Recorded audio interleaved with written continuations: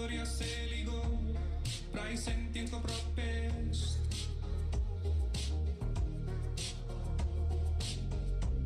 Inquisitiones in facie, dicunit sibi difficile.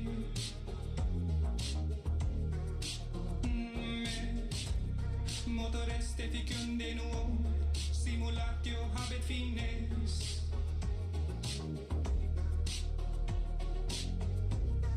Animus non idem est, ex abnegation ortus. Eunum semper maereo, musica male sonna, scio id non avire, quam vis me occultem, si electus urgis, et me ad stantem invenis apertis oculis, pagelam cumbure me barba traitas.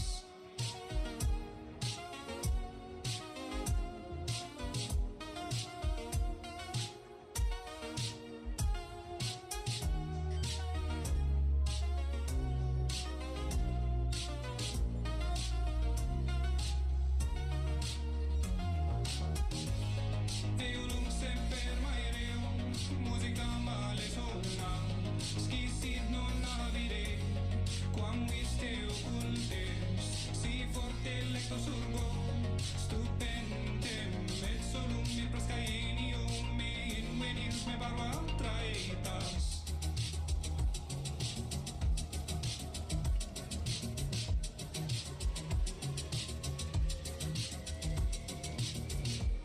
Delectatione nauseatus, praevidio quod veniet.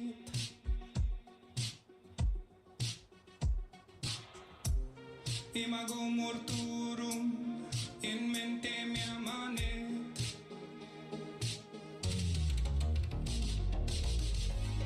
Custodes ab Deum iurant, manubalistas amorem dare, sed scio amicos et me, terga daturos certe, si electus urgis, in veninos in viat contem, saxument, iram per me parva traitas. Eunum semper maereo,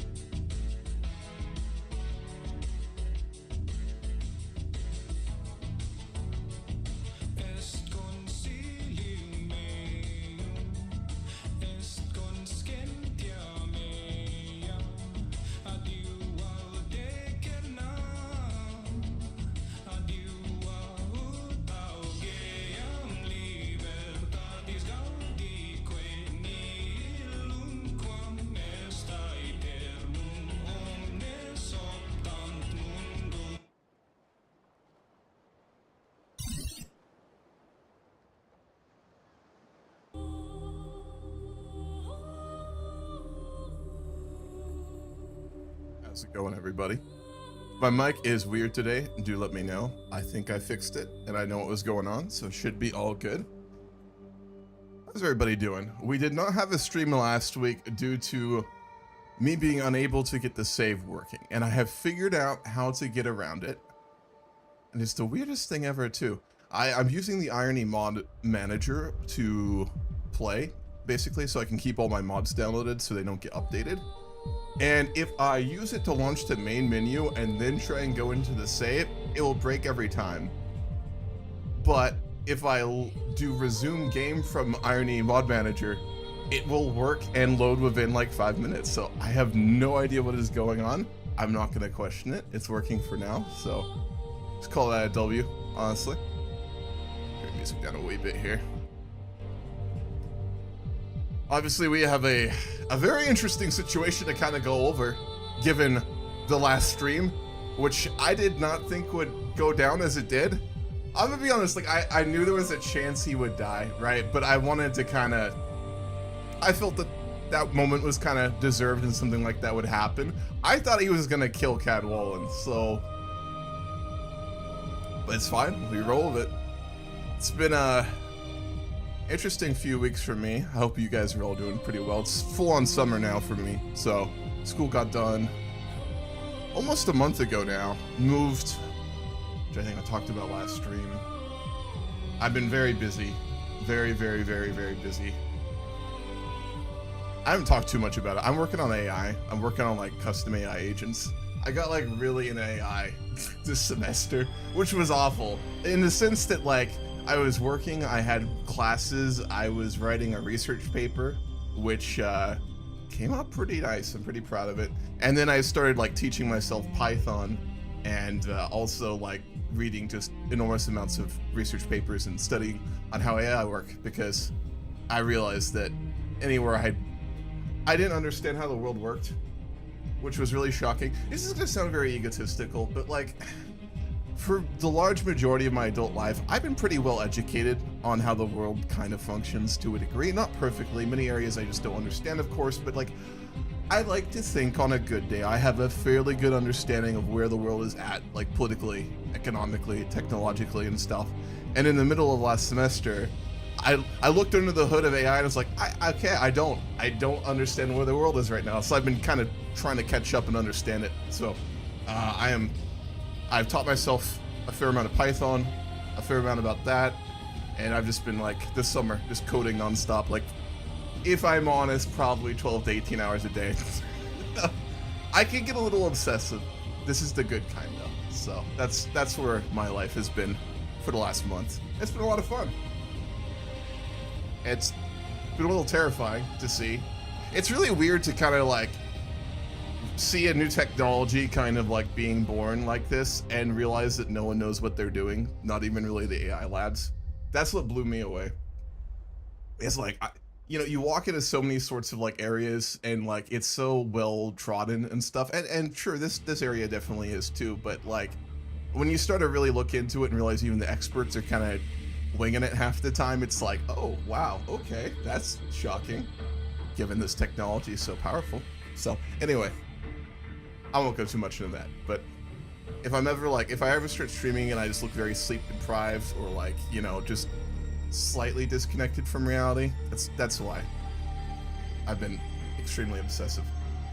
But, you know, if you get your special obsessions to go somewhere useful, that's always nice. So, Cadwallon had a 10 in dueling and Nat and Leod had 25. I want to say Nat and Leod was actually closer to 30. I want to say it was like 28 or 29. Do I still have mono? No, thank goodness I do not. I got mono back in December. That was from like the week before finals all the way to the second week of spring semester I had mono. That was bad, folks.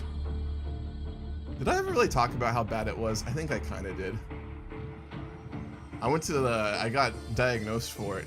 That was awful. Like, I think I've talked a fair bit about it. I won't go too much into it, but I remember getting it, and I probably got it from a hookup, if I'm being honest, of all things. But and I started to feel sick, and I got really sick during finals, and I dragged myself to like urgent care, and they diagnosed me with mono, and the doctor was like really, or the nurse was really nice. She was joking with me about it and stuff. And I looked it up and I was like, oh, this isn't a big deal. This is, you know, this is like a pretty casual thing you get.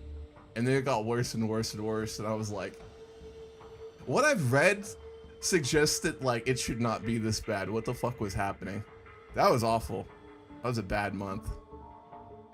I had to go to the ER and shit because I was living alone because I moved to this town literally like a couple of weeks before I got mono. And I didn't know anyone here, really. I mean, a couple of people from class, but I didn't have family or anything nearby. So I was by myself with mono. And got bad. I got very dehydrated. I couldn't eat food for like a couple of weeks there, I think, for a while. I ate almost nothing because I couldn't. My throat was so like, what's it called? It was extremely infected and it had like puffed up. So there's like a tiny little airway basically. I couldn't eat and I could barely drink too. And I got so dehydrated that, oh man, that was awful. I'm probably going a little too into detail, but there was a week there where I want to say I had 1 hour of sleep a night or something like that. It was bad because I couldn't stay asleep because it was so painful, which I'd never encountered. I think the closest I've had to that before was I had an ear infection when I was in Sri Lanka that was pretty bad like that, where I couldn't sleep due to the pain. But this was bad. Like I got, I think 1 hour, maybe 2 hours a night. And one night, I think it was a weekend, I was just so tired. I passed out despite it. And like my airway had closed up so much that I woke up and I could not breathe for well over a minute, which could have been real bad. That probably could have killed me for once, but I went to the ER and stuff. And then I had a lovely experience with the American medical culture where I got told that it didn't happen, but I was like, oh, cool. But anyway, yeah, mono sucked. I don't have it anymore. That lasted until like the second week of school. I'm all good. I suffer from no such things now. So, I think if there's anything else to go over as well, I don't think so. We will still be doing that multiplayer game. Mainly I want to wait until Victoria 3 has its updates. And then once that happens, we will do that. I will set up the Victoria 3 multiplayer stuff, but I'm not really in any rush for it. We'll do it this summer. I know there's a few of y'all in the Discord who are kind of chomping at the bit, and that's awesome, but I'm not in really a big rush for it. I want to do it, but I also don't want to open it up too early and have people kind of waiting for forever on that. So, let's zoom into where we are at in the Grand Campaign. I'm going to do a bit of an overview, and then we'll get into things. I have done a fair bit of thinking about kind of how I want to play this forward. It's a complicated situation, right? Because, turn the music down a bit too again. I experimented with a different soundtrack, but I think I'm going to go back to the other one. I like it more.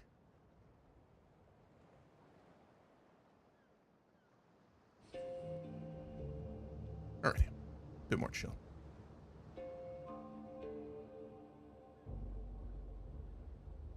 And I will make it so I can actually see the YouTube chat today, folks. And I did start streaming on YouTube today. I didn't miss that, so.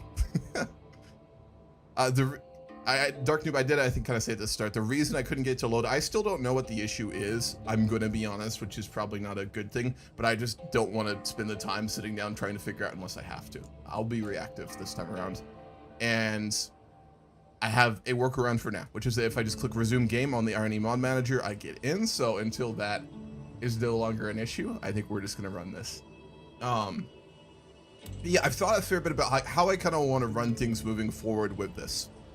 And I've kind of debated there. I'll just be transparent. There were a few options I kind of considered here, folks, for how I wanted to continue now that Nat and Leo died. My number one immediate response was, I'm like, okay, we're gonna roleplay Gobanus, right? We'll take over as Gobanus. I did also some roleplay that I actually will not show, I don't think, behind closed doors with the AI that I roleplay with for this stuff. So I actually roleplayed kind of out like after when Nat and Leo died, some stuff that happened. And also for the person who wrote those two really good RP stories in the Discord, thank you. That was wonderful, really enjoyable to read. And I will incorporate those in the lore. I roleplayed out some stuff, so basically I kind of know where the lore has gone, but I want to kind of like, as a DM, like when I DM Dungeons and Dragons really consistently back in the day, a kind of thing I did similar to that is I actually would basically kind of like write out like background story for like campaigns I'd run with players, And like, I would actually never tell them about it. I'd never go over it really in details. I just kind of play it out, and then I'd let the consequences of that kind of impact their story. So you kind of have more of that living world feel. And I think I'm going to do that here too. So I won't go over what will happen, but I'm sure you can guess some of it. My immediate response was just to play Gobanis, because I mean, he's the obvious choice and he's kind of a total legend, but for two reasons I decided not to do that. One, he's almost too much of a legend, right? I think like his character works best when he kind of is, you know, close, but never like the main focus. Because I'd probably want to produce some of his traits if we played it, and I'm not going to do that. My second immediate response was actually to play Riothemus. Because I think he's also the other obvious choice. He is the legend. And then I thought about even playing our current character's mother, Annette and Leod's wife, of course, being Frontina. I decided not to do any of those at the end of it. We have played now for almost moving on to, I think, 4 or 5 months. And I know I've taken a lot of breaks due to school and stuff, but we're not that far in the campaign, which is fine. But I think this is the first moment I'm going to actually kind of just let the game run here in a little bit. So I'll keep playing it. We're going to keep playing as Arttorius, right? But this is going to be kind of one of those little mini time jumps. I don't think I'll do like a multiple character time jump here. But what we're going to probably do is just play the game and do very light roleplay until Arttorius comes of age. And I'm also not going to do deep roleplay and try to save us from the Franks. So what will happen here will happen.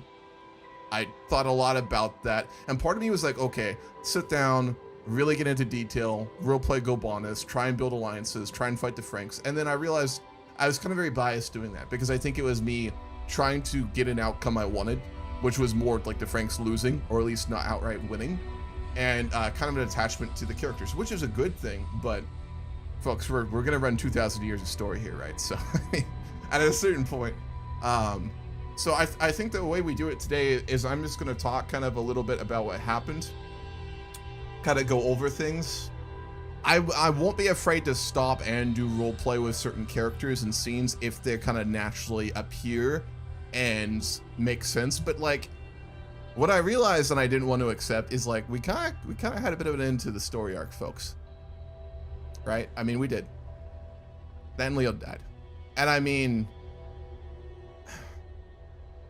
I don't think it was the ending anyone wanted, but I kind of like that. For me, I'm a really fucked up DM when I do stories and like when I play with myself.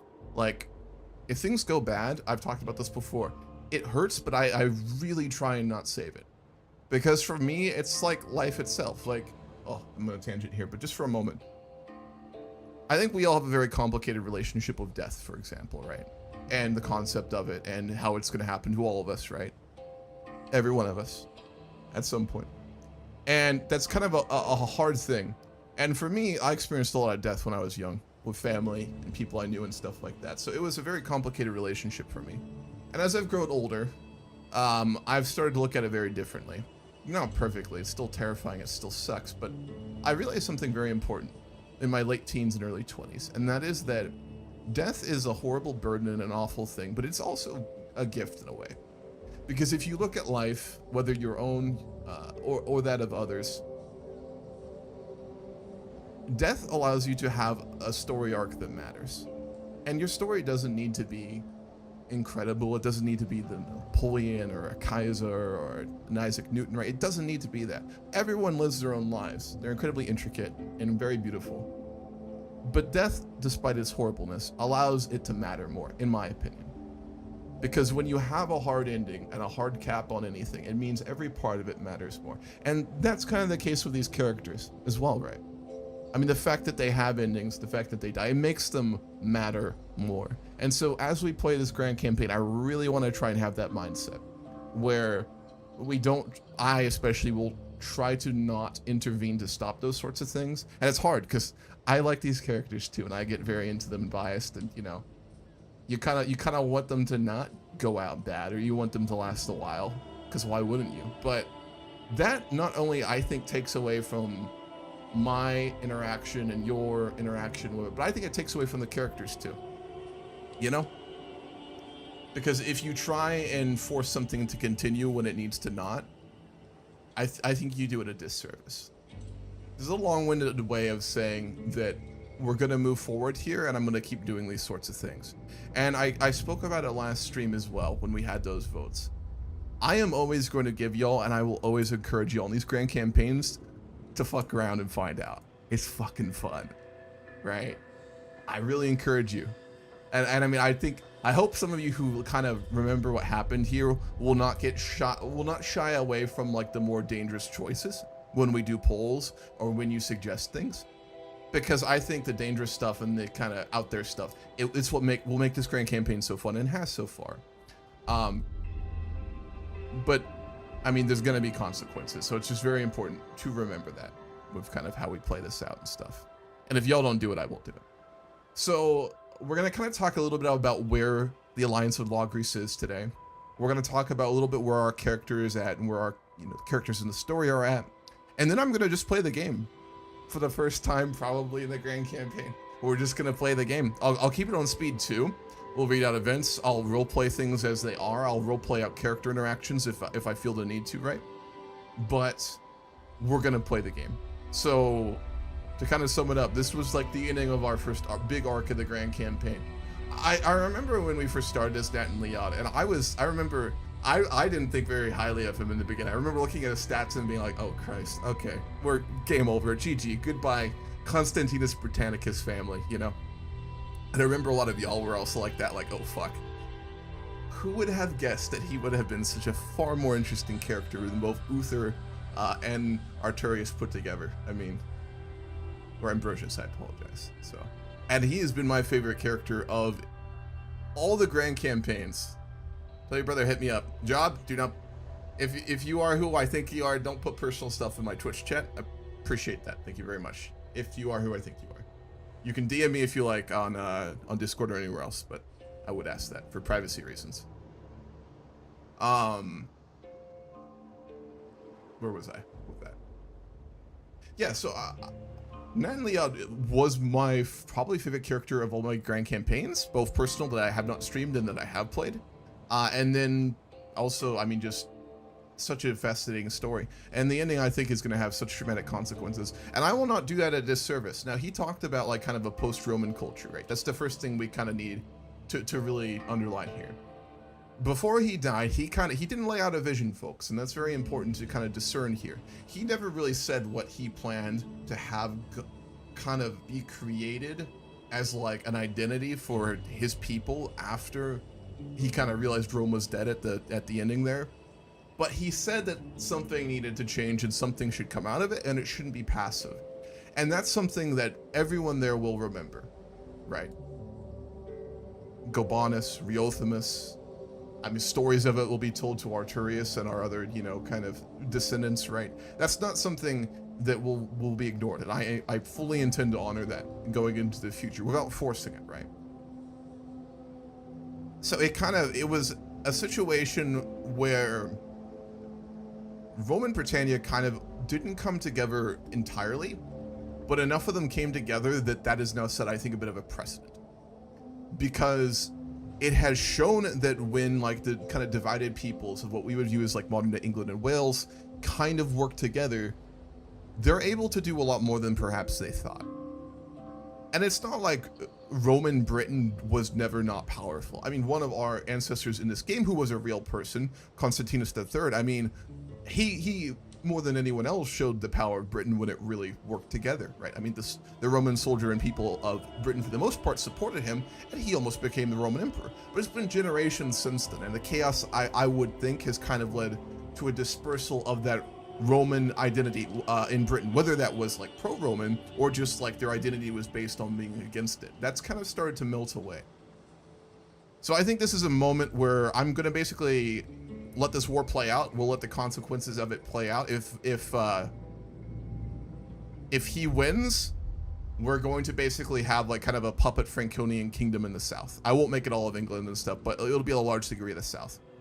So we'd probably be a vassal is how that will work. I mean, they may win. They're probably going to win. They may not. We'll see. We'll drag it out. Something. I will read these. This is not scary to me. I think that most people are scared of the other aspect of death, that there is what would happen to the ones around them and how it would affect them if I die. I die, and I hope I die a martyr, but my death doesn't cripple those I live. Yeah, I mean, that's true. Well, that's not just your own thing. It relates to everyone around you, which is very true. Yeah, no, I mean, he was such an interesting character. And I mean, his legacy is going to live on. He is like the progenitor of our family now, right? I mean, Constantinus III will kind of be like that literally mythic figure in the deep mists of time, right? But I think it'll be Nat and Leod who kind of will stand in the history of our family as like the founder, right? I mean, pretty unequivocally for many reasons.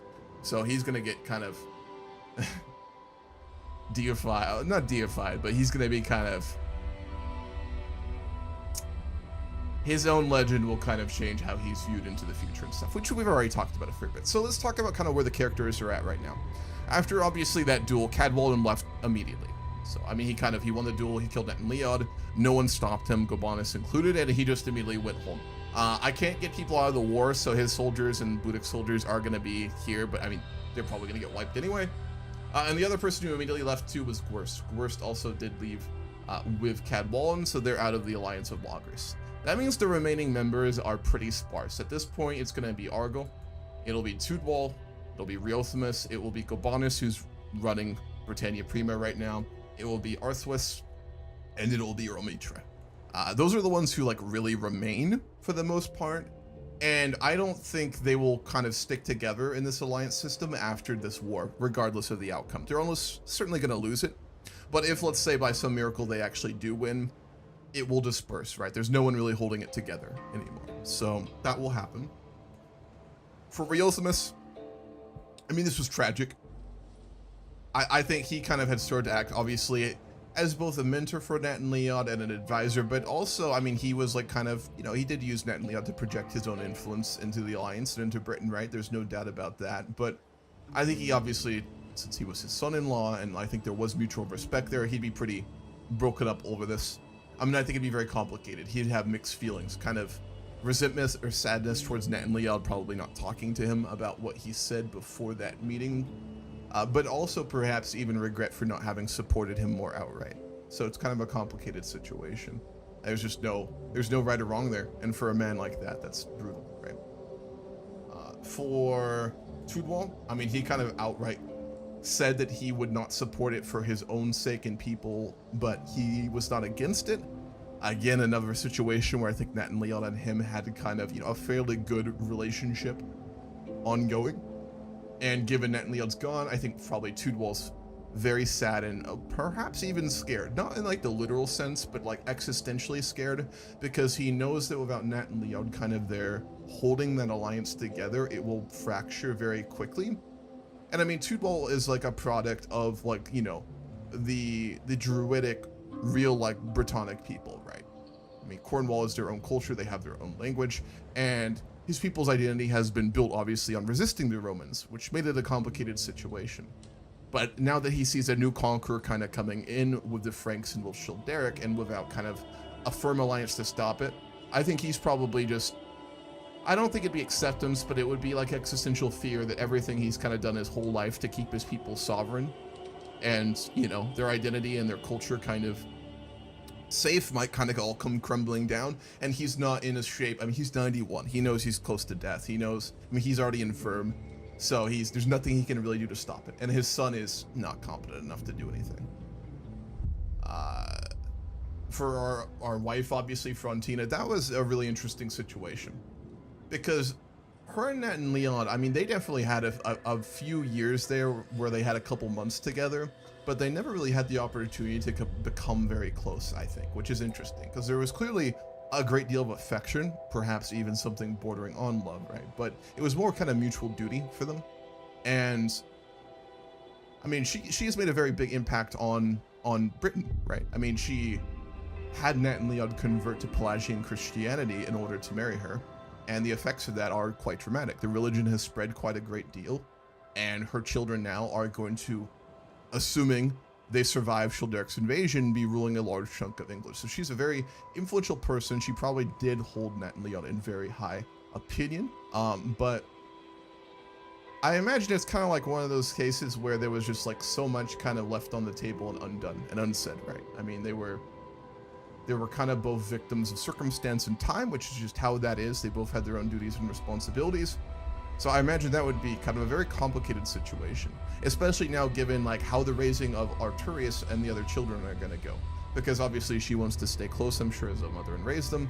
But also, I mean, Gobanus is not going to just let Arttorius walk off with Frontina, right? I mean, Gobanus is an understanding good guy, but he would view obviously his duty now to raise Leo's children, especially his heir. So, I mean, he kind of has to juggle now trying to stop the invasion, trying to kind of lead the alliance more or less, so there's no official leader, and to try and make sure Arttorius kind of is raised, which is brutal. So that could even be a source of conflict between them, to be frank.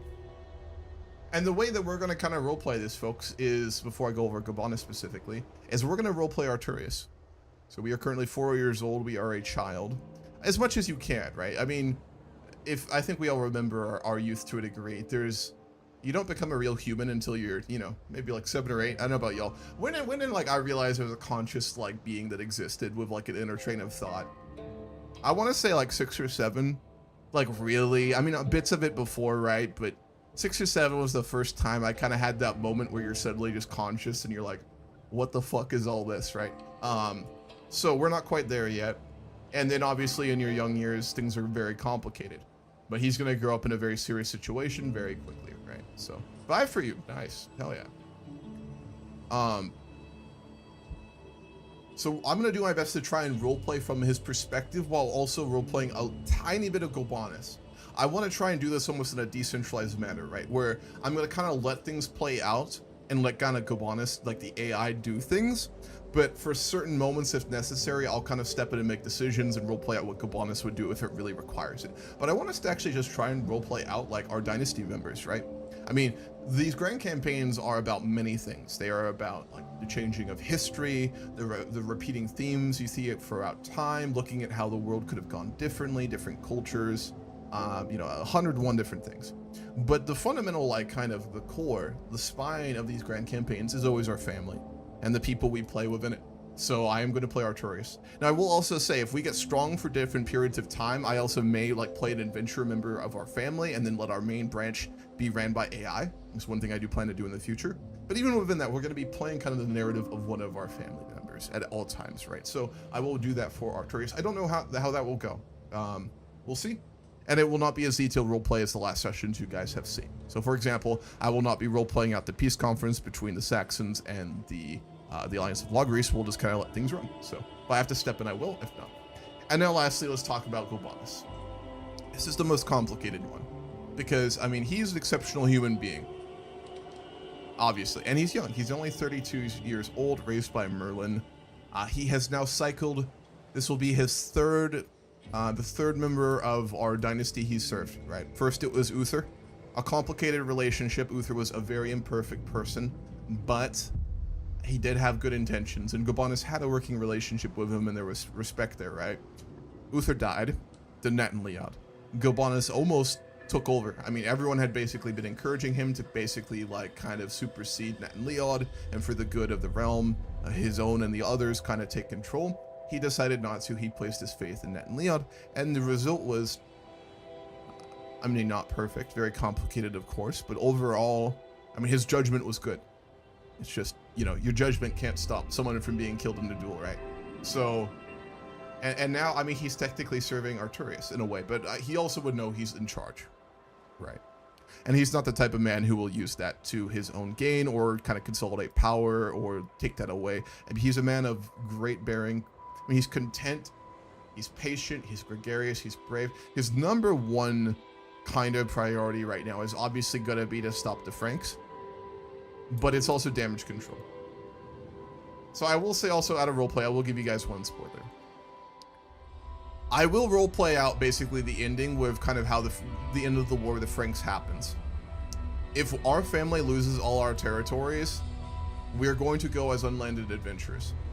And I do have a plan for that, and I promise it will be very fun and complicated. But I also will not save our lands. I will roleplay out what happens. Maybe Shilderic and obviously, Bedka will keep them as vassals after, depending on what happens. Maybe they'll take most of their territory and keep them outside of it. We'll roleplay that out when it happens. I will do that today, depending on how this goes. But also, I won't stop us from losing all our land. So for Galbanus, it's damage control. It's try and stop the Franks, try and obviously hold some of the lands for, you know, obviously the family that he's serving, try and keep his own children and Leo's children safe. So he's juggling so many different things. And if it was anyone else, I don't know how they'd begin to do it, but I mean, this is Galbanus Atropathes we're talking about, right? So for him, damage control, hold things together, etc. So that's more or less where we're at right now. It's a hard situation, folks. I don't currently see a way we win this. Period. But I've seen crazy things happen in CK3 before, so I don't know. And we'll go with the flow here. I'm gonna really do my best to try and stop myself from being biased and forcing things to happen. And we'll just kind of run with it. If we stop at certain points to do roleplay, I will do it if we have to, but otherwise we're just gonna we'll just play it out. So, yeah, I think that is about it. Anything I'm forgetting right now? Let's go over Arttorius very quickly as well. He is just. He is bossy. He is rowdy. He is a twin. He is possibly going to be not awful looking when he grows up. 2 Diplo, 4 Martial, 3 Stewardship, 0 Intrigue, 5 Learning, 6 Prowess. Pelagian Christian, obviously like our mother and father. And we also do have a couple siblings. So our twin is Viviana. She is charming, learning education, twin of Arttorius. We also have 2 younger brothers. We have Aurelianus of Corinium. I don't know why he has land. That's very weird. Oh, because when Nat and Leon died, it split our territory. So he took one of our holdings. So Aurelianus, who is our younger brother. And then our youngest brother, Alexander. Now, most of them are being trained by Riothemus. So, not Riothemus, by Galbanus. So he's kind of obviously tutoring them. I would imagine that less than like tutoring now, and much more a case of him kind of like just keeping an eye on them and keeping them safe, obviously, during the chaos of the current situation or anything else, right? Ned and Leo got killed in a duel. Cadwallon killed him in a duel. Unfortunately. It was rough. And Cadwallon did that with Tent as well, so we also need to go ahead and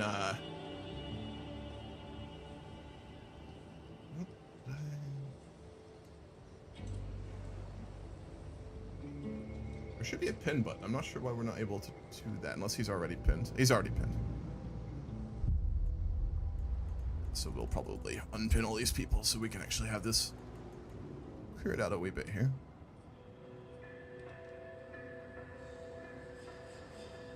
There. Tudwall I will keep pinned, and then Riothemus will pin as well. I think those are probably all the most important people right now. Alrighty, we are going to go ahead and get going. As usual, I'll turn off my camera for this part, and we will get started. Also, one moment, I do need to clean my glasses.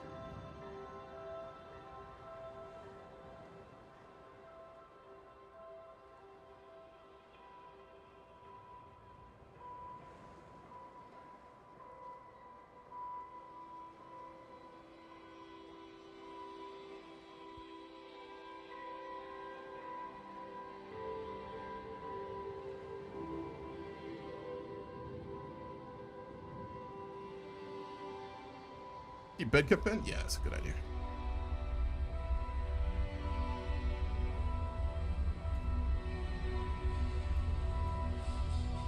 Alrighty. So I'm gonna have to remember how to not do super in-depth roleplay, and I may also have to remember how to play Crusader Kings 3, so bear with me. Because there's been so little. Now, obviously, our council is in complete shambles, obviously. It's basically Galbanus' council right now, so he's the marshal, but he's really in charge of it, so... I don't think he kind of have, obviously, much patience with, like, you know, dangerous people. He'd just do pure competence, you know, for the most part, so... Surprising. He does have a good relationship with Lustius. But due to religious issues, that's not an option. Our vassals absolutely fucking hate us.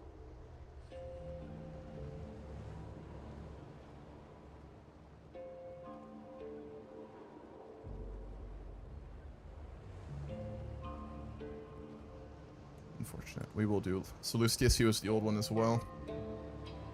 And Cardog is still around as well. There's no way Galbanus would put him on the council after everything. I guess we will go with some of the old ones then.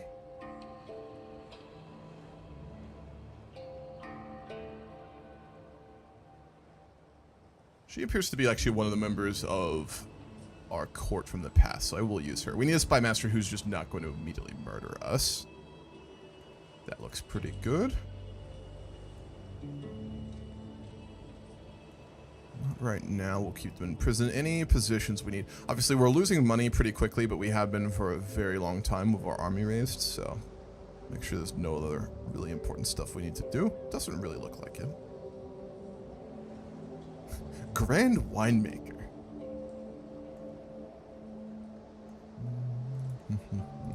It's obviously not much we can do since we're a kid, so Arttorius wouldn't really understand what's going on right now. Obviously, his father died, so he'd know that's a big deal. There's a war going on, he'd understand that. But at 4 years old, I mean, like, he'd have a basic understanding for things, but like not really. So we're kind of just riding the wave of our life at this point for the most part.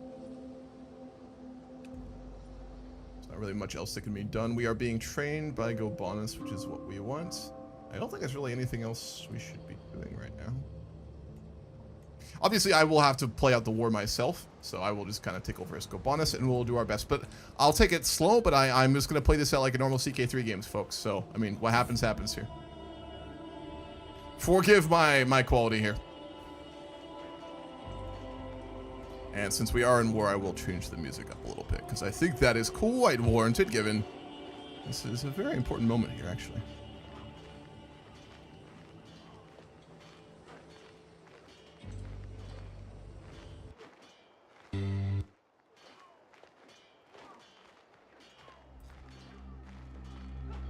All right.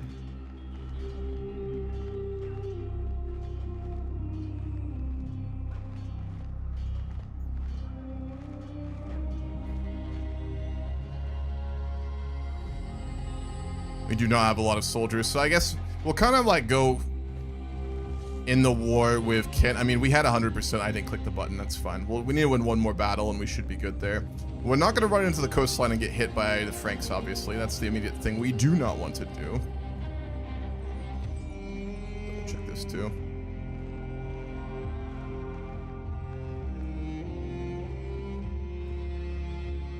Riothamus will not accept an alliance with us, even though he's in our same war. Oh well.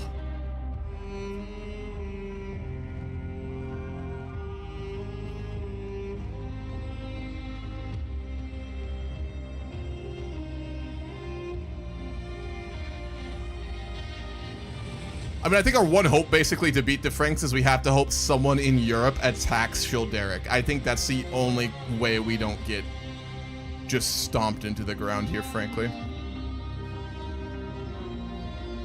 Which is not a situation you want to be in when that's like your one path to victory, right? A revolt back home. Alrighty. And we'll deal with that later. I don't think Gobanus would go home for that. I mean, it's a big deal. Oh, and it's done. Alrighty. No idea.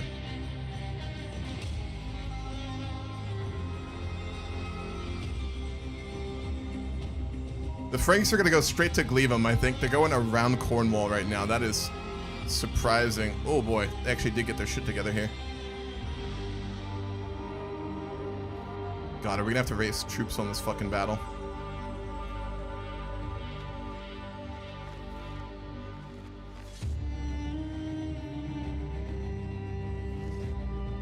We don't catch them there.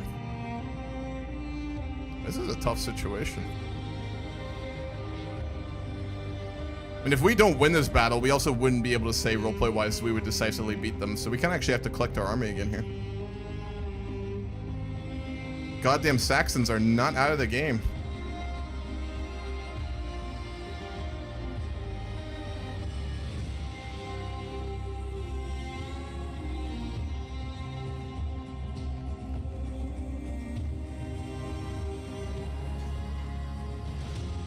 Oh, let's go, Arthur got there.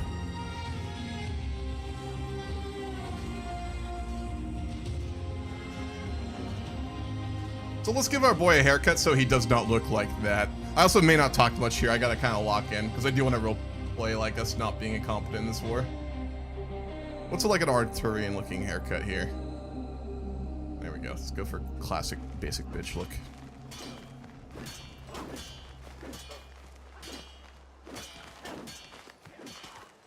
They still can't. They can't win that. Alright, the Franks landed in Glevum. They're just immediately sieging out our home there in the south of Wales. So I guess probably it's more a fear move. I mean, Childeric's basically going to burn our capital to the ground. I mean, roleplay-wise. We'll come back and there will be nothing. I mean, it will just be burned as a show of force in a statement. Which sounds exactly like what he would do. I mean, it won't work on us, but it will work on the people, obviously, and the peasants of the land, which is exactly what he wants. He's the kind of man who would just make extreme statements of brutality. And they work very well.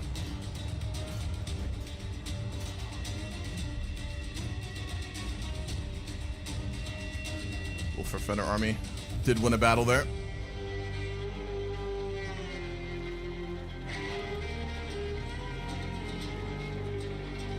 Oh man, we might not win that, even with Gobanus.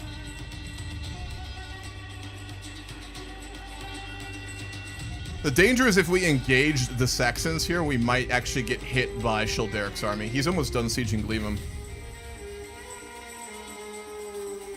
We kind of have to as well.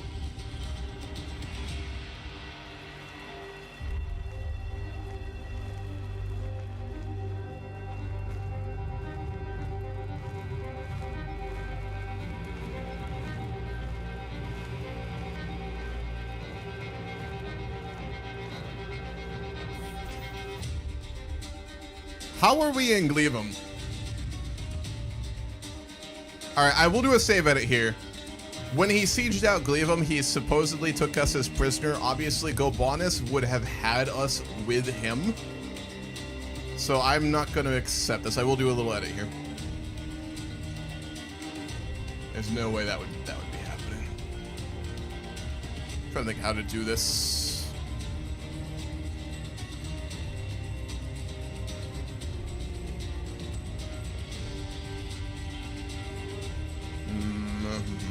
Maybe I can just release him? Probably do it like that.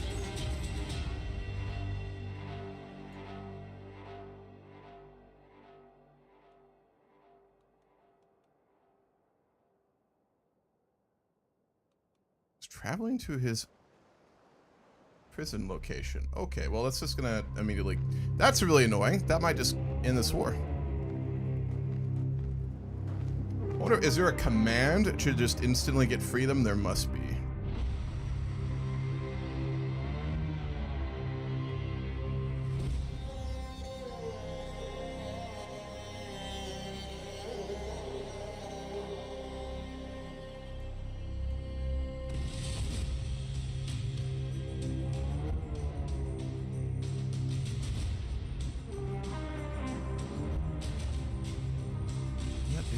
Quite annoying. Alternatively,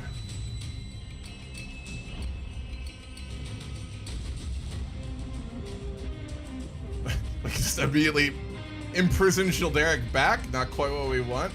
That's really fucking annoying, because if I unpause, the war is instantly over. No, I tried. He's traveling to location for some fucking reason.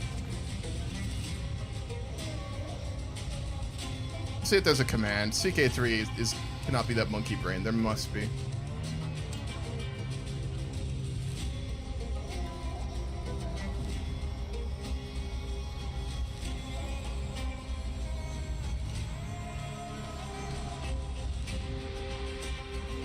Alright, let's see if this is correct.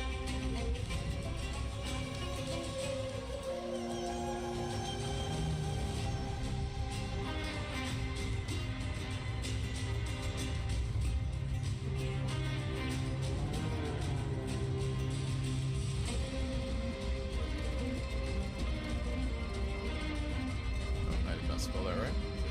Okay. Nope.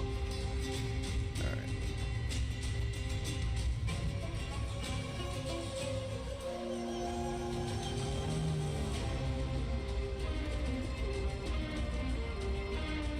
They really didn't put in a command for this? Prison. Personal reasons make. Oh, there we go.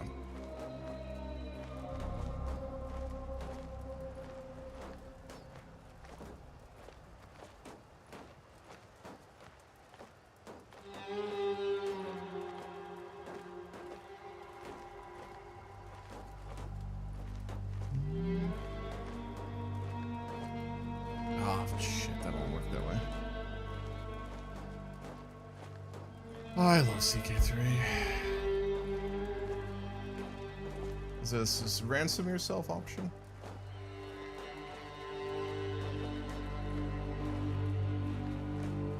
Yeah, we're getting fucked because we're traveling to our prison location. That actually may fuck us here. I could just restart the war after this, but that is just so fucking annoying.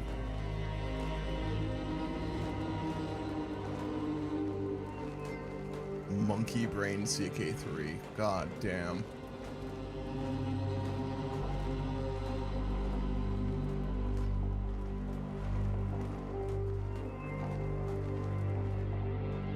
Yeah, no, I'm looking. Apparently there's not something for it. Alright,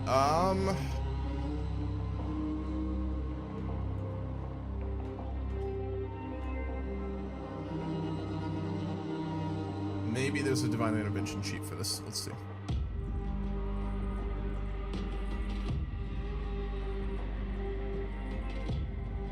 You would think with like over 100 commands, they would have added one for freeing like characters, right? That would seem like a reasonable thing to do.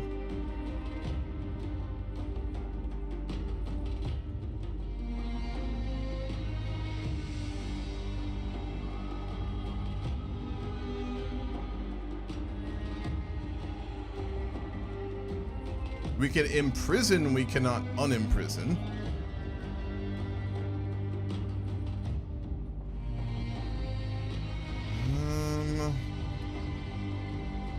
That won't work because imprisonment is not a...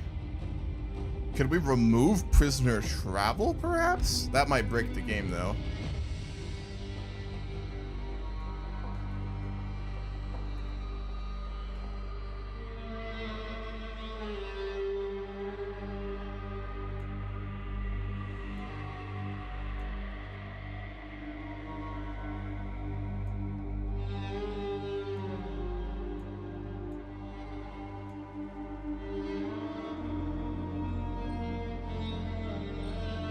Gotta be kidding me.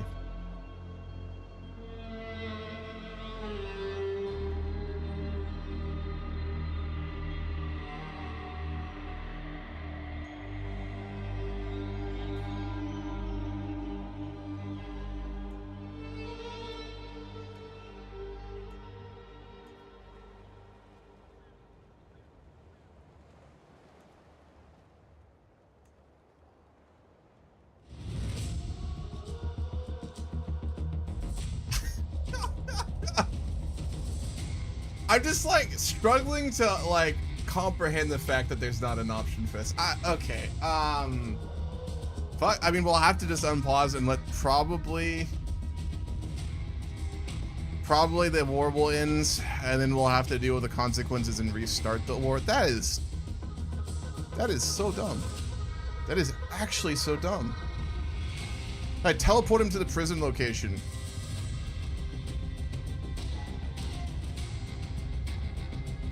Character. I gotta turn on debug again. That is on. Character.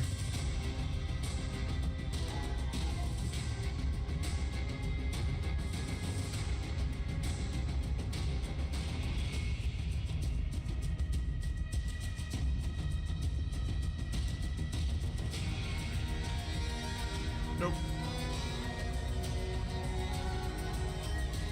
It will, I think, instantly end the war. I'm trying to think creatively here if there's anything I'm not thinking of.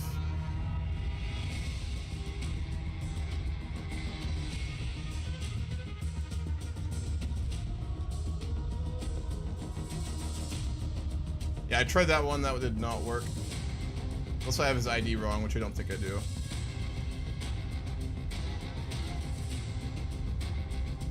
One 6 8 1 7 7 7 8. No, I had it right. My only thought is like, what if I imprisoned him? I mean, would that balance it out?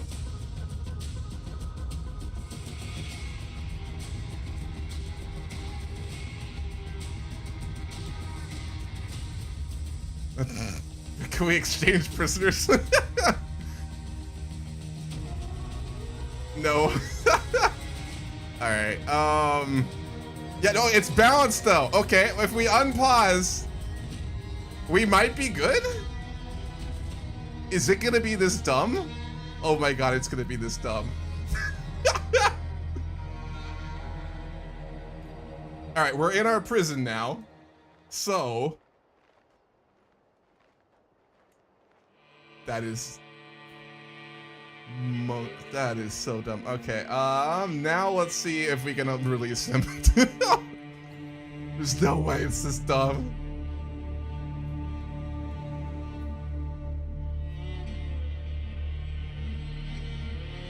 He's still fucking He's gonna travel all the way to fucking Francia. Oh, you gotta be kidding me. I don't want to sit here for that entire fucking time.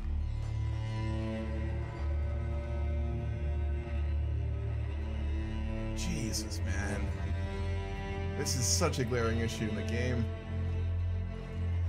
I guess not everyone does edits like this, but still. This is the Skyrim opening scene. It's just like Arttorius sitting next to Childeric on a wagon.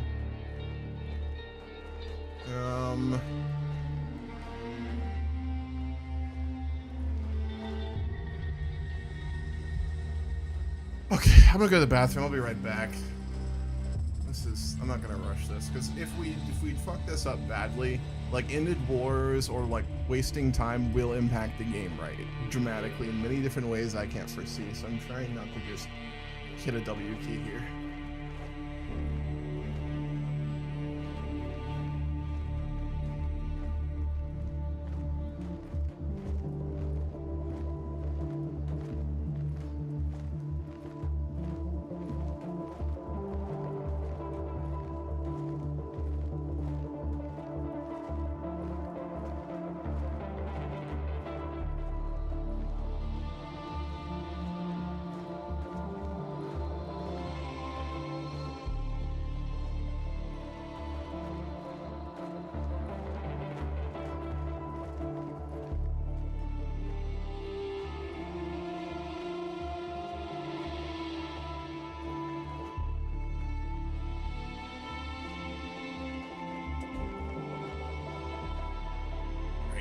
Fast traveling. Have a good night, Kivo. Catch you later. Fast travel, fast travel. Is there a command for fast travel?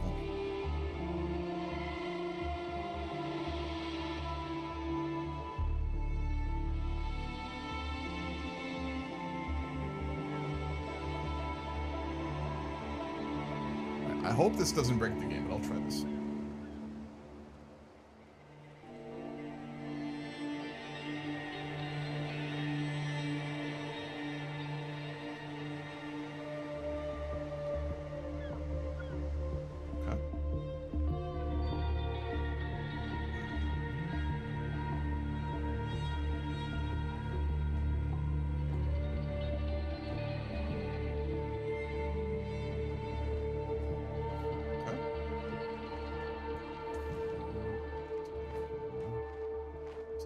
Moving. No, he's already in prison. So now we switch over.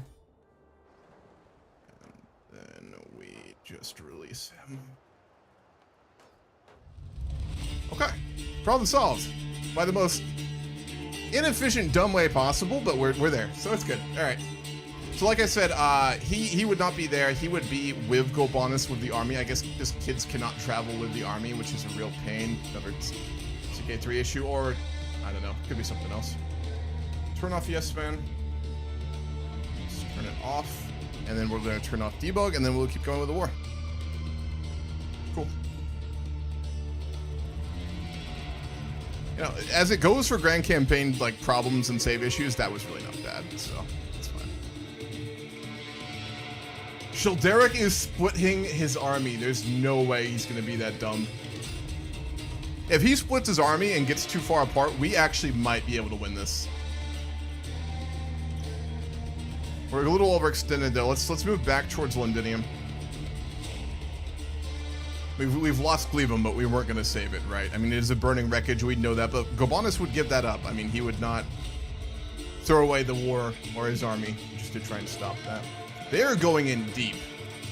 And the other part of the army is going into Wales. Wow. I mean, we kind of got it, right?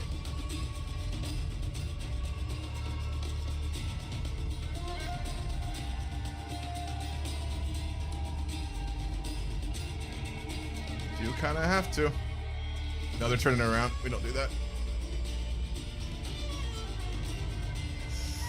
Oh, I'm so tempted, though. First pull of the day, folks. This will be a very quick one, too. You're all military advisors, veteran knights and warriors. We're in the command tent of Gobanus Atribates, and he is discussing. This will be a very fast pull, though. Be warned how to proceed here.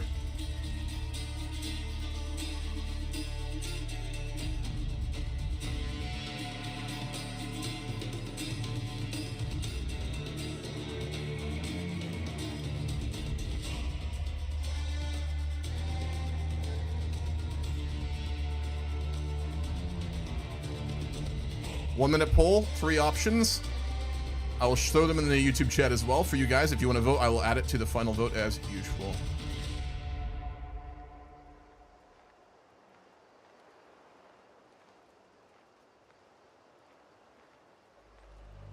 Yeah, Gobanus' summon is captured. I can try and ransom him in a minute, but I don't think it's a big deal.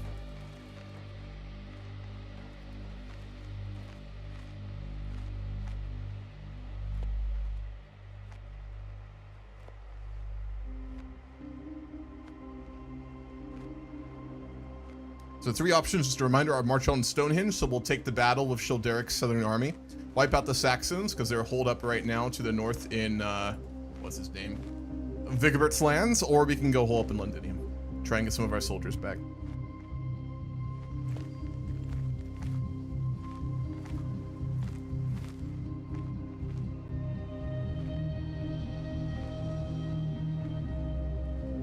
Stonehenge with 6, Saxons with 4. Anything from YouTube to change the vote? Nope. Alrighty.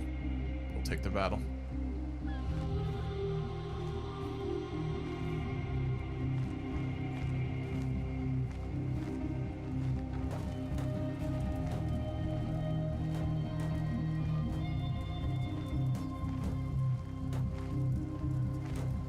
Our men are coming.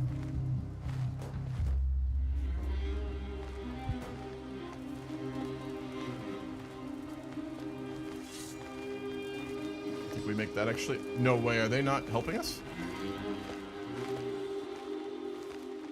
Oh, they didn't get there in time.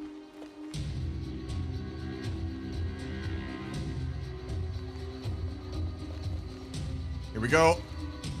Battle of Belgarum. This will be close. The fuck are the AI doing? Oh my god, the AI. We might lose that. That sucks. I guess there were miscommunications there. No, we got enough men. I think we do win. Donatus is still fighting with our army, that mercenary. He was the one who almost won the Tournament of London, by the way, if y'all remember. We are going to beat Childeric's army here. Wow.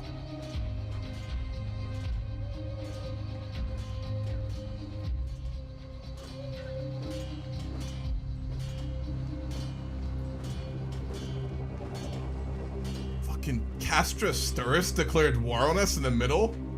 Oh, wow. Taking advantage of the war. That's he has almost 1,600 soldiers, too. All right, poll number 2. I'm going to give you guys kind of basically decisions in this war for kind of how we go about it. So, another little flash poll here.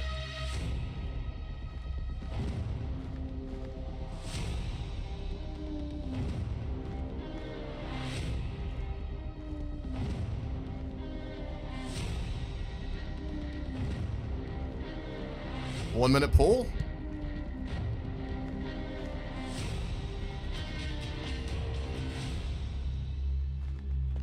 I'll put the poll in YouTube as well.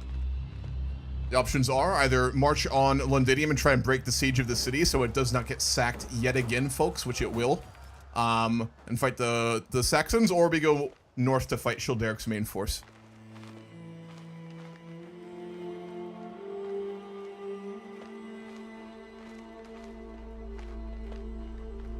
Yeah, they are, you're right, they are Caradog's old lands, so, I mean, is he involved in this? Probably. There's a pretty good chance of it.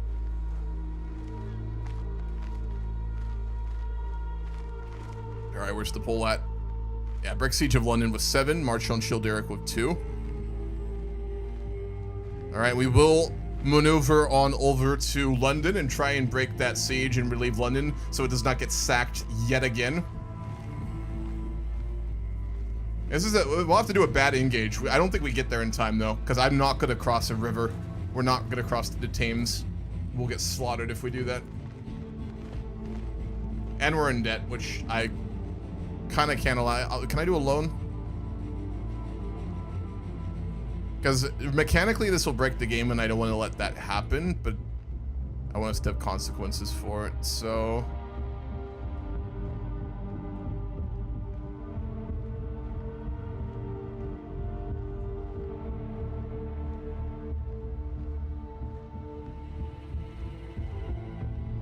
I will do a save edit here. We're gonna have a really high interest loan here, folks. So I'm gonna give us 50 gold. We're gonna have to pay back 100 gold after the war. If I forget, someone please remind me.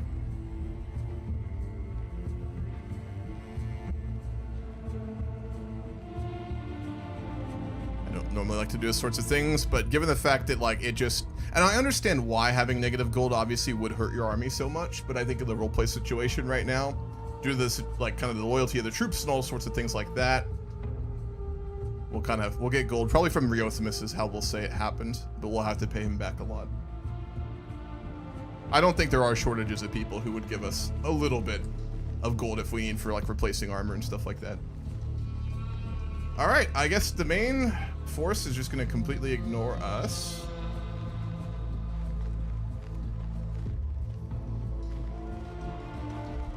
Are we finally gonna have the moment where the AI stops following us? Because, I mean, we will not win these wars if that happens, which is fair.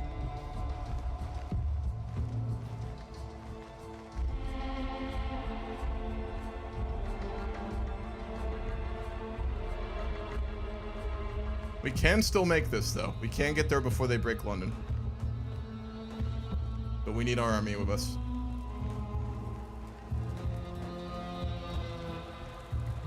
Ah, another war declared.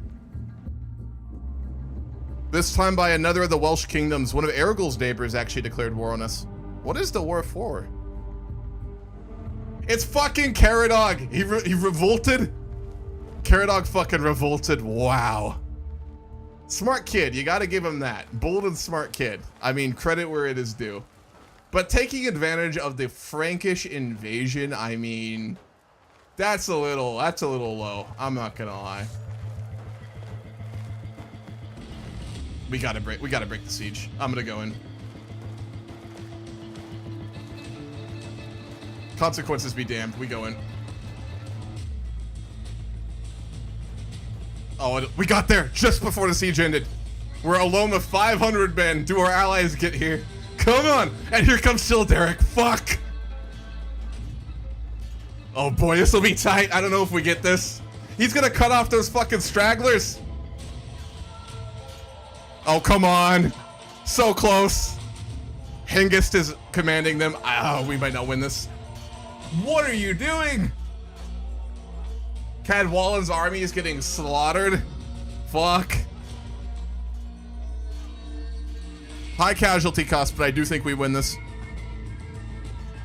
Come on.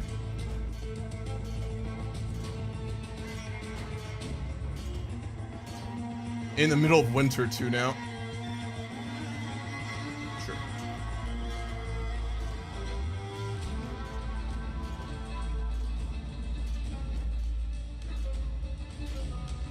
Costly battle here. We did win it, though. The Saxons will be pushed out of London. It will not get sacked for... What is this? It's technically the second time, but not really. High casualty losses, though.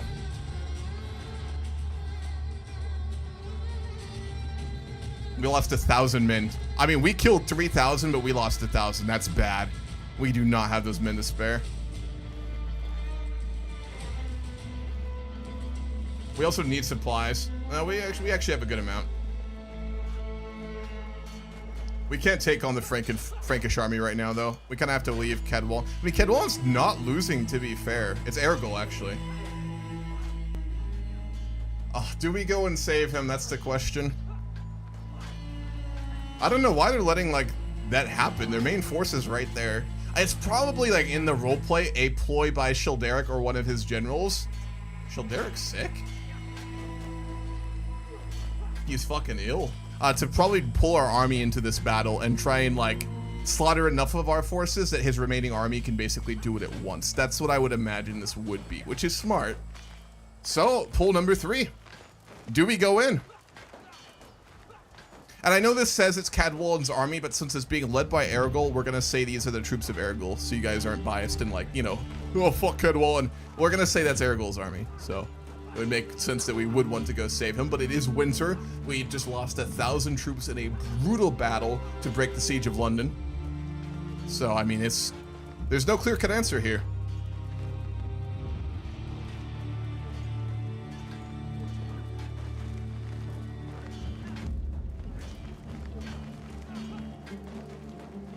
Pulls up.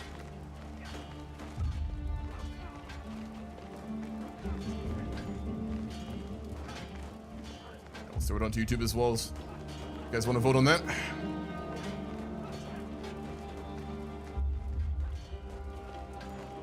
Childeric is leading this army too.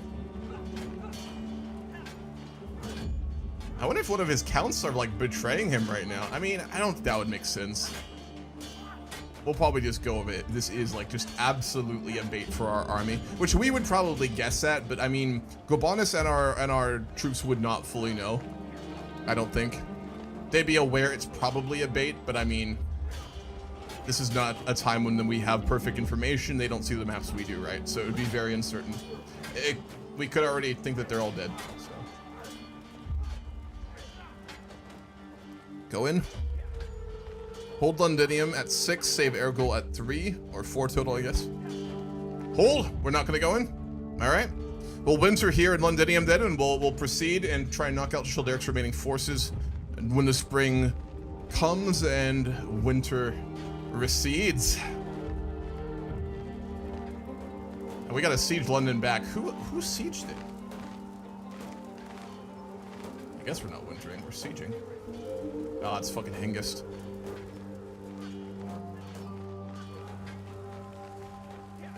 So be it.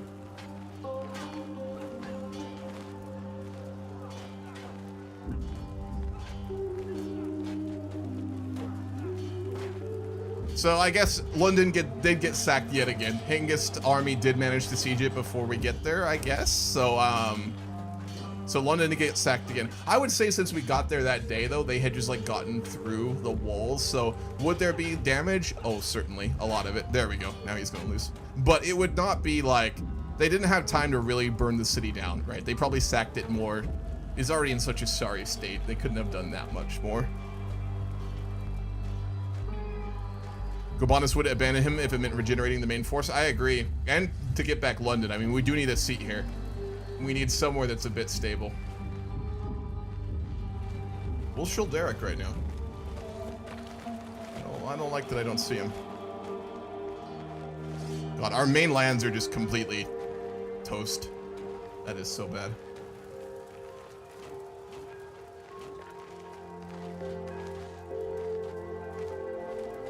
They're gonna hit us in London.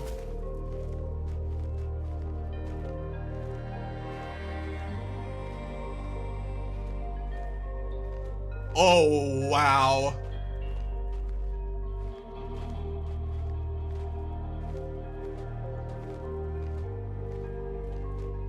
one of the this is like some storybook shit. One of the distant relatives from the main branch of Gobanus's family, the Atrebates, who is currently a mercenary fighting with us against the Franks and Saxons, threatened asking for territory, or else they declare war. We will not be threatened.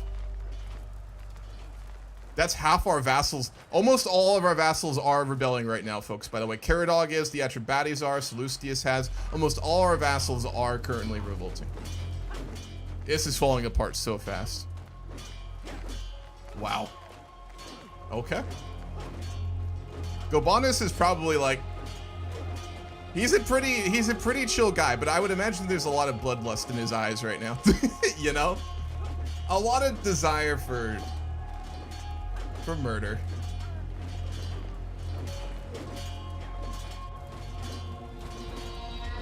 God, what chaos though. That's funny. Childeric caught the forces of Cadog and they're just slaughtering his men right now. Look at that. Serves them right.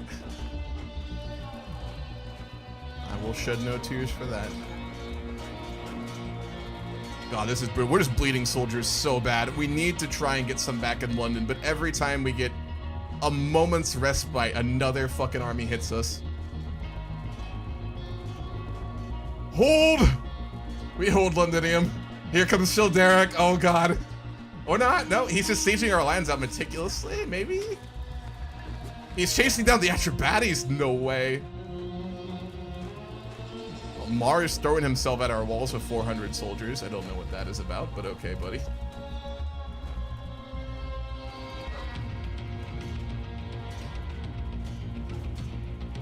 Yeah, he's taking Caridium now.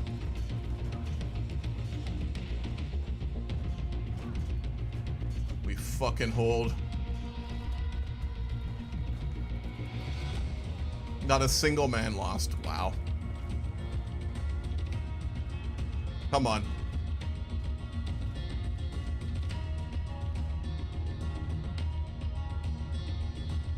We'll see other army of Frankia. I only see one. Oh, there it is. Has really no one in Europe gone into Frankia right now? It is such a good opportunity for that. Guess not. Honor among warlords. Shield looks so badass.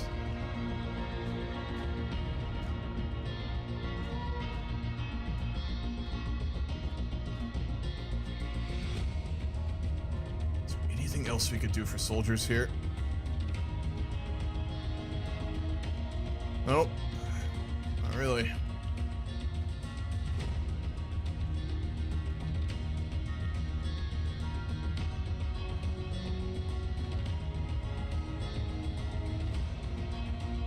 We are getting back soldiers, 200 a month. We just have to hold up here. I mean, I fought a lot of wars very quickly, but I'm not afraid to make this war drag out for years. GPT AI demand hostage interaction. Interesting.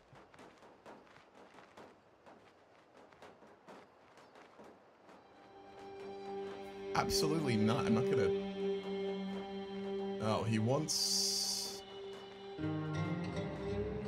He's just demanding our brother as a hostage? You can go fuck yourself. Absolutely not. Oh, they're trying to group back up here.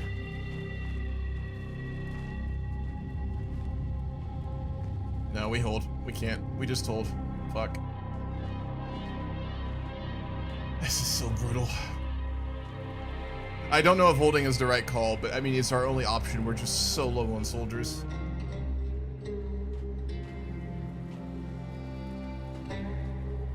And the thing is, like, all the lands that are being sieged right now, they're like, all our vassals have revolted, so it's not like we're getting soldiers or anything from them to begin with. Fucking Cadwallan's 500 men showing up like goddamn Gondor right now. Nope! I mean, we could take that.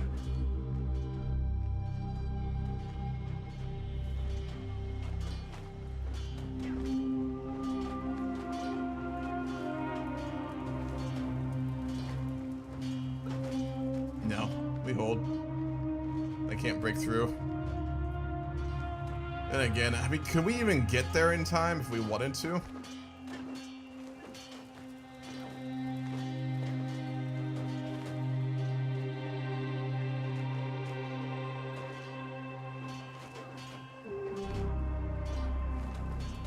His soldiers are much lower quality. I'm making the call. If our men will even come with us, they might not.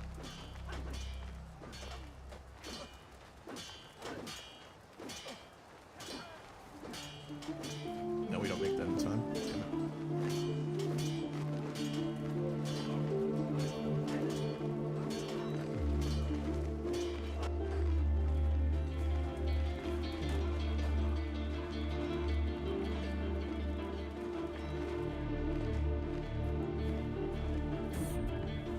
Oh. Why are we traveling? He fucking won. It forced us to lose.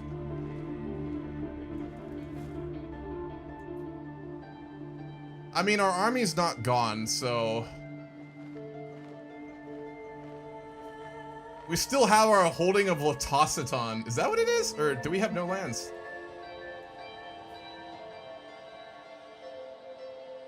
Yeah, we have an earldom. We're not out of this yet. I mean, but I guess they formally annexed all our territories. Holy shit, okay. I didn't hear no bell. I ain't hear no goddamn bell.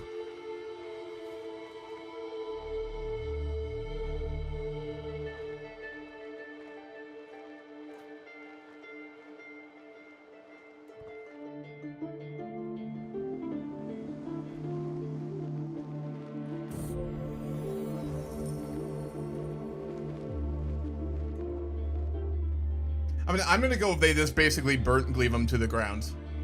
And, like, the rebels who were, like... You know how we had, like, everyone revolt against us? Childeric reached a deal where he basically forced them all to become his vassals. We'll say that's what happened. So we lost, like, all our directly controlled territories are just burnt. Everyone is, like, dead or gone. The fields are sowed. And then all our vassals were forced to make a deal with Childeric where they declared loyalty to him. Because he was just gonna do the same to them. So, the only thing we have left out of those lands south of London that we took in that war. That's it. A brutal situation to be in. We were almost landless.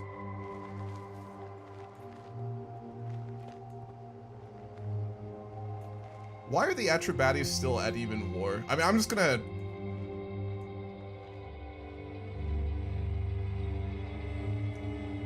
It doesn't make sense to be at war with them in this situation. So... Because they're not even, like, our vassals at this point, are they?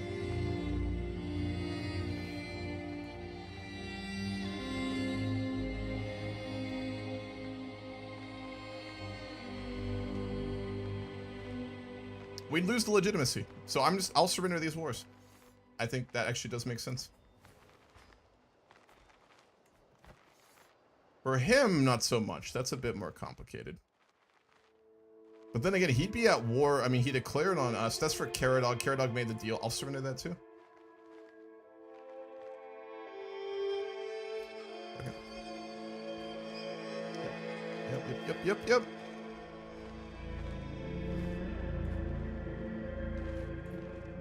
We're not at war with the Frankians, or what? We're not. We're only at war with the Saxons, because I guess the war was decided to be older. But in roleplay, we'd still technically be at war with Childeric. How do I want to do this? We'd already lost that land, Tron, unless I misunderstand. We only had this left, so it's fine.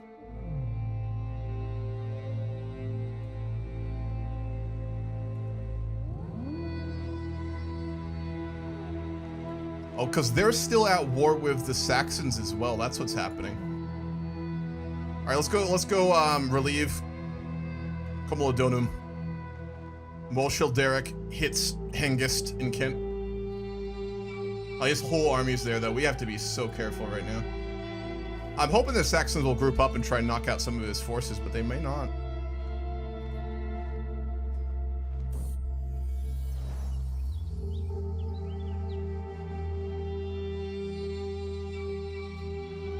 We've been offered a tutor.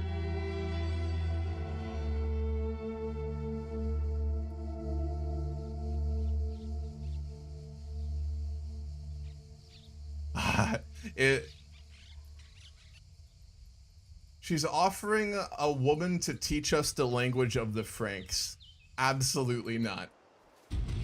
I don't think Gobanus would let that happen. No way. It's not like Gobanus is uneducated against language. It's more kind of, you know, the thought of it right now. Or if we get lucky, the Franks will just attrition, because winter is coming. So actually, it's an awful time for us to be sieging. To be honest, I mean, how long would it take? 325. Fuck.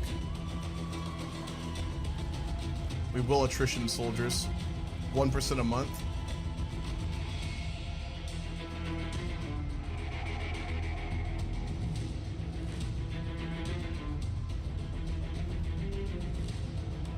It's not worth it. We go back to London.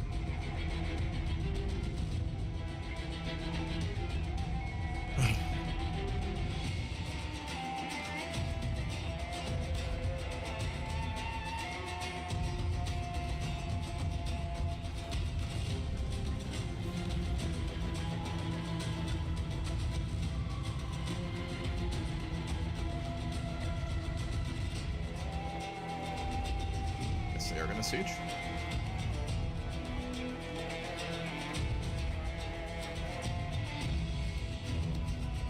Hengist is currently sieging out our last holding instead of fighting the Franks. I mean, I guess they can't do anything about it, so this is just out of spite.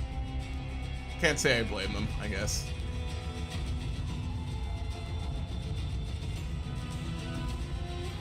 Hoping we can regenerate a few soldiers here.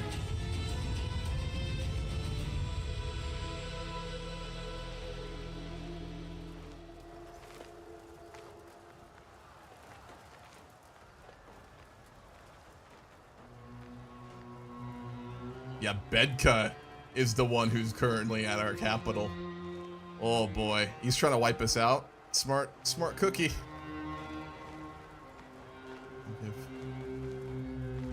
We can't really break that either because our main army won't come in time because I can't make the AI do that. We gotta hope that the Saxons group up and hit Childeric. I know we lose the war. Fuck me.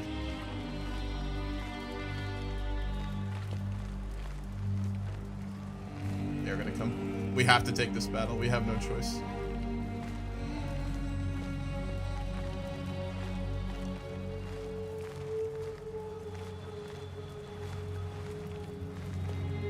Oh, that is so dangerous.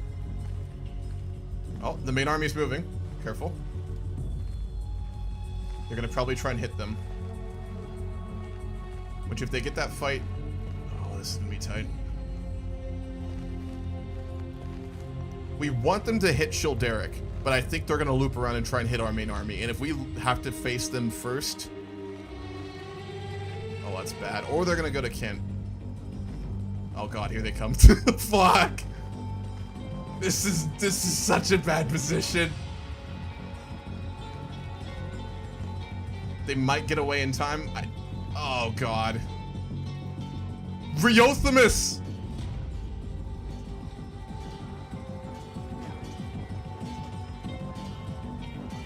Fuck it. This is if Riothamus is lost, it's over. We don't win this battle, but it's not about that.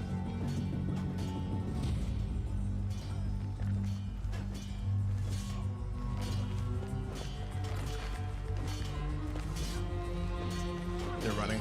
Yeah. Oh wow, we're getting cleaned up. That is an awful ending.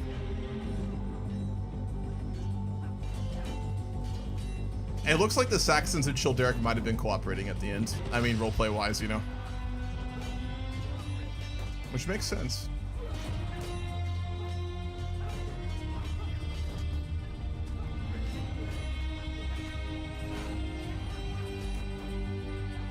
Our army's gone.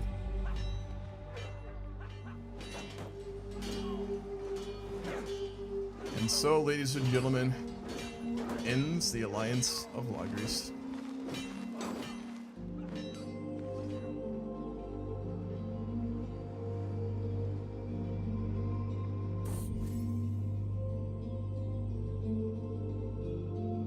Probably tipped it on the quarter.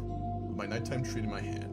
Guess we're with our mother for some reason. The kitchens always have them ready during the wee hours of the morning. There's nothing quite like savoring a poached pear freshly made. I guess we'd be staying with Frontina during the kind of final showdown. I don't know where she would be. Probably like just a safe house somewhere. As I round the corner, I am met with the sight of a bleary-eyed mother Frontina wiping sleep from her eyes. Arttorius, have you ransacked the kitchens again?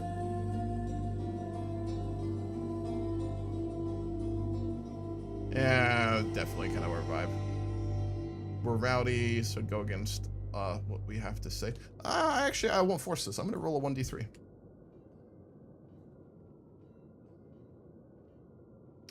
Oh, okay. Well, I said I'd roll it. Deceitful it is.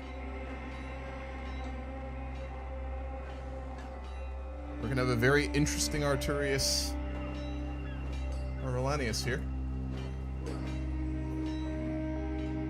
Things are really not going well for our family, are they?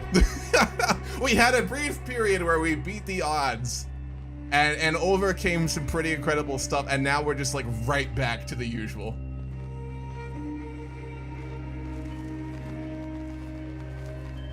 And we can raise 59 soldiers?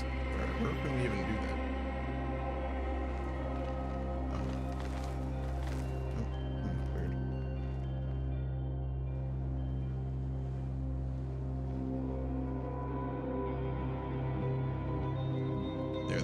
The Saxons will end in the end.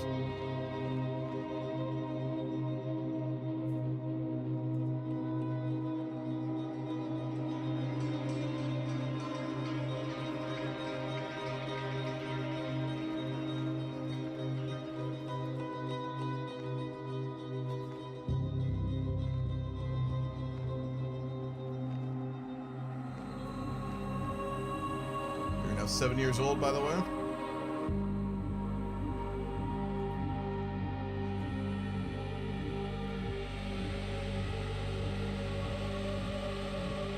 Even a sub Condor. Dog, I do not plan to stream Millennium Dawn ever again. I will keep it 100 with you. Maybe, probably not. Cadwallon died! Oh shit! Cadwallon just... What did he die of? Fatal... Apoplexy? What the fuck is apoplexy? I gotta Google this. Apoplexy. Historical significance is a medical term that has evolved over time. It generally refers to sudden neurological impairment after a vascular event like a stroke or pituitary apoplexy. So, like, he had a stroke and died, more or less. Wow. I mean, serves that fucker right. But that feels like... I don't know. There's not much joy in that ending.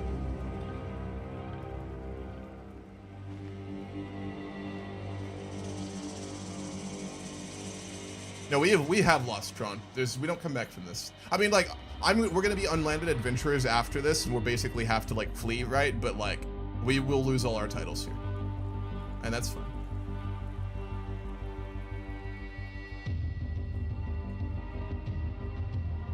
So in the end, Bedka and Shilderic will win it. The question is what they're gonna do. We got a dog, nice. What they're gonna do with the Saxons, right? I mean, they're clearly not friendly after they kind of, I guess, reached an agreement and cooperated. Ish. Who the fuck are these guys? The Varinians? Eastern Germans. Yep. It's over.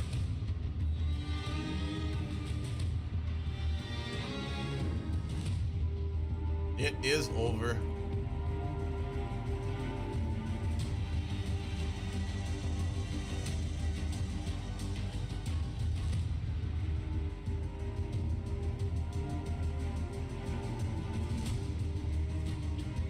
Our brother still has his lands in Corinium. That's very strange.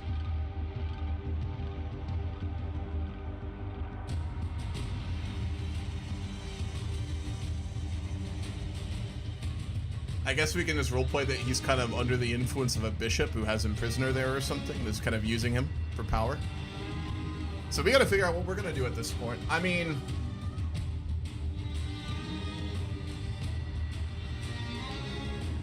I think I know what we're gonna do.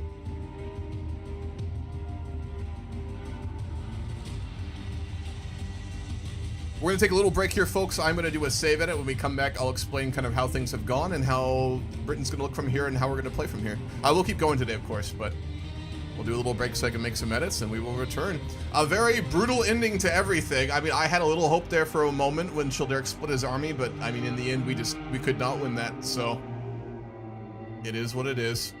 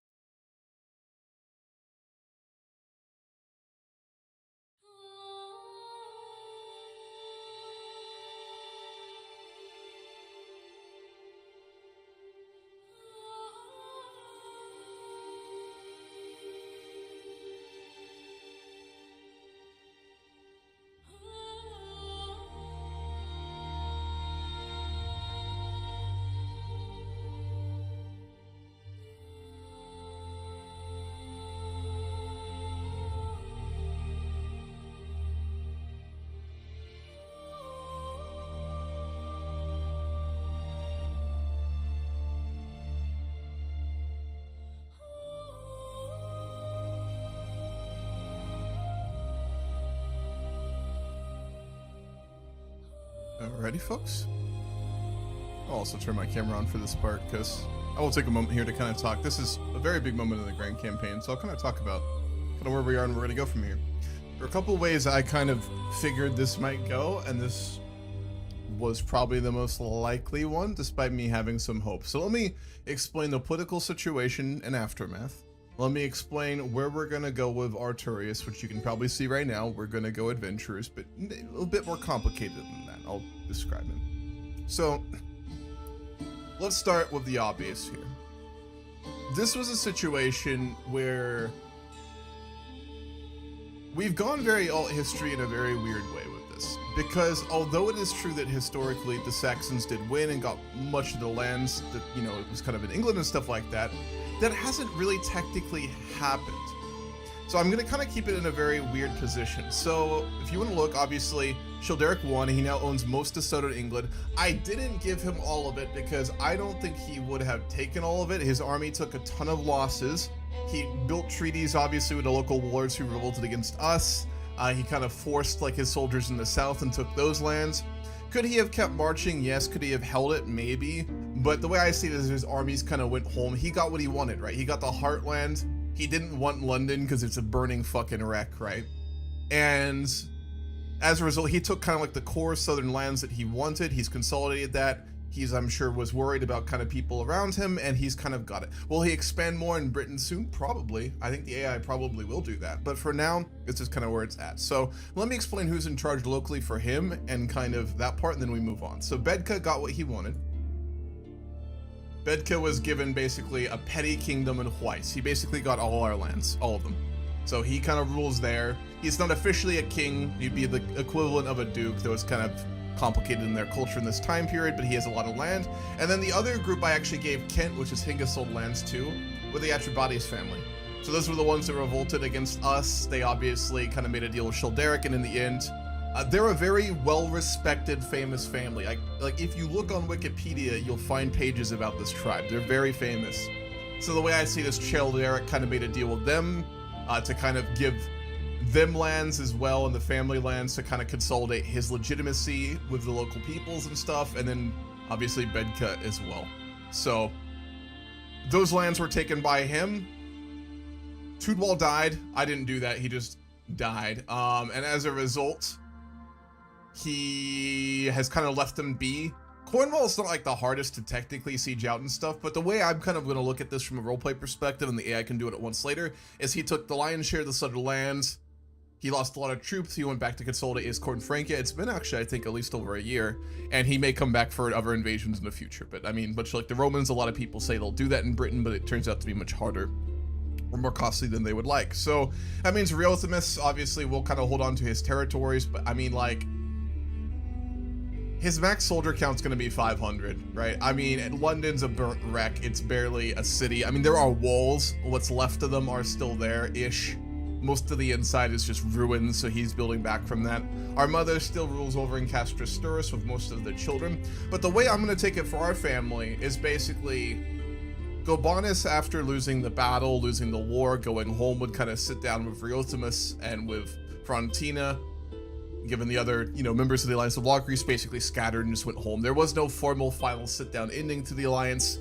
It was broken in that battle with the Franks, right? And everyone just kind of ran. But in the aftermath, there would have been conversations, I think, with kind of the future about how to go about things. Reothimus is obviously going to be committed to try and rebuild London, right? Big asterisk. Try and get his forces back together. Maybe even try and speak with some of the other, you know, leaders in Britain to, like, rebuild the alliance. It's almost certainly not going to happen, right? And he knows that. He knows London's unsafe. He knows, you know, obviously his family is not really safe. So in the end, that basically the deal has came to is that Arttorius, who is the son of Nat and Leod, who is probably the most at danger out of anyone for, you know, assassination or anything like that, will basically be sent off with Gobanus to basically, kind of almost like Gobanus in his youth, basically go on the road, be raised kind of in quiet.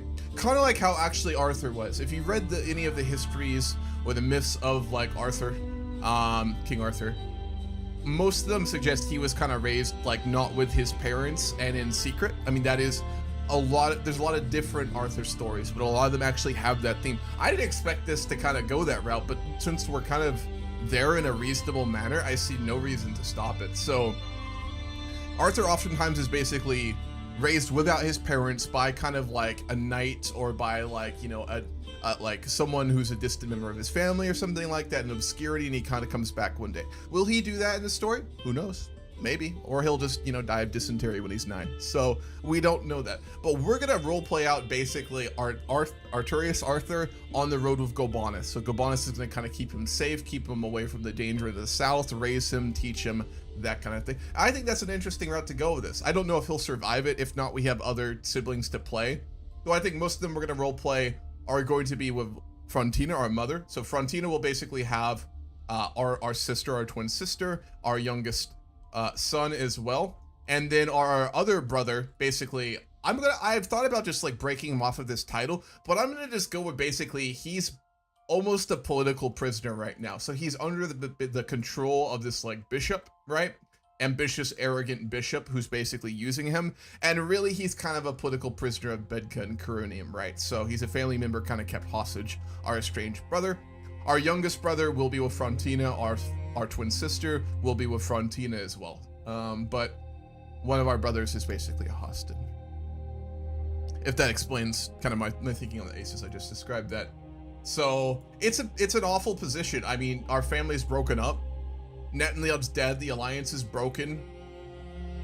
I mean, Gobanus is in like regular clothing. Look at the scars he's got. My gosh. But it's not a dramatic ending to this arc, and I'm fine with that. I mean, Netanliel died in that hardcore duel. Cadwallon died of a stroke in distant lands. The alliance fell apart. The small part of it that remained, although winning a few key battles under Gobanus, of course, did lose the Battle of Rochester there to Childeric, and I mean, that was the ending of the alliance with Logres. Everyone ran home. From Miller, Childeric subjugated Hengist. His army made a deal with the remaining Saxon warlords. Basically, if you have land left, that's fine. I might come for it later, but for now, I have no interest. I'm taking my army and going home. I may return. And so now Bedka's consolidating his power in the west. The Atrebates family is rebuilding their power base now in Kent. Riothemus is desperately trying to rebuild forces and alliances, you know, in his lands. Kind of a doomed effort, really, in many ways. And our mother is trying to raise our siblings, and like again, we're gonna go on the road with Gobanus. It's an awful situation. And I mean, Arttorius is 7 now, right? I mean, he's old enough. He knows what's going on enough so he understands that this is an awful position. His father was killed. I mean, his home for his entire childhood has been burnt to the ground. I mean, Glebum is just ash, right?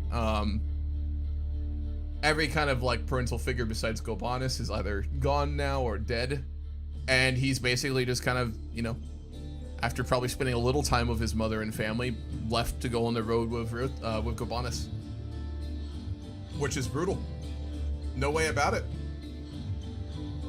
So I think what we're gonna do here is I will roleplay one scene in detail with the AI, and that's gonna basically be Gobanus and Arttorius kind of having a conversation after they've both left London. They formally left, and they're on the road, and I think we will roleplay that to kind of set the tone. I might actually do some like roleplay scenes now with like Arttorius and Gobanus. I won't do it constantly, but I will do a few if it's kind of warrants it, you know, which I think is interesting. So yeah, exactly. Instead of Anglo-Saxon, we have Franco-Saxon England. It's a really weird one, isn't it? It's very weird. I'll look at also the map of the world, the religion and cultural map too, since we've kind of got a big moment here, and we're going to go a bit faster after this. So overall, the world is looking not like the most outrageously different. The big thing is obviously the Roman Senate out there, the Sassanids strong as ever, Rome very strong. Obviously the Germanic and kind of Frankish regions are looking pretty weird there, but nothing too crazy. Obviously Francia being in Britain is pretty alt history already. What are the player dynasties doing? There's not many of us actually left in the family. It's just us and our siblings, right? So our sister is with our mother in Castra Sturus, as it is our youngest brother. Our second youngest brother is a prisoner of Bedka, basically under the control of a bishop in Coronium. So let's take a look at the religious map here. 2 Arians still doing very strong. Chalcedonian holding out, mainly in Byzantium and actually in Francia. Did Childeric convert? He did not, but a lot of his lands are still Christian. Britain is just an absolute Jackson Pollock painting of religions here. Chalcedonians still in Wales, very strong. A couple of provinces actually did convert to Pelagian in our lands, but they're about to probably go something else. Pelagian still in Riothemus' region. That's the only other part of Pelagian still holding out here. Saxon kind of spreading actually very quickly now in different parts. Old kind of druidic religions still being pretty strong here as well. Tengri's gone very far. Southern Ukraine's Tengri now as well. Pretty interesting. And then culturally, Basque notably still around, which is always lovely to see. Pictish, Brittonic, Gaelic, English, Yiddish, Britanno-Roman very quickly starting to disappear here, folks. Very quickly disappearing. The Miram family hold Paris. I think they're to the north of Paris, aren't they? You're talking about your player dynasty, right? Oh yeah, because they're not in Paris, are they? Yeah, no, they do control what is modern day Paris. I mean, Paris hasn't been built in this time period. Chedeur's capital is in Soissons. I don't know how to say that, it's French. Storm the Road, we're gonna potentially run into Berlin. Probably a pretty good chance of it. I mean, Gobanis, that was Gobanis' tutor. He'll definitely seek him out. Alright, so I will do the roleplay conversation with Arthur and Gobanis. I have to fill the AI on everything that's happened. I think we'll do that. Yeah.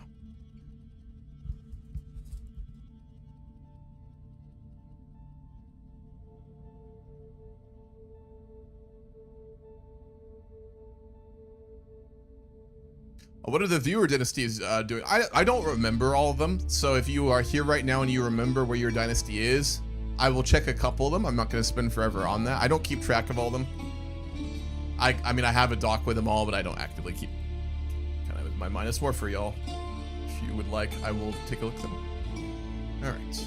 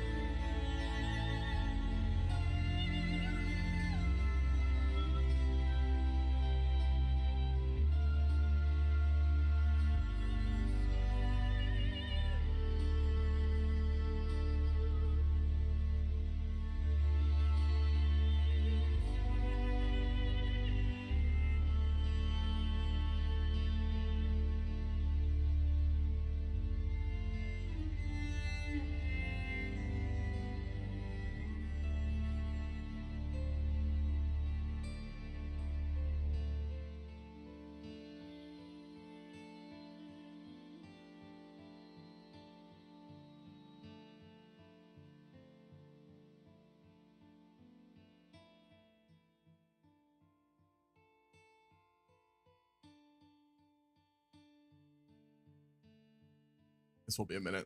I'm trying to give the AI just context for everything that happened in broad strokes so it kind of remembers context.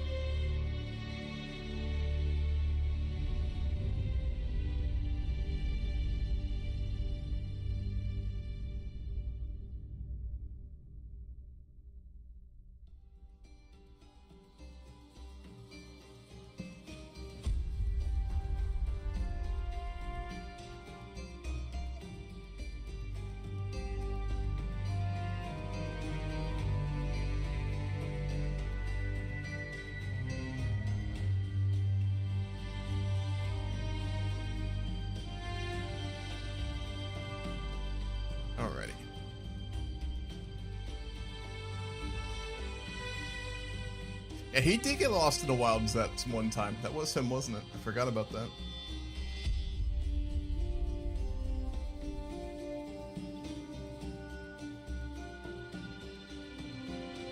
This might take a second.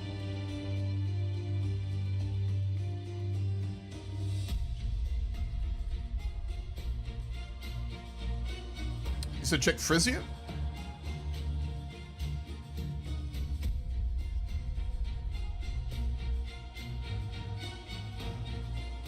Mar has children now, yes. This was of your dynasty, the Bakar family. He's got 2 daughters and a son just born. Firstborn daughter, secondborn daughter, and then his youngest son, Abo. If there's anyone else who does have a dynasty, I will take a look for you if you would like right now. I'm happy to do that while we're waiting.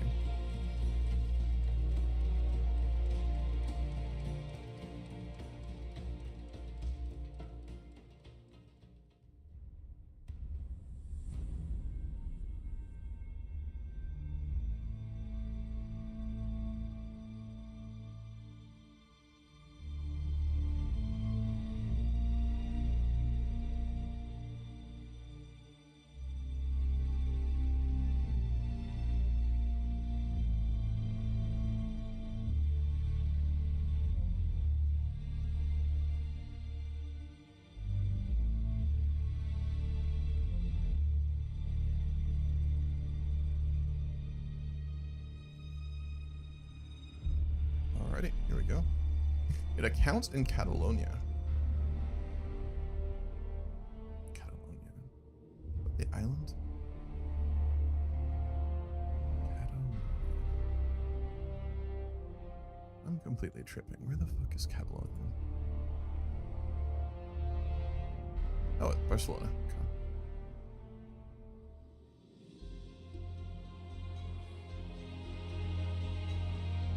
I'm guessing it was probably Rosales. Is this the right family I'm looking at?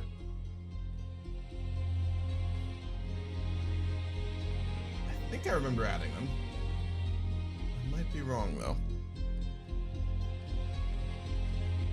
If it is them, a daughter and a son, so that family is doing just fine. Tunis. There's no one who has a dynasty in Tunis, but perhaps it's like within it. Kunika, but I don't think that was your dynasty. I know I added someone up here, I think it was.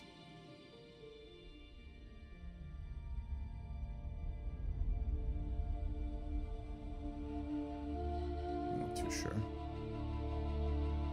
Kabul, I remember. You're like descendant of the Hellenic Kingdom or something like that, right? Let's see if they're still around.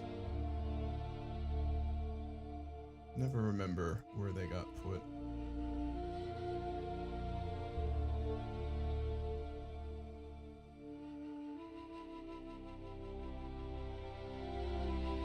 Wow, that's a very kingly looking character. Jesus. Doesn't look good for you, I'll be honest, but she did have a separate culture out here.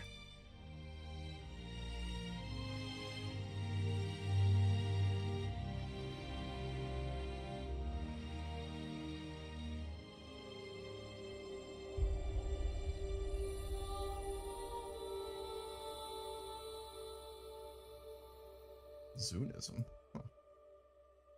There they are. Is that your dynasty? The Alexanders? Jeez. That was badass. Yes.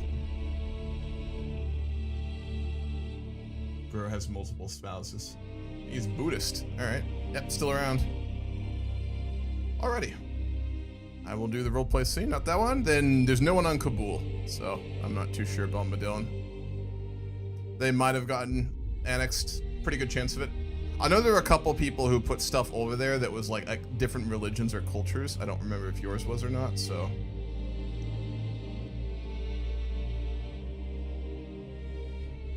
Yeah, I don't see anyone.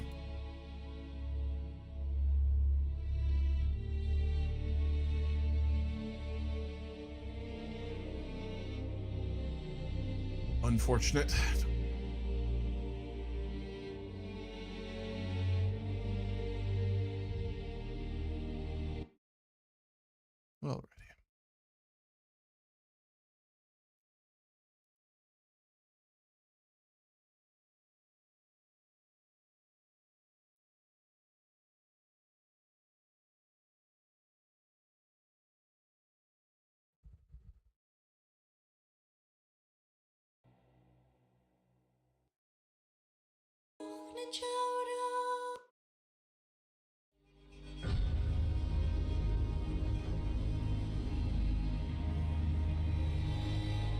Oh, did I break my AI again? God damn it.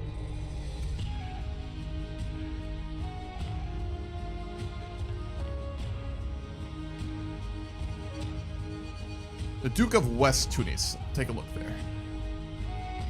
Western Tunis. Was it the Absit? Was that the one, Kenobi?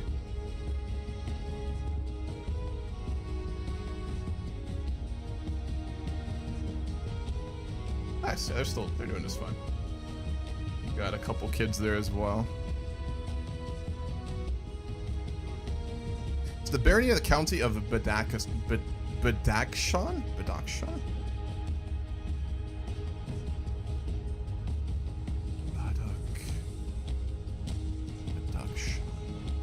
Oh, way up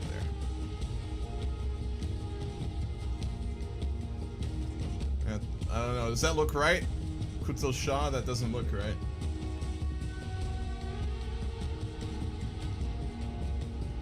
Me. Kutil Shah. You remember your dynasty name? I can look up to see if they're unlanded or something as well. They're dead. They might be unlanded though. If you remember your name, I can't look that up.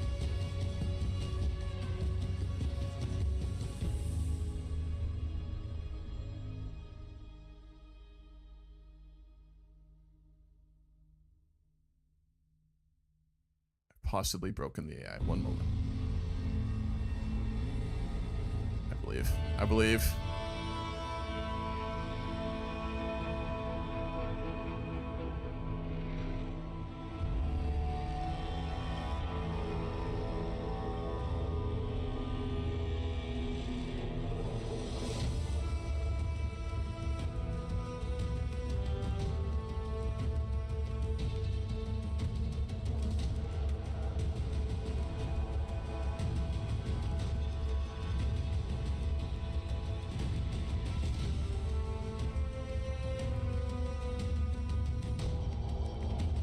I don't like that. Markwald the Evil, who used to own London, is just sitting just south of London across the Thames with 3,000 soldiers. Now, objectively, what's happened is the war just ended and they're all sitting there, but that's still terrifying to see.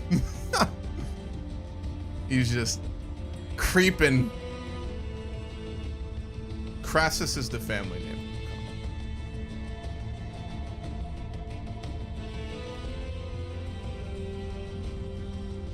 Yeah, they're still around. They're just they got unlanded. Licinius Crassus got pushed out, but he is alive and he does have a daughter as well. So your family is alive, they're just unlanded. He is a guest of...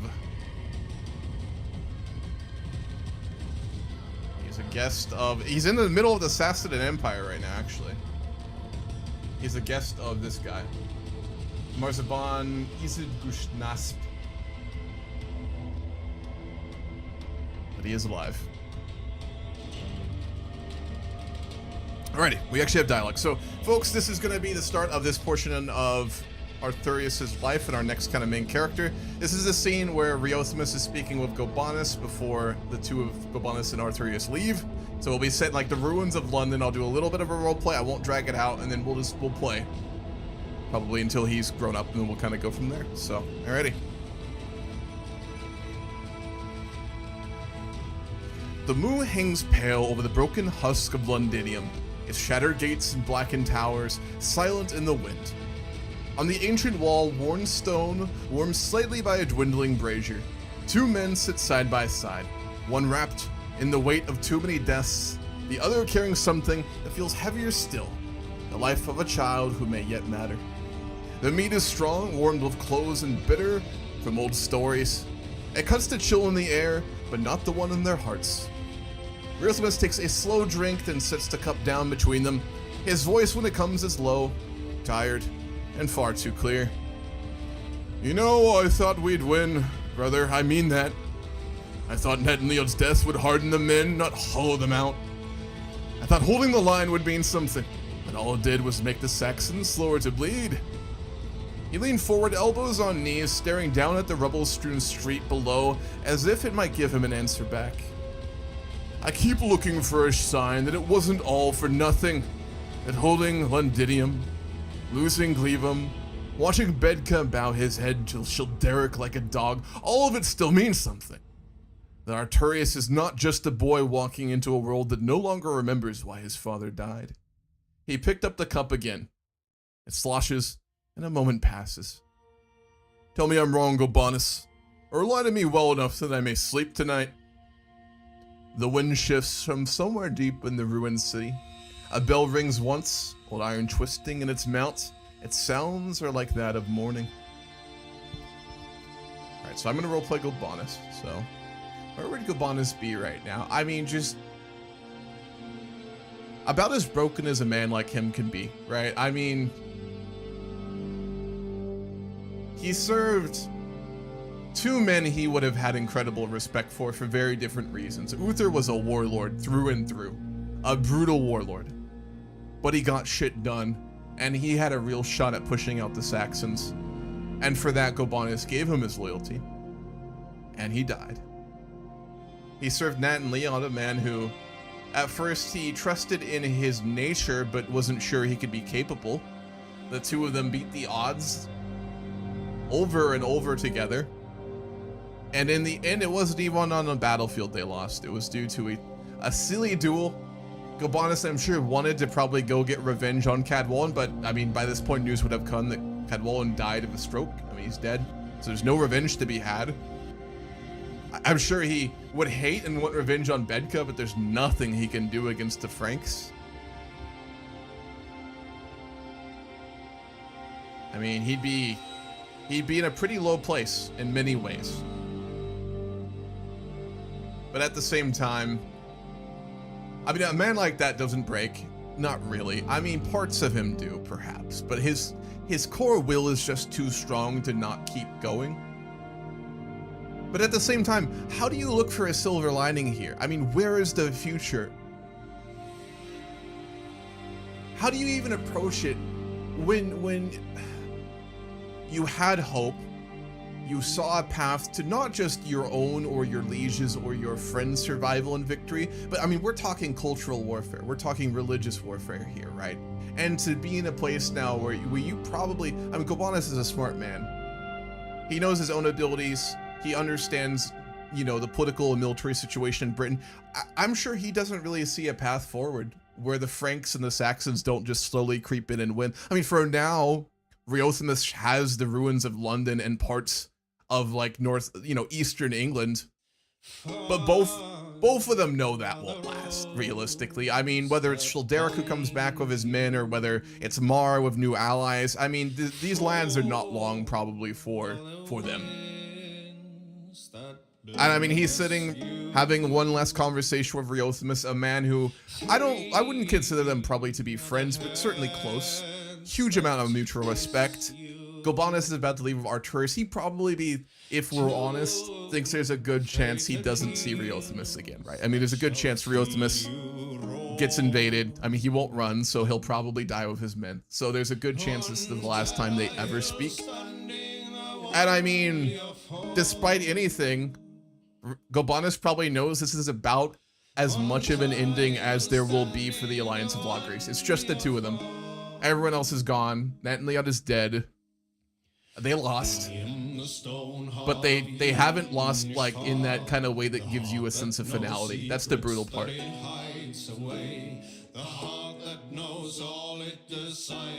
And yeah, I agree. I mean, he knows that raising Arttorius is all he can do now. And keeping his own family safe, of course. They'd probably go with him. Remember from the Count of Monte Cristo, until the day when God will deign to reveal the future to man, all human wisdom is contained in these two words, wait and hope. And I mean, that's all he can do. His religion is complicated. We've never really flushed that out. I think he's probably, if we ever sat down and did a deep dive on Gobanus' inner nature and belief, I would imagine him to be one of those people that kind of struggles with faith as a concept. because he was raised by Merlin and obviously kind of has probably connections to like the Druidic faith, maybe even the Celtic deities, but he's also lived enough time now in Christian lands, he probably has a relationship to, you know, Christ and to the Christian God. We won't even begin to get into that. But I mean, he's probably at that point, he can't control, he can't save people, he can't shape the outcome of his of what he once was able to, and that's brutal for a man like this who was, you know, and probably still is seen as the greatest contemporary alive, you know, military commander in Britain, who, I mean, is about to walk out of London with a sword, his old armor, a few possessions, a bit of gold, his family, and, you know, the son of his friend and former liege, right? So in this moment of Reothimus, he you know, he'd probably want to have a very serious talk. He'd want to give Reothimus faith, but like, he's not the type to lie. He can't be like, oh, you'll be fine, you'll find a way, you'll get the alliance together, you'll survive. I mean, he's not gonna do that.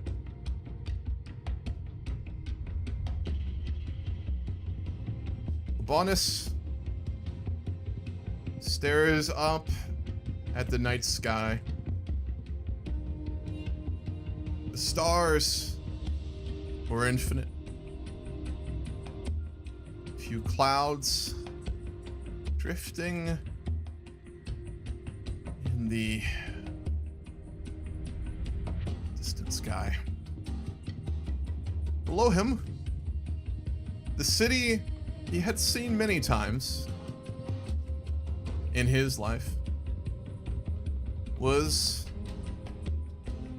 more a ruin than a place of civilization or the living. A few torches burned among its many streets. Signs of life were present, but few. Gobanus, if he was honest, did not expect the city to hold for long. A year or two, at most, for Saxon wolves, Bedka's army, or Childeric himself rode through the gates. And Reothimus, well, he knew the man far too well to hope he might flee and find refuge. I won't lie to you, that you already know. I wish I had wisdom or a plan to give you for the future of your realm and family. But alas, I suspect the chance for redemption or a happy ending died with Nathan Liad. And if not there, certainly at the Battle of, I think it was Rochester, right? Yes. Battle of Rochester. Reothimus, know this. I have met many great men in my short life. The greatest of all, I thought, for long years, to be my mentor. History perhaps not look kindly on you.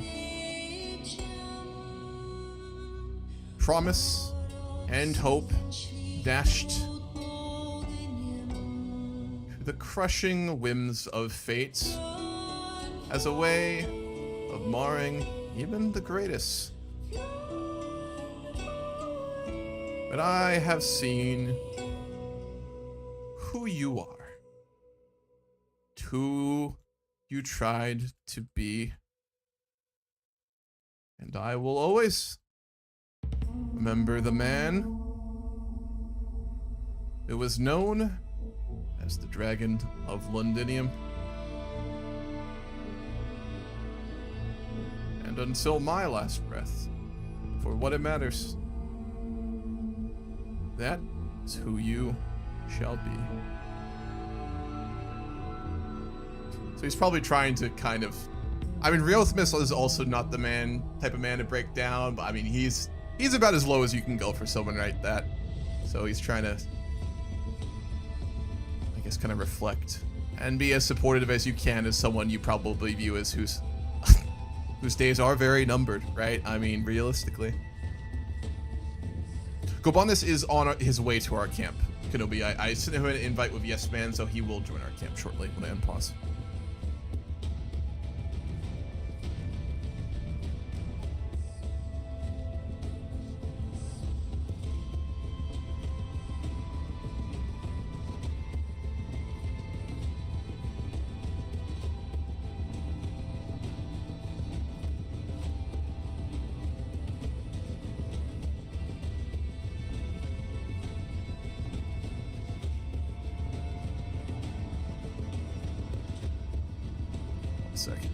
My token window on the current thing I'm using for roleplay with an AI is gigantic, so it's like it's blowing out GPUs somewhere in Silicon Valley right now trying to process this.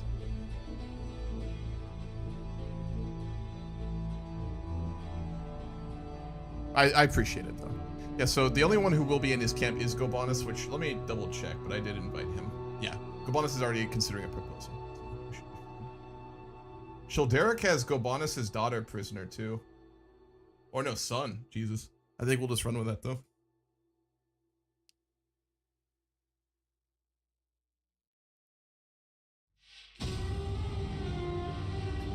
Reothimus is quiet for a long time. He doesn't move at first, just breathes.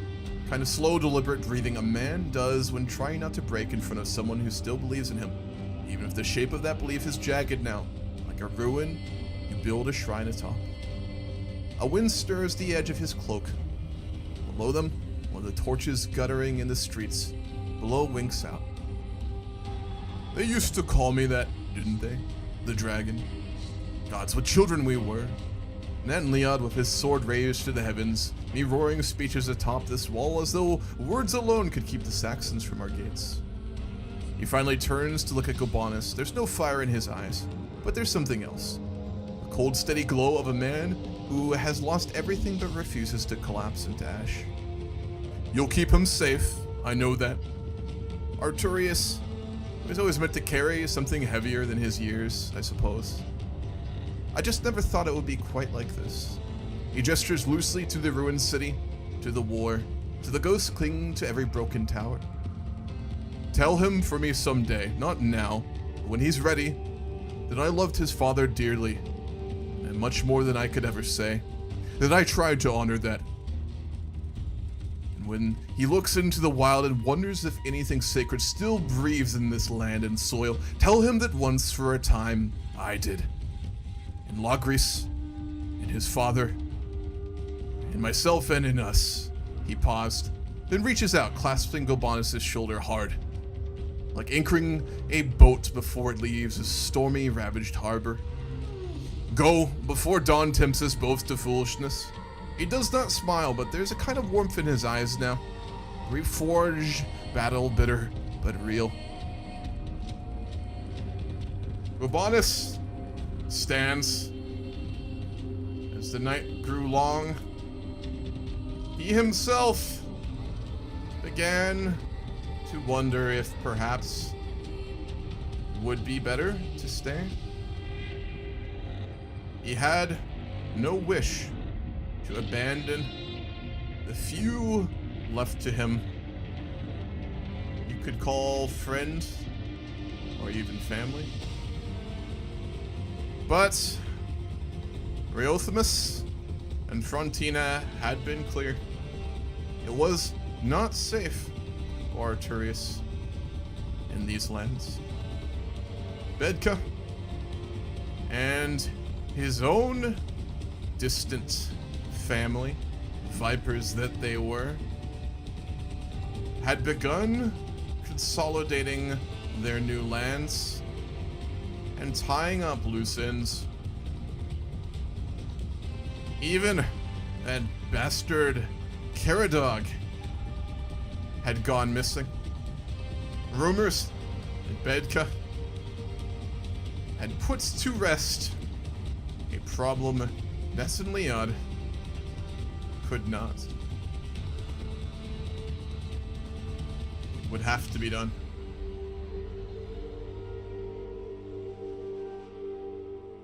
Very well, my friends. I shall take my leave. But though I know it is likely we will not meet again, I hope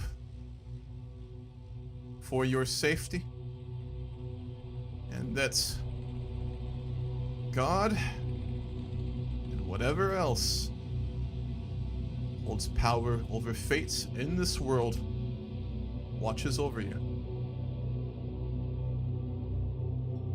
While we still breathe, hope will always haunt our shadows.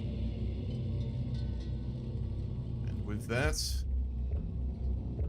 giving his friends and comrade of many a battle one last look, he made his way towards where Arttorius slept in the ruin heap below. Alright, see if the AI has anything to say after that, and then we're gonna begin. So yeah, kind of the hand on the shoulder returns. Yeah, true. It's just gonna be Gobanus and Arttorius, and I would say probably Gobanus' wife, and then his daughter too. His son is still a prisoner of Childeric's, so we don't have the money for a ransom. We need to make the money to pay a ransom to Childeric to get his son back. So that, I mean, I guess that'll be our first priority. Like, we will take on jobs, we'll play contracts and stuff, but like the main goal is gonna be to raise Arttorius, right? So that's our story mission, I guess. You know, we'll do some side quests. Rosimus does not speak at first. He watches Gobanus go, the way one watches a torch carried into the dark, knowing the light will fade, but praying it reaches the next traveler before it dies. Only when Gobanus is nearly gone does he speak, low, half to himself and half to the stars. I never asked for a throne, only for enough time to raise those worth holding it. He pulled his cloak tighter, night winds going through his whole body. To the empty wall beside him. Go well, old wolf. Keep the boy wild enough to survive and wise enough to return when the world forgets itself once more. He turns his gaze eastward, towards the direction of Childeric's encroaching power, towards the horizon where hope has fled, but where morning will still break all the same. He remains there on the edge of the wall, unmoving, a solitary, half-broken dragon staring into the dying night, guardian not of a city, but of the memory of one that has begun to fade. And with that, I think I will put a formal marker on the end of the first big kind of arc of our story of the Grand Campaign, folks. And we'll move on to our next.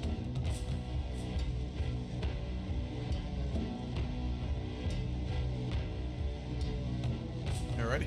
Yeah, so it will be it'll just be us, Arttorius, it'll be Gobanus, Gobanus' wife, and Gobanus' daughter. Yeah, we can't pay any of these mercenaries. Oh god, and they all hate us now too. Because of our father, I guess, never paying them. And Rosimus couldn't pay them either, so. Alright, first things first, we're gonna try and go north, I guess. We have provisions. I'm gonna keep us as just simple wanderers for now. No one else, we will make Gobanus our caravan master.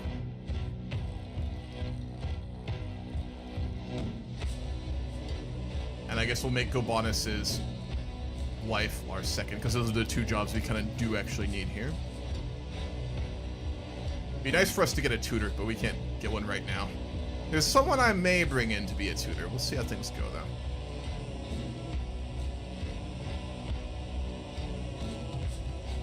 I think the first place we're going to actually go is north to the land of Arttorius in modern-day northern England and Northumbria. Well, apparently he doesn't like us, but I mean, we do have a relationship with his father, so we will move there.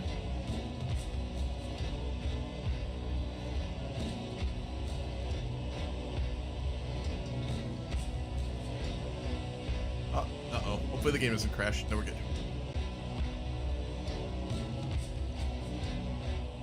So much of England is also just like completely and totally ravaged right now as well. I don't know if y'all could see it, but basically everything's been sieged out. Everything. So it is a pretty nasty place to be living right now. And very tough to kind of move around too. Everything's dangerous as hell.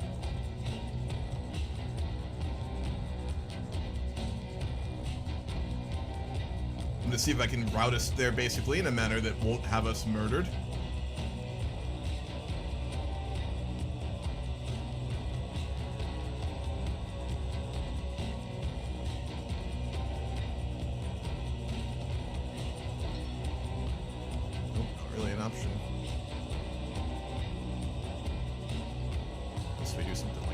That's a little bit safer. Not much, but a little bit. We'll have to kind of go around that way.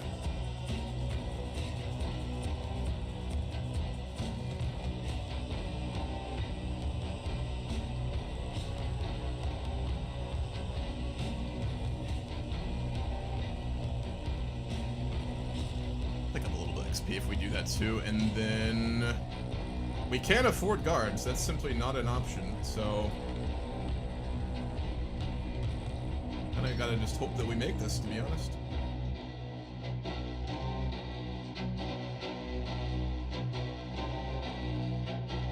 Alright, folks. I mean, this is it's gonna be dangerous. I mean, Gobanus is a great warrior, of course, and he's gonna protect us, but there's no one else because we have to kind of travel light.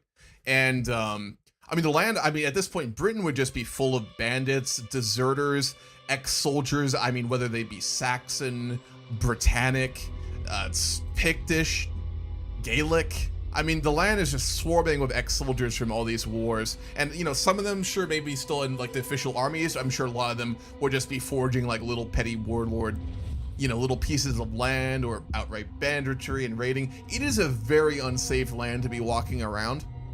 Which, you know, would make you even almost, I think, maybe think that staying with Riotimus or in Castrosteris would be better. But if Childeric or someone else crosses, I mean, they'll just kill everyone, right? So it's risky, but we kind of have to trust Gobanus is safe enough. So the path ahead stretches on and on, a lonely winding thread twining towards the distant horizon. My camp is quiet, just a few scattered tents and a pack animals yawning in the breeze. Strangers and hangers-on rise with the day. I mean, it's just us and Gobanus and his wife and daughter, so not really, but preparing for their morning chores with reluctance. Most of the miscellaneous chaff that flit in and out of the group on the road with each new settlement. Few faces catch my eye as ones I recognize. I mean, yeah, we're just in completely distant lands. Everyone we kind of grew up with, which was already chaotic enough, is gone.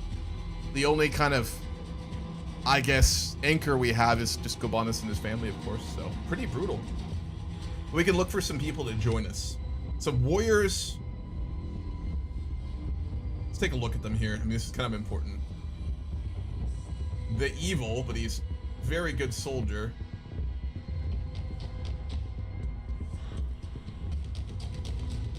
Intrigue companions. They all kind of suck. They're all deceitful. Morrigan.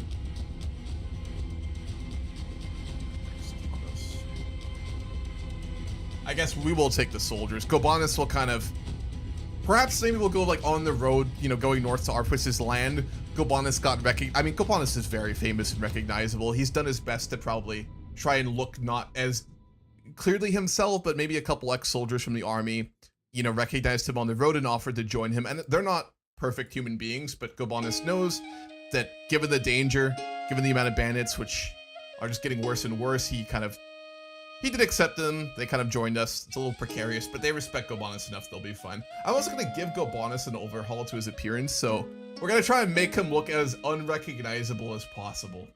Because he's trying to basically travel around without anyone knowing who he is.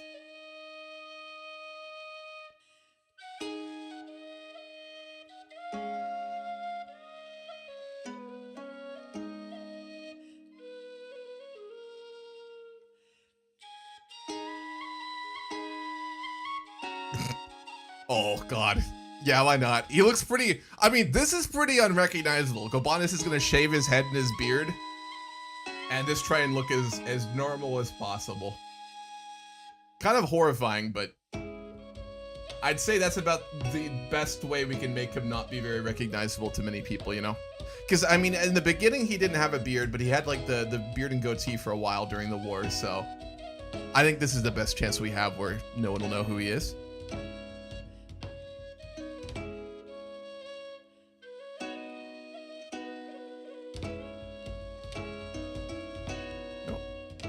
Frontina is asking for, is offering a contract. We could go back for that. It's a lot of gold. Girl, do you have the money for that? Her lands are in such bad shape as well. I'll give you guys a pull for this, actually. So currently, we're going north.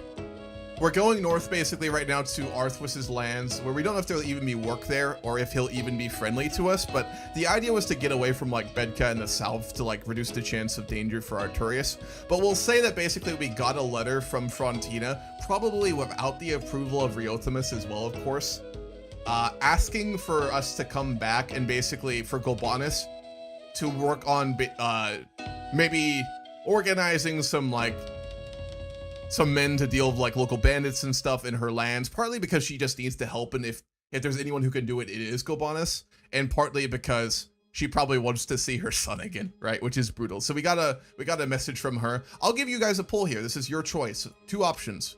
We can go back and help Frontina and let her see Arttorius again, basically, and get some money. She'll pay us for it, right? Which we need also to ransom our son from Childeric, of course. But it would put Arttorius in a bit more danger, so it's kind of a mixed bag. There's no right answer here.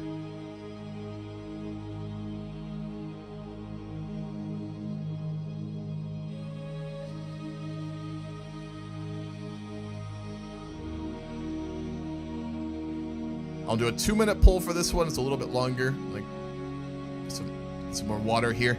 So the decisions, we can go back. We can take the contract from Frontina.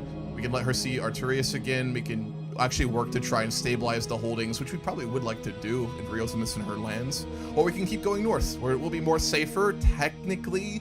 But I mean, these lands would be pretty rough too. I'm sure Gobanis and even Riotimus would have thought that the north would have been a bit more safer and stable. But you gotta remember that I'm sure like the raids between the Picts and the Caledonians and you know, these lands would have been brutal. Gorst is probably back to his usual bullshit. So the land in the north would be a lot less stable than we would have expected. So I will throw also that pull into YouTube for y'all if you would like to vote on this.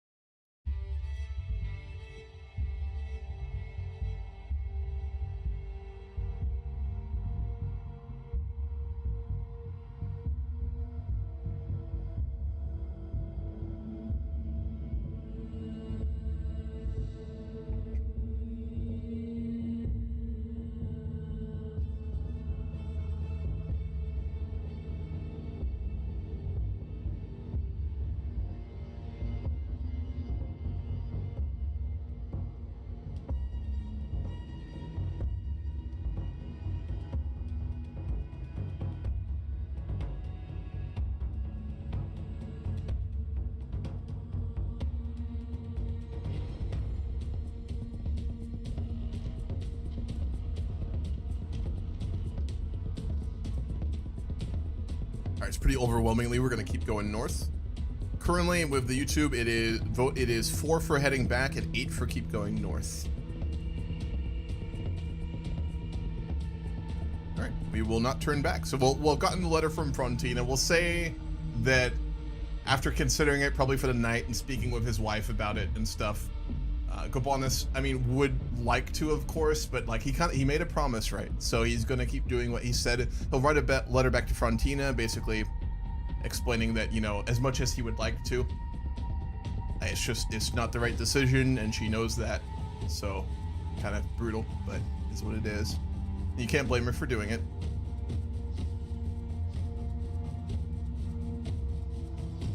Oh yeah, I'm sure that the picks would just be going even harder into these lines. I mean, Gwurst, you gotta remember, I know, like, technically we saw his army a few times, but in the roleplay, Gwurst left when Cadwallon did. So Gwurst went home before getting, like, destroyed by the Franks. So his army in roleplay would still be strong. So it's not like he can't still man kind of the wall up there fairly well. Speaking of which, we got to visit Hadrian's Wall. Very nice.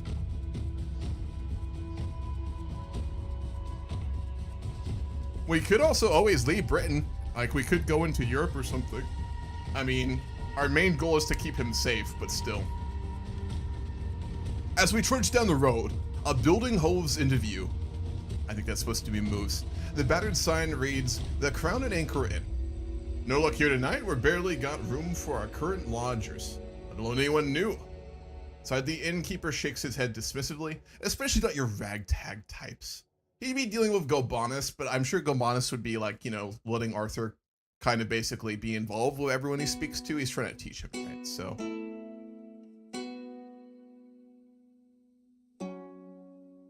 We can't afford it anyway, so I guess we'll just keep going. Living rough, probably, you know, out in the woods, camping and stuff like that, which isn't too bad, but Arttorius has probably spent most of his life, you know, definitely like moving around, right? But for the most part in like manors and keeps and stuff. As I pass through a small town on my travels, I'm accosted by a foul-smelling man. He stumbles forth and nearly falls onto a member of my entourage as she approaches. That's her. Her breath reeks of alcohol and has clearly had a few too many cups of mead. Could you spare some change, my lord? Things have been hard up lately and I could really use a pint. After she uses the last of her self-awareness to beg, she falls over onto the ground and pisses herself. That's lovely.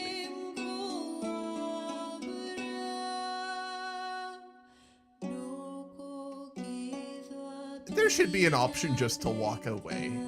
I understand a lot of Paradox events are like designed to force like a narrative event for your character, but there's so many where I really feel like the devs or modders who make these events need to add an option where you just like are reasonable as a human being, right? There's way too many events where it's like, are you gonna be like good or evil, or are you going to do something crazy? And there's never the option that's just like reasonable, right?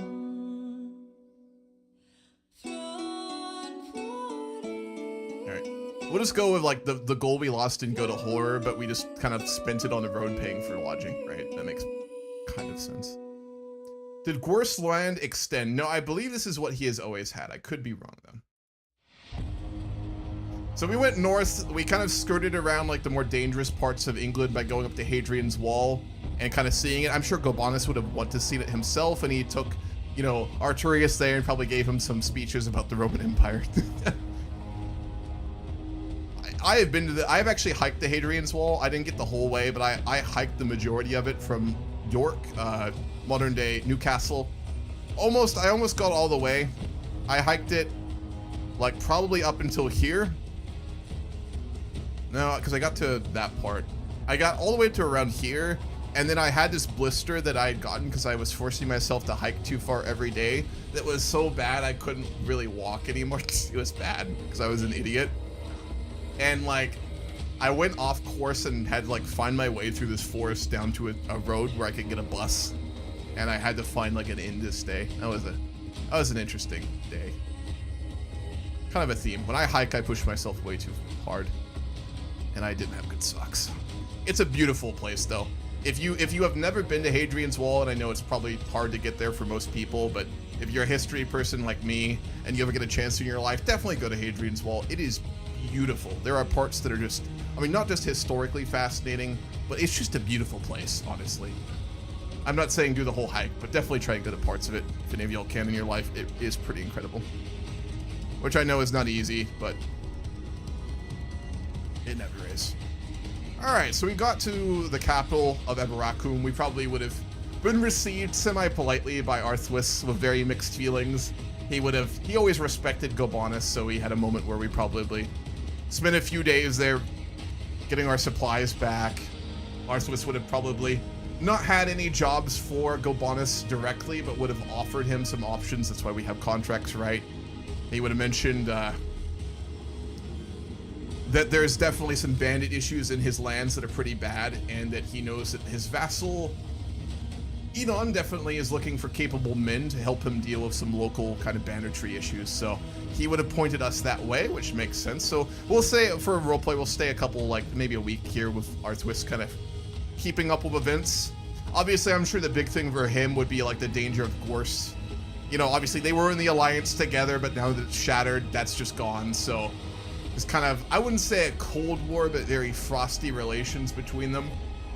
So Arttorius is probably just working on building up his forces again to prevent any bad situations with Gorse, who is much wealthier than the lands of Newcastle, or I guess what are these called now? The lands of Aberacum.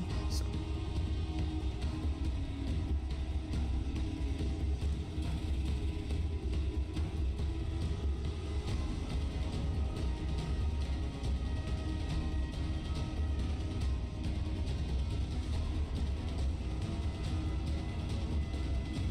It would be nice to search for a tutor, but we don't have the money for it. We also need the money to pay for Gobanus' son from Shilderic as well. So I guess, does this pay? I hope it does. It does pay. We'll go do this job. Which really, to folks, obviously, this is Gobanus doing this stuff. It's just Arttorius is going with him the whole time and learning. So.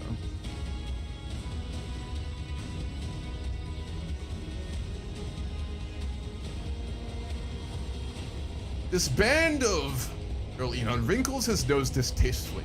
Malcontents have been harassing my private estates. They burn, kill, and steal with near impunity, slipping away before my retainers can clap them in irons they so richly deserve. I nod. The gang must be slippery to warrant such a private bounty. Their leader is one Minukia the Wolf. Bring me her ahead before she can slip away for good, and you'll have your payment. So I would say that Enon would probably, since Gobanus didn't show up with many men, would author him, maybe a couple dozen of his own soldiers as well, besides like the 2 former soldiers of Gobanus that he has.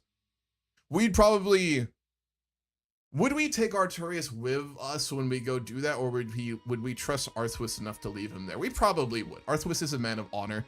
So we'll say that for this little job, Arttorius will be left with Arttorius and Aberacum with his obviously oath to keep him safe, and Gobanus will kind of leave with those 2 men and with obviously the soldiers that Enon has given us to go track this woman down. Because we need money. We need money for 2 reasons. We need money to ransom our son back from Shilderic.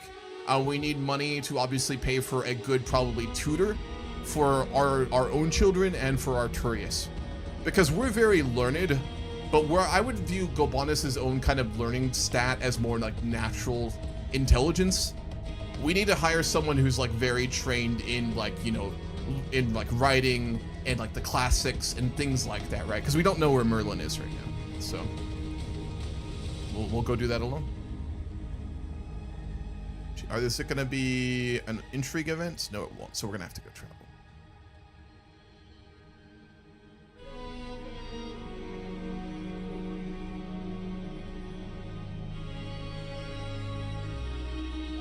So it's going to be us, not Gobanus, so that's annoying. It means our chances of success are quite low. We first meet Minukia the Wolf in the rolling plains of Letus. Illustrious Britanno-Romans spread out towards and around her own little band of ne'er-do-wells, all of us tense and ready for bloodshed. Would that we hadn't met under such inauspicious circumstances, Gobanus, for I have no quarrel with you, opines Minukia. Alas, I fear you intend to follow your duty into its bitter end. Minukia's group is clearly outnumbered, but they seem resolute nonetheless.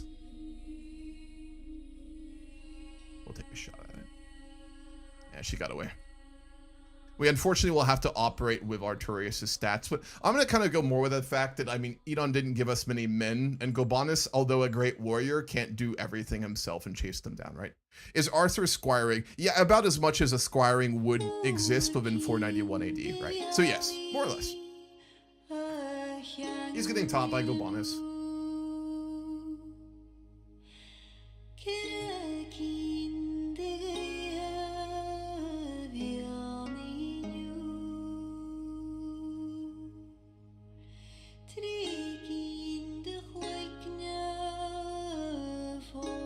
While traveling on the road in Corinium, we discovered to our horror that a number of our food supplies had gone bad. It appears early in our trip the food got mixed with a lot of water by accident. We'll delay it. That's fine. As I travel on the road, I notice a frail-looking peasant standing on the side of the path. As I inspect her more closely, she appears to be holding a small bundle. Please hold a moment. Times have been tough since my spouse passed and I am at my wit's end. Would you be interested in buying my child? Oh, girl, that is tragic. Yeah, because she's club-footed. Jesus, that's fucked up. Though it pains me deeply, I cannot afford to keep her and must sell her to save what is left of my family.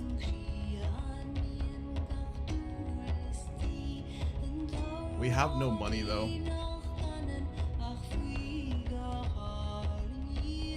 No, we can't. We just have to keep going. That would hurt a man like Gobanus very deeply, but he doesn't have the resources, and his first priority is to protect his family in Arttorius, so we can't.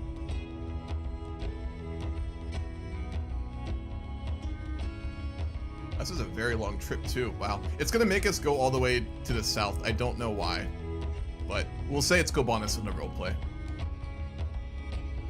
Some of these events do such weird things.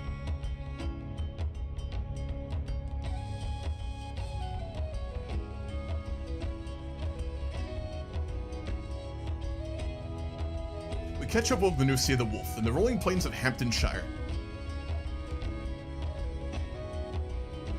We're not going to succeed at this, I don't think.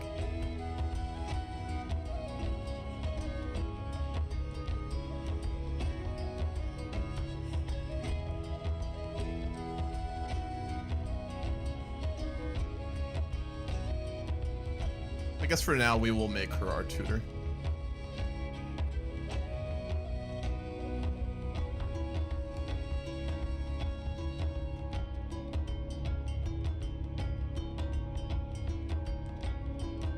And we failed. That is unfortunate. We're gonna kind of be screwed over if we basically are having to run with Arttorius' stats. I'm almost tempted to play Gobanus and basically tutor Arthur, but I don't think I will do that, to be honest. Oh, what is Mar doing? Oh, fuck. Mar, the ex-Saxon warlord who survived with all that land in Middle England, he is currently invading the Earl of Benevento, and he is also attacking the land of Latositon. Latositon was our territory that got independent, and Benevento was the land owned by Britannic, who never entered the alliance. So Mar is taking this time to just like basically eat all the land in the middle part of England, which is very smart. I mean, that's awful. And obviously, Riosmus can't intervene, and Arthuis can't intervene since he's still worried about Gorst. So Mar's just basically running through unopposed right now. The land of Britain is so devastated and poor that even commoner and peasants are now begging. I mean, it would be an awful time to live in Britain right now, right? I mean, whether or not actual British history in this time period was like an all-out battle royale or not is up to question. In this timeline, it absolutely is, right? So...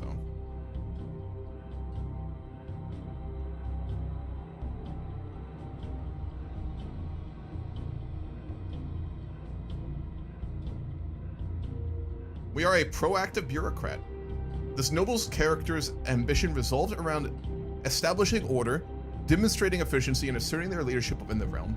They believe in the importance of competence and excellence, and they strive to be acknowledged for their effective management and decision-making skills.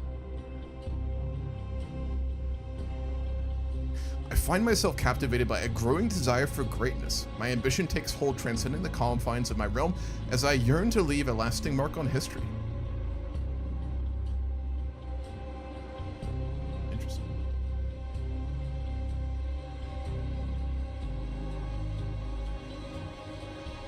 Still just deceitful, bossy, and rowdy. We're also now 8 years old.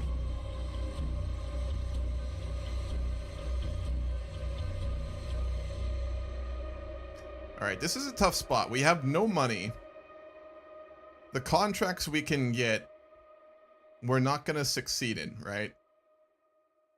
I think a transportation contract would be the way to go, but we can't reset contracts because we can't go to the city center as a child, which I think is so fucking dumb, but it is what it is. I think there might be one thing I can do with debug that doesn't, like, it's not cheating, but it will just allow me to reset contracts. So let me see if this works.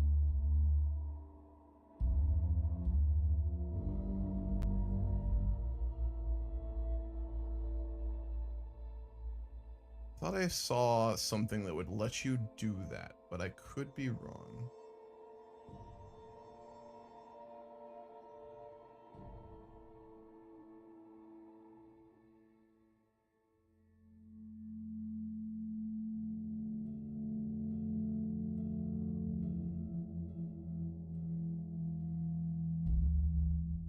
Because if we keep playing Arthur, we basically won't be able to succeed in any of this stuff, which will screw us over pretty hard.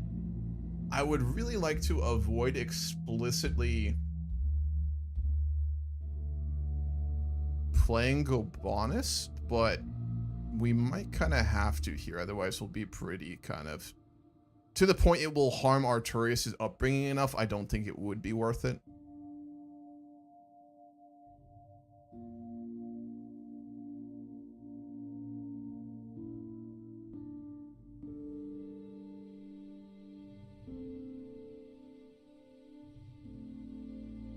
Oh yeah, populate contracts. That's the one I was looking for, but I can't scroll down far enough to get to it, so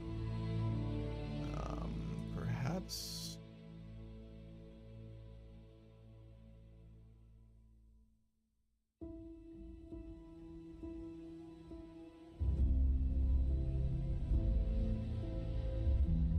there we go.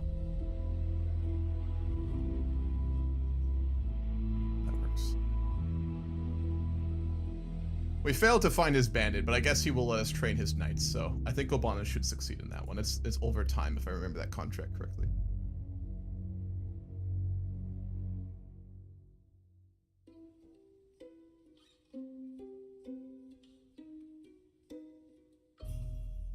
Do a dice roll when they succeed or fail instead of leaving it to the roleplay. That's fair, but I don't know how I would, like, force a success on it, right? So I arrive, I'm greeted by Earl Edon of Letus, Marshal Valerius. I'm glad you could make it. We're in need of an expert in the ways of war, as our commanders are rather unschooled. Marshal Valerius bows his head and quickly adds, at least according to our liege. Well, I would be pleased to invite you in, but my Earl expects you to begin training immediately. Pick whoever you wish, and have them armed. Oh. Whoa.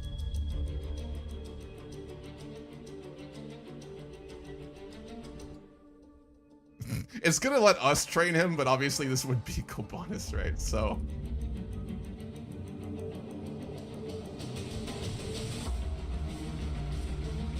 They really have no natural skill, do they? Wow.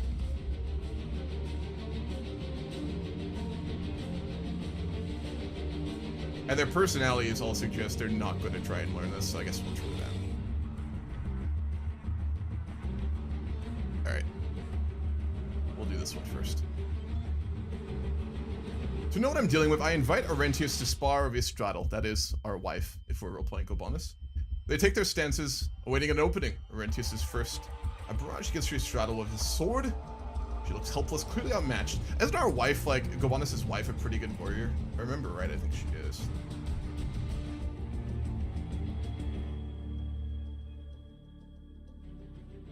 Yeah, she's not bad. We're not trying to recruit him, so we'll just give him a lesson. The campfire crackles, illuminating a figure entering our circle. He moves with vigor despite the lateness of the hour, hand wrapped around a walking stick.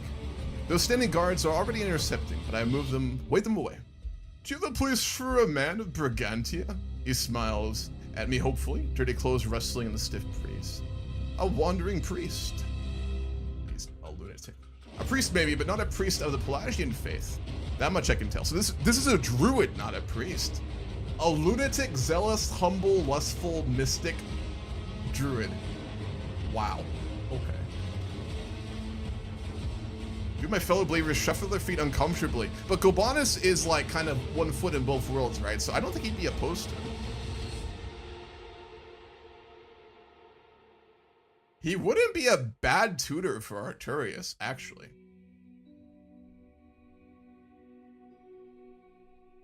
But no, we won't force it. All right, let's keep training these knights.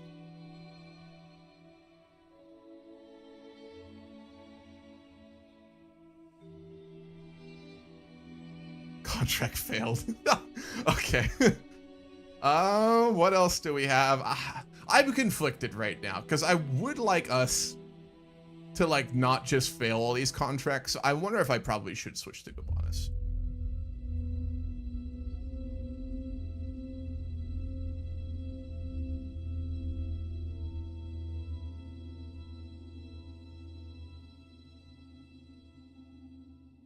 I don't even know if you can actually do that, to be fair. It'd be really nice if, like, when you are a landless adventurer, there is an option to make one of your officers basically act as the leader of your camp until you come of age. That would be really nice. But it does not let you do that, unfortunately.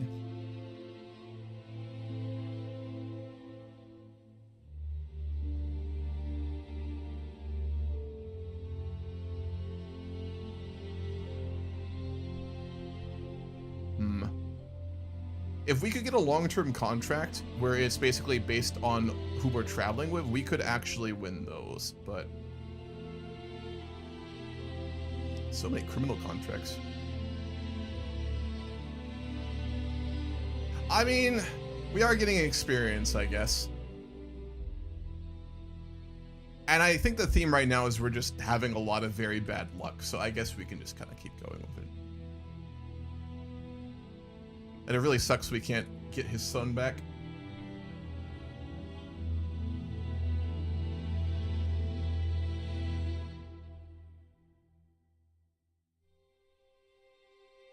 We wouldn't go into the land of the Picts. Gabanus, I think, that'd be too dangerous for us right now. What are our options? I'm trying to think right now. I mean, because, like, Northern England is not that much safer. I mean, Mar is, like, invading everyone around here, right? So it's not like Northern England is much safer. Southern England isn't safe. Wales isn't safe. Ireland? You know what? I'll do a poll right now. All right, folks, I won't rush this. So I'll give you guys a few minutes here. But if anyone has an idea on, like, where we might go right now or what we're going to do, feel free to throw it out. And I'll do a poll if anyone has any good ideas. I'm not, is anything you want, really, right? The main goal, though, for Gabanus that would influence his decision-making is he wants to try and keep Arttorius safe. But he also wants to try and make some gold so that he can get his son back and we can find a tutor. But there's nowhere really safe. I mean, there's like, what degree of unsafe do you want, basically? Could go to Rome or Istanbul. Yeah, we could go traveling. We could go to the Holy Land even or something like that as well. I'll do a poll here.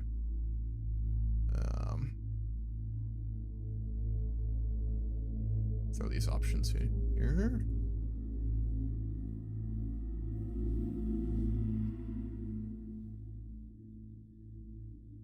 Go to Ireland. Go to Iberia. Go to Rome. Constantinople. And Bohemia. All right, we have all our options. I'm going to throw a poll up.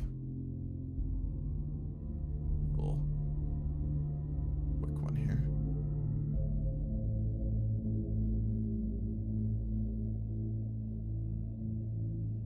I mean, ironically, I would say that probably Iberia and certainly Constantinople and Rome would be far safer than Britain right now, including Bohemia. So do keep that in mind.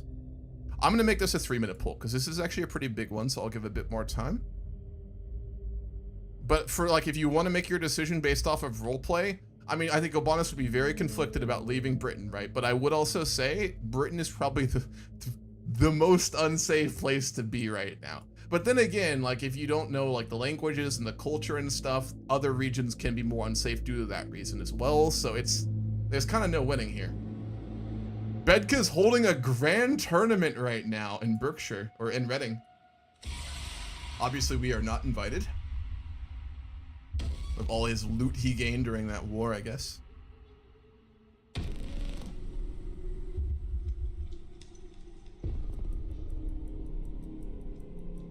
We could spaghetti. We could get probably a ship from like either Gorshlands or in Aberacum. If we asked Arttorius, he'd probably like let us use a ship or find someone in one of his like coastal regions. We wouldn't go out into like the open sea, but we'd travel along the coast, right, and then we'd make the crossing somewhere. And I'd make sure our journey would not go through Francia. There's a good chance no one there would recognize us, but you never know. Getting to Ireland, we'd have to make the crossing too. And the sea is dangerous, so there's definitely that.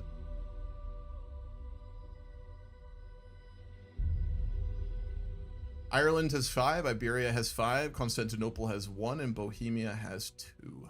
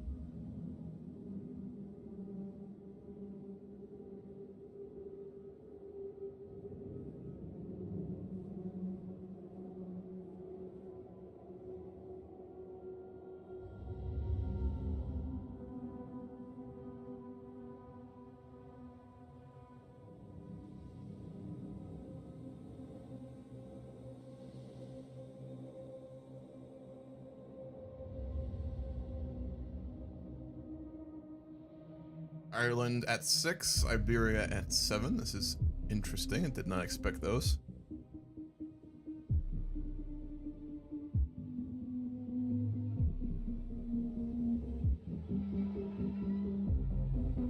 And Iberia will get it with 7.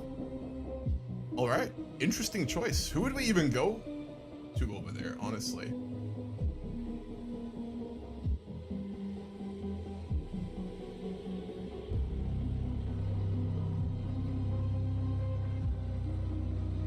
It would be really interesting to spend some time with the Basques, actually.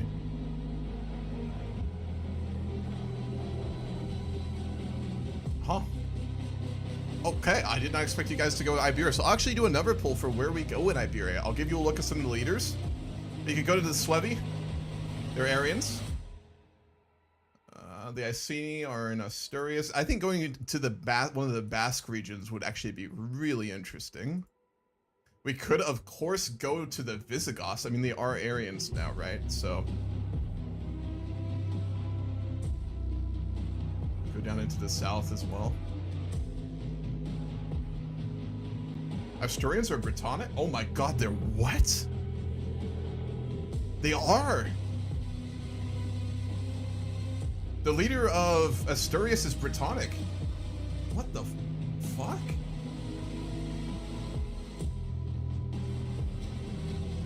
I mean, I think that automatically will be it. We'll say that like Arttorius basically has a distant cousin who's in Iberia and Arttorius. Oh god, but he's a dreadful traitor.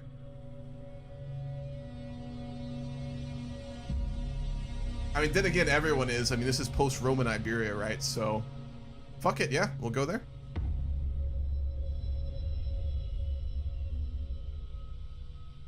This will be quite dangerous. So,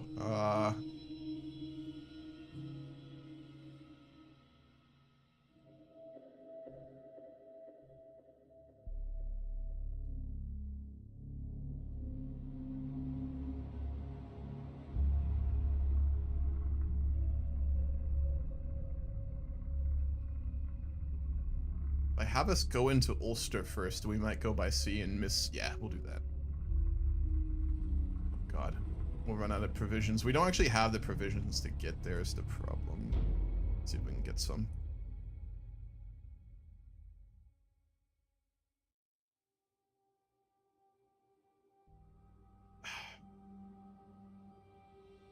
We actually succeeded. We still don't have enough, I don't think, though.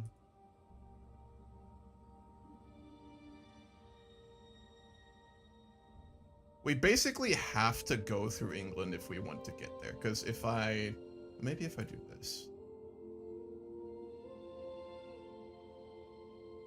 Oh, 30 will run out. We can't do that. I can't go.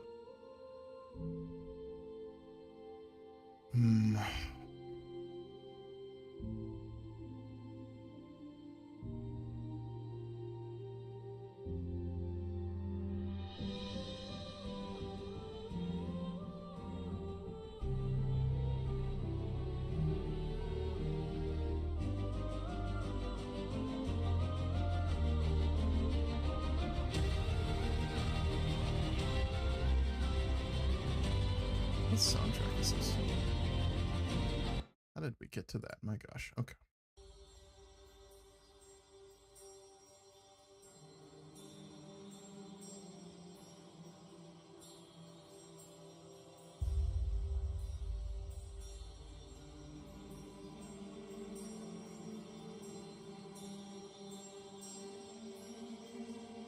I'm kind of tempted just to put Gabanus in charge so we actually can get things done. I'm so conflicted on this. Because, like, for roleplay, I don't want to, but mechanically, due to how CK3 operates, because it's so limiting, we almost have to if we don't want to be fucked.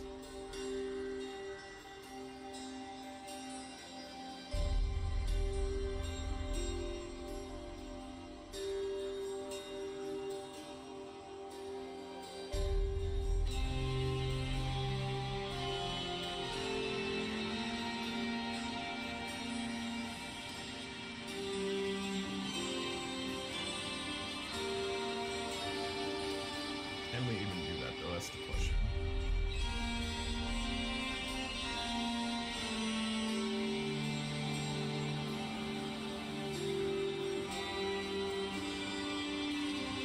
We might not be able to step down even if we wanted to. That is always a possibility.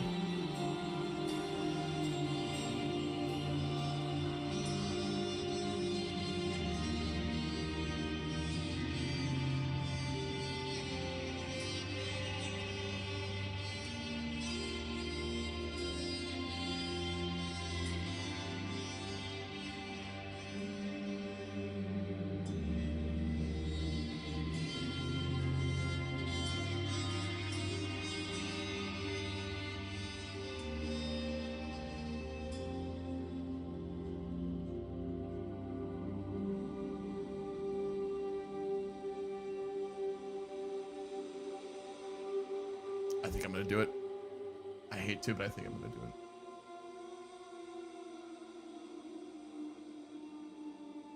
Before I make any big decision here. So I'm gonna make Gabanus an adventurer and I'll keep Arttorius in our court. The reason I'm gonna do this is so we can actually pass some of these things, because I mean Gabanus would be like trying to obviously get us resources and stuff like that, and we're just so limited by Arttorius' stats. I wish that there was a way around that with the adventuring mechanic. It's just, I understand deving these games is hard, but there's so often in CK3 and other Paradox games, there's just stuff that should so obviously be a feature. It's just, ugh. All right, we'll do this.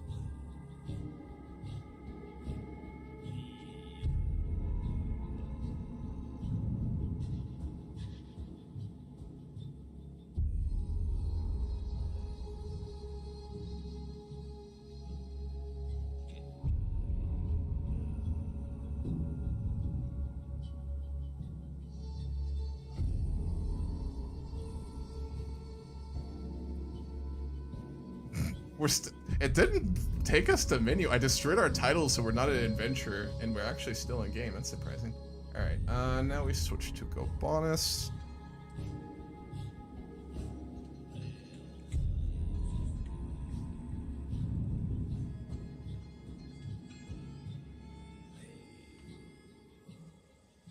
Hopefully this works and I don't break the game here. So I guess we will kind of roll. I'll try and roleplay from like primarily Arttorius' perspective when we can, but I mean Gabanus probably still is making most decisions, so that's okay, I guess.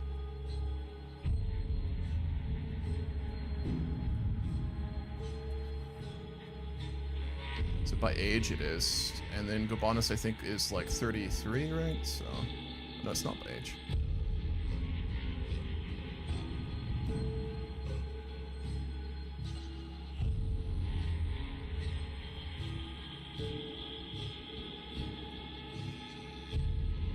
Oh dear God, there's so many.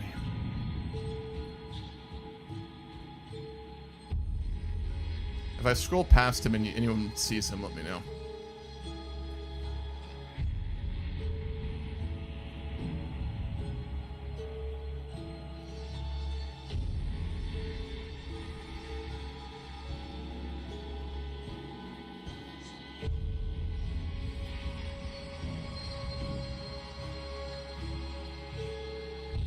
Is there really not an easier way? Oh, there we go. My gosh. Okay. And then...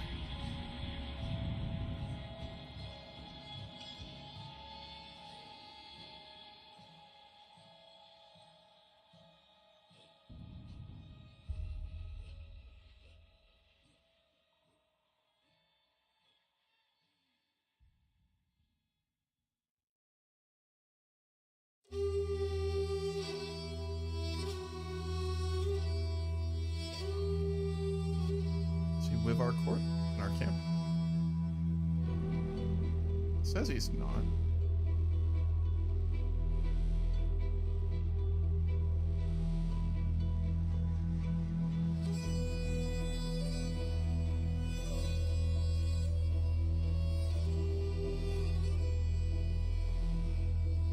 There we go. Alrighty.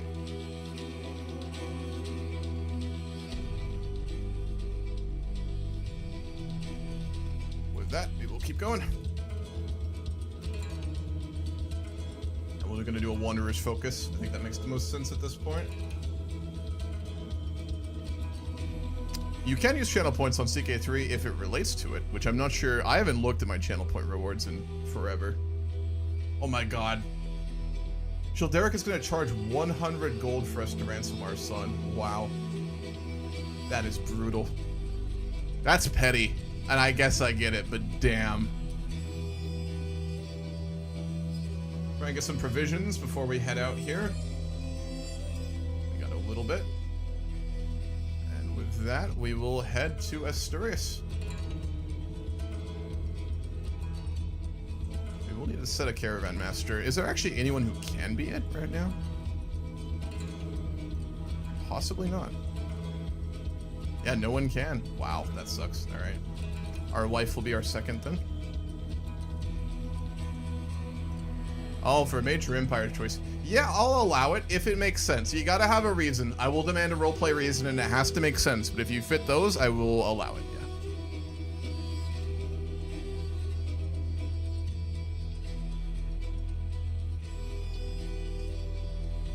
We'll visit Ibrakum before we leave as well.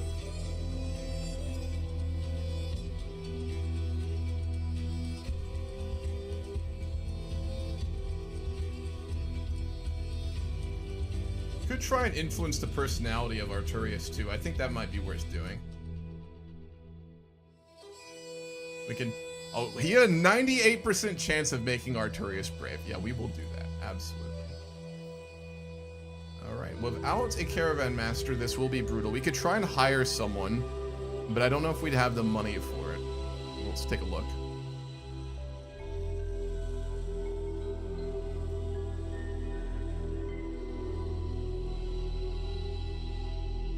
Way too much gold.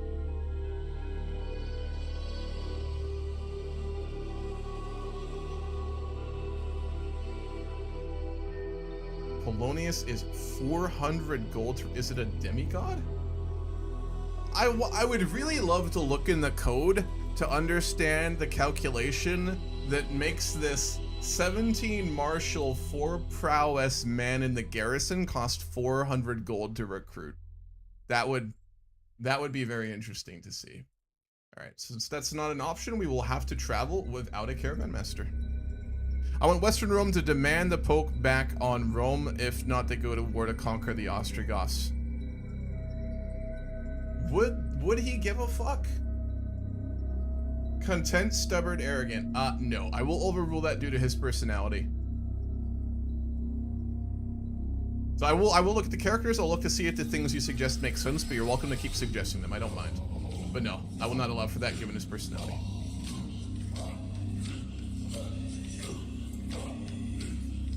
Alright, that sucks.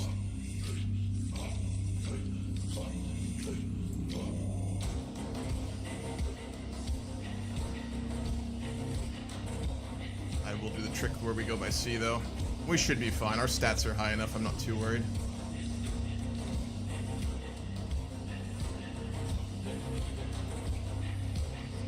All right. We will leave.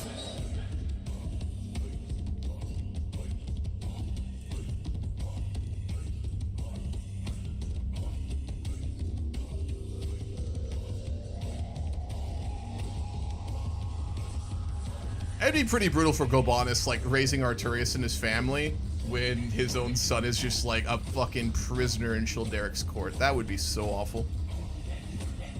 Why is such a legend lacking drip? Because Gobanus is a very, very famous general who fought off, like, the Saxons and the Franks. He's trying to keep Arthur safe, so he's trying to, like, look as, like, basic, commonary, and unrecognizable as possible. Now, I will say, when we get to Arttorius, I'm actually going to drip him out, because I don't think anyone there will really recognize us, so...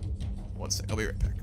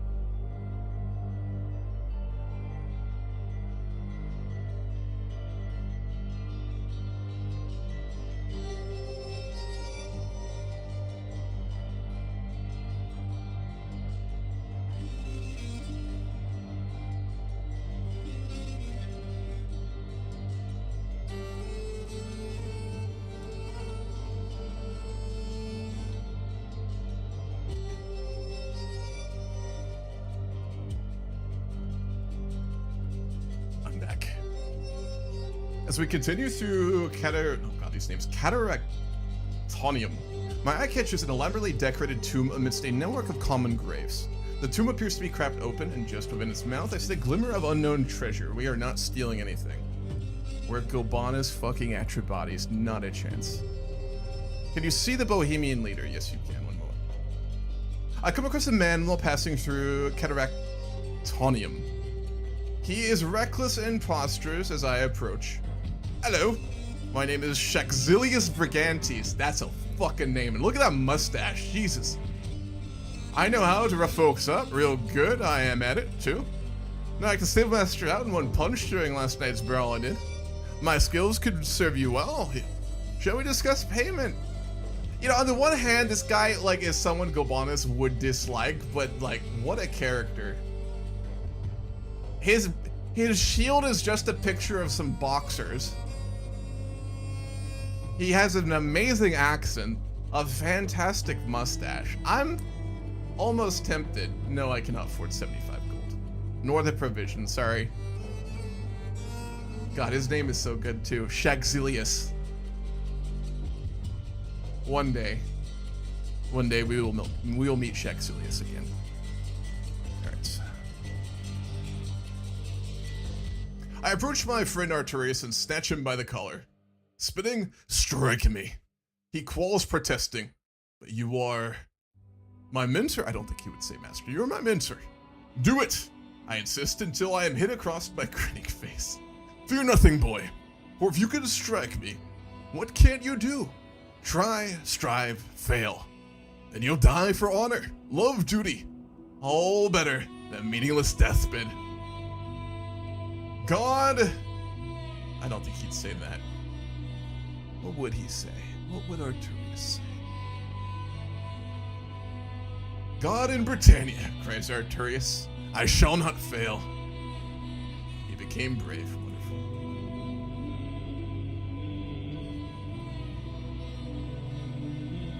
We need to get him a tutor, though. We really need to get him a tutor.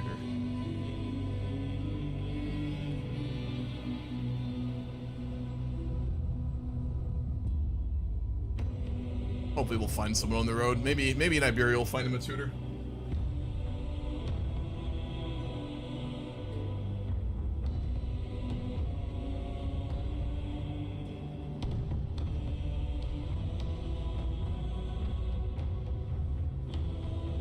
The path ahead stretches on and on, a lonely winding thread twining towards the distant horizon.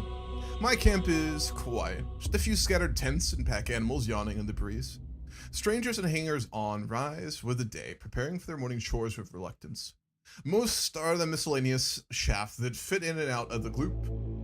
Few faces catch my eyes. Yeah, we get to recruit companions for this, don't we? Kunorix.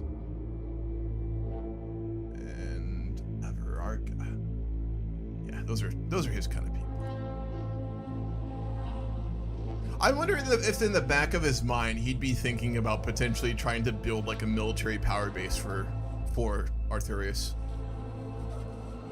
Something to think about. I'm not gonna give us like a camp purpose yet, by the way, folks, but in the back of your minds, I'd recommend y'all be thinking about that, because there will come a point here where we have to decide what we're gonna do with our camp, right? And I will not force that yet, but I would imagine, despite everything Kobanis, I mean, he's a military man, a general at heart, right? So I wonder if perhaps he's hoping that when we get to Iberia, he might start to find the beginnings of a future for himself, his family, and for, of course, Arttorius. And you wanted to see Bohemia's leader, yes you can. Kunings Shilperic the Weird. Lustful, zealous, and arrogant. This morning we asked for directions toward our next destination from one of the locals passing by the road in Fergeis? The local told us that the route we were about to take was not actually the fastest way through the area, and that there was a shortcut we could take. Oh boy. As we travel through the wild lands of Fergeis, I find myself with a distinct feeling of being watched. Hiding, though poorly, I see a frail, dirty boy watching our entourage. A member of our caravan informs me that the locals say these lands are haunted by someone they call Mirtach, who is said to have been raised far away from human society by a wolf. He's been following us.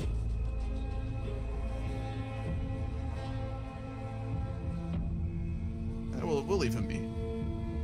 He's gonna stalk us for 2 fucking years. Wow. As we travel through the outskirts of Flemish, we suddenly see a jovial man in the distance, jumping, dancing, and singing to himself. He looks like quite the character. Would you like to hear some of me songs? Well, sit up the whoremonger of the chieftain of man. Whoa. He yells at us as soon as we get within shouting distance. Before we have time to answer, he starts singing a merry tune about the depravities of Chieftain Sinalt. No, I guess. We wouldn't beat the shit out of him, so I guess we have to listen. Not that we would care. Our road takes us through the treacherous part of Flemish. While I scan for any dangers ahead, a rustling bush grabs my attention. Could it be an animal? As I brace myself for impact, Arttorius jumps out of the bush instead, holding a plant. You scared me, Arttorius? Anyway, let me see what you have there. Some kind of fruit, I exclaim. Yes, it looks and smells so delicious. I wonder what it tastes like. Let's not let Arttorius eat it. So I guess we're gonna stop him, because that's not wise. No. It was fun. Can they make a hybrid culture with Burgundy? Burgundy doesn't exist. Burgundy does not exist, my man. At all. You're thinking EU4. EU4 is 1,000 years away.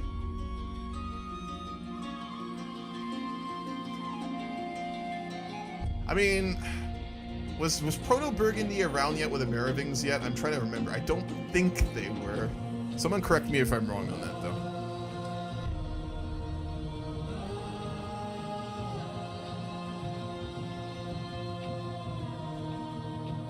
Alright, we have officially left the harbor of Ulster, and we are making our way to Iberia.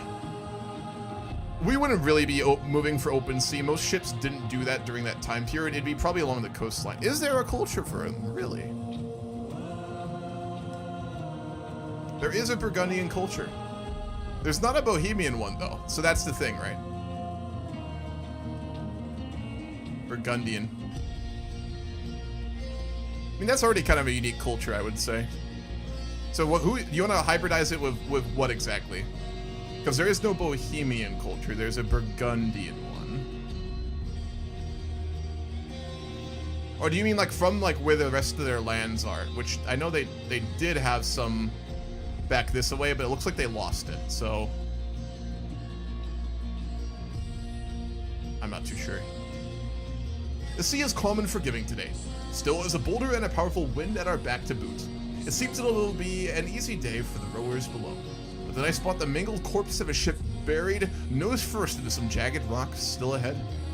There doesn't appear to be any survivors, and the rocks would be no trivial thing to navigate. But I feel compelled to go and investigate the mysterious wreck. Yeah, we'll take a look. We might as well. Nope, nothing. Just bodies and an old ship. So the Bohemians are Burgundians, but they are named Bohemia. Yes. Don't think about it too hard.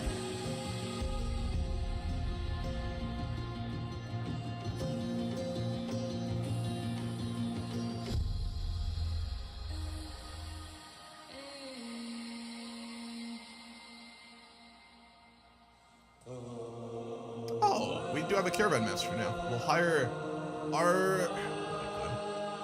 Arvarargas. We're gonna call her Arv for short. Arv is our new caravan master. She is a dauntless leader, hale, rising middle class, master commander, brave, just, and forgiving. Yeah, we would like her a lot. She is lovely.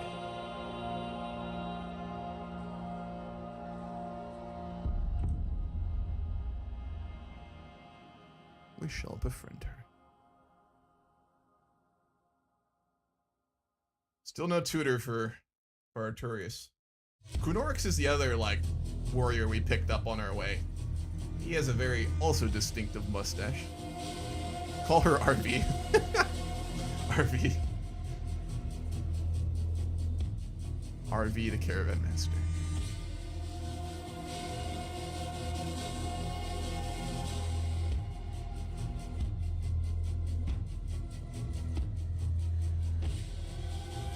I sit by my pavilion / boat, letting the sounds and smells of the boat wash over me.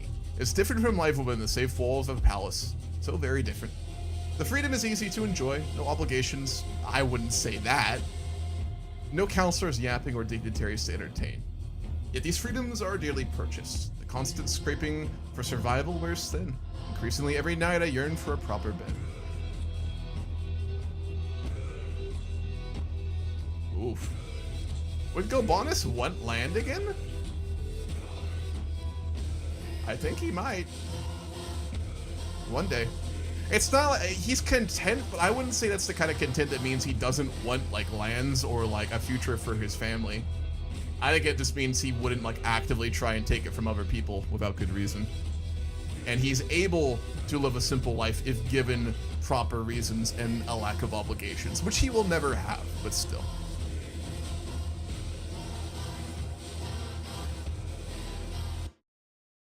So let me see if I can find some music more befitting here.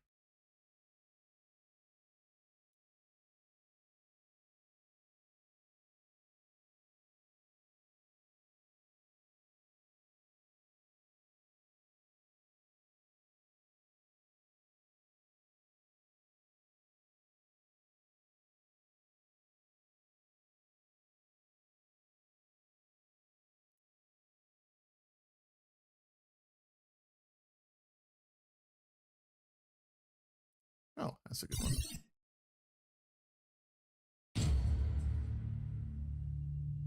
Fits the place we're going a little bit more.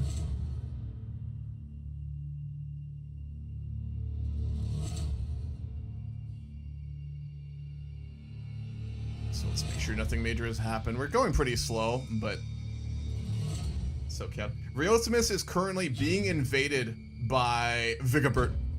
If y'all remember Vigibert from the Saxon Circle, his father was the one who sacked Londinium originally. He's invading with 3,000 men. Riothemus has only got 700. And his only ally is his daughter, who has 140 men. So Riothemus will probably lose this war. What is he trying to take? Oh, fuck me. Yeah, Vigibert's taking London back. After everything, after his father took it, after the Tournament of London, after Mark Wold taking London, after London being taken back by Riothemus, Vigibert is finally coming back to take London once and for all. That's about right. Hopefully Riothemus survives.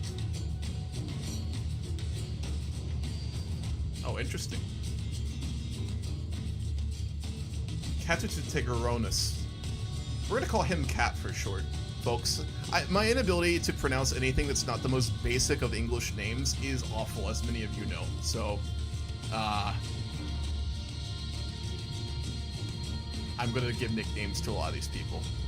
I think it'd be a little bit better than me just constantly butchering them. We have made it to Iberia now. So we would have been received by the chieftain. Again, we're gonna say that he's like a distant relative of Arthuis's. We wouldn't like him very much for many different reasons. I mean, he's a hard worker. He's probably a pretty good chief.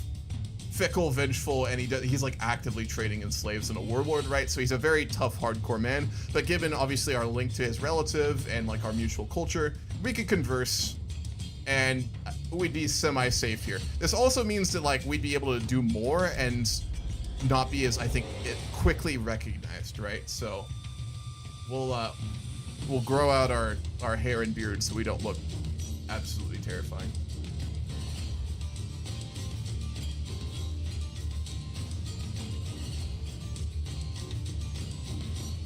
Nothing too fancy, but I guess we will have to do that.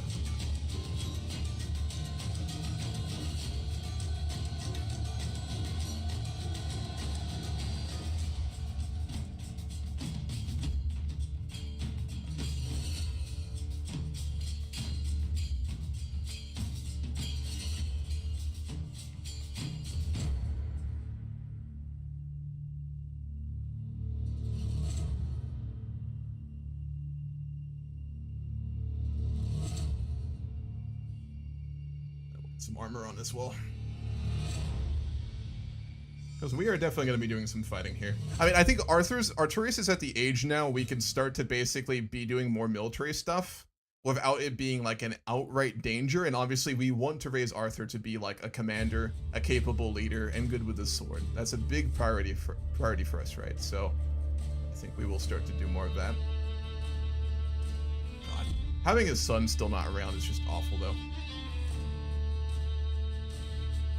Aurelianus is our ward. He's still in Cranium though.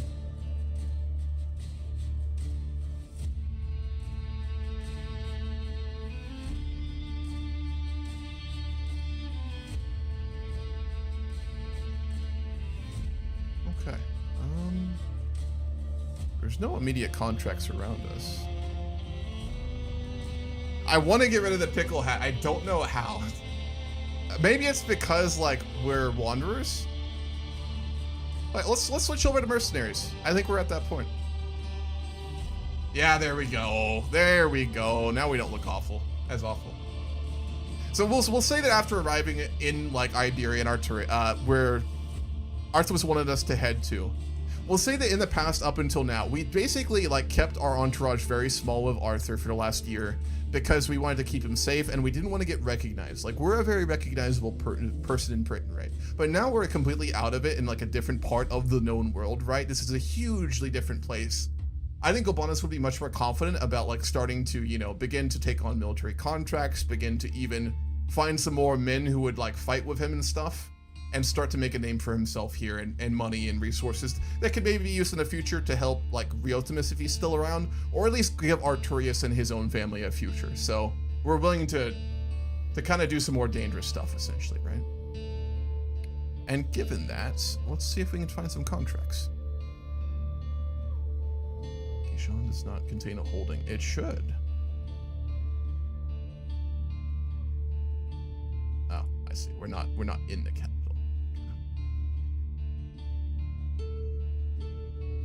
And we will need to learn the language here too. That's very key. We'll say that we'll have translators, and I mean, Gobanus is an actual genius, right? So his ability to learn the local language should be very fast. He only knows Latin. What do people here speak? Well, he ironically speaks Brythonic, but what do other people around here speak? Latin? Really?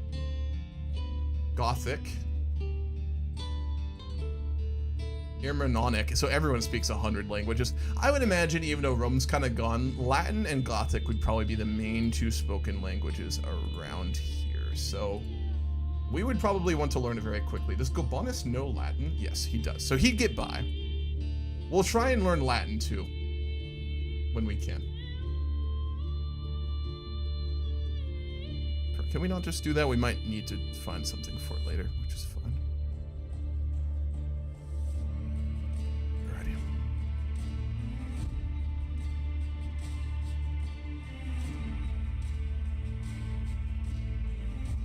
The local Asturian people regularly gamble in the tribal holding of Lucas Asterum. Okay, there's no holding around here. It's just literally a tribal village. So Arttorius' cousin is not a powerful or wealthy man. I mean, he has 900 soldiers that apparently he's gone raiding with, so he's not even really here at the moment, but... Justicar, intrigue, or diplomacy. We do Justicar contracts. And we're not desperate for supplies, so we'll be alright.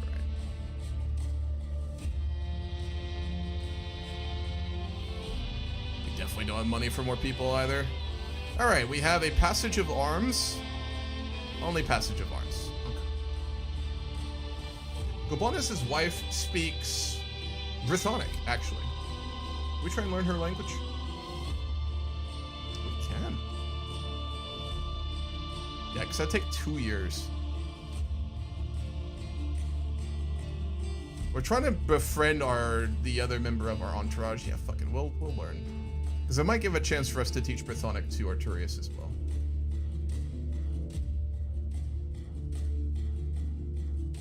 Let's see who these guys are. Got Count Flavius of Legio. He's very capable. We would like him a lot, actually. Yeah, we'll go do his passage of arms. Show force is necessary to keep bandits away. That's our cup of tea. It'd be a really good chance to kind of like take Arthur probably into battle. I mean, Arttorius is I think 8 now, right? I mean, to us, 8 sounds like the age that you would not be letting a child anywhere near the battlefield. In this era, that's the age you would actively potentially start actively not letting them fight, but definitely taking them with you. I mean, that's like middle to late childhood years in these times. So we will head on over. Asturias hybrid culture RP-wise, I take this as the Saxons invading. He fled to Arttorius in his teens, has been acquainted with local culture. Do you mean for Cat, the leader of Arttorius? That might make sense. When the Saxons invaded, he was like a local... Maybe you'd like one of the lands that like Mar invaded, and he fled to Arttorius with his men and is kind of like set up as like a warlord, right? Because it's so chaotic here too. That would make sense, I think. As you journey through the rolling hills of Arttorius, you stumble upon a lively gathering. The locals are celebrating La Espica, a traditional cider tapping event. The air is filled with laughter and music and the sweet, tangy scent of freshly tapped cider. Flavius, a cheerful Asturian farmer, sponsors your party and enthusiastically invites you to join it. Participating could earn you the favor of the locals, but there's a risk of overindulgence. Asturian cider or sidra is stronger than it tastes. Yeah, why not? Why not? I come across a man while passing through Villa Viciosa. Oh my god. Villa Viciosa? He is skeptical and rolls his eyes as I approach. God be with you. I am Zoilus, the resident healer and herbalist of Villa Viciosa. A local turns to me to treat what ails them, broken bones, rashes, and even delivering children from time to time. My passion for health and the humors fill me with wanderlust. I desire to explore. I may not be the best, but I am willing, he says. For but a few pieces of gold, I will join your camp, probably as a physician, which we do need. Yeah, we'll give him provisions and we'll let him join. If he's capable. Let's see if he is. Poor. I guess better than nothing, but we'll replace him as soon as we can. Gobana speaks Latin. Yeah, so she'd be able to translate with, like, the locals. I will say that either Gobanus has learned enough Brythonic he can speak with his wife, or his wife knows enough Latin they can speak. Obviously, they would have a shared language, so... I mean, I would say that given, like, his genius, I won't just, like, save it. But we'll say in roleplay that Gobanus does speak Brythonic. I think that just makes the most sense. I mean, being raised by Merlin, you know, and, like, given who he is, there's no way he doesn't know that language. Count Flavius narrows his eyes in consideration as he makes his way through the camp. Wonderful morning we have here. A perfect chance to show these ruffians the value of a true knight. You see, there's a bridge that goes right through Legio. All manners of miscreants, fools, and idiots hang about there. Someone should take care of that.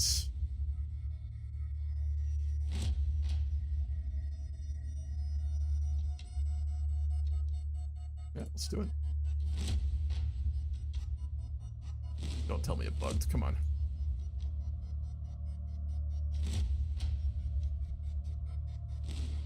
Oh, are we still traveling?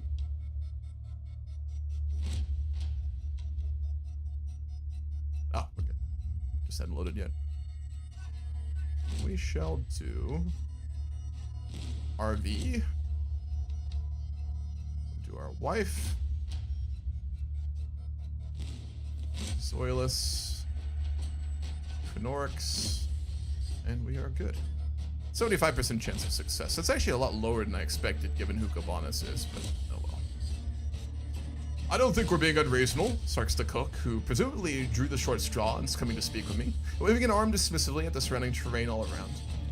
So many hillside pastures for miles around, yet we cannot seem to spare the time to stock up on some of the little luxuries to make our food bearable. I sigh, weary of the conversation already. I wonder which of us will break first. Our stockpiles are in the state that they're in, and this fool is out here arguing that whether the last of our supplies will hit the pallet just right. We should definitely get some supplies, so we will stop for hunting. Can we make it canon that because of the difference in opinion in each other, Gobanus' wife is like in this one-sided love for bro or a fangirl, meanwhile Gobanus hasn't noticed him? Do we not like her? We actually don't love her very much. No, we are in love with her. We just don't like her very much. I'm gonna go more Sebastian with this is the CK3 bullshit thing. I would imagine that maybe they aren't close as they used to be, but they're still in love. It's just, you know, the opinion system in CK3 is never perfect. So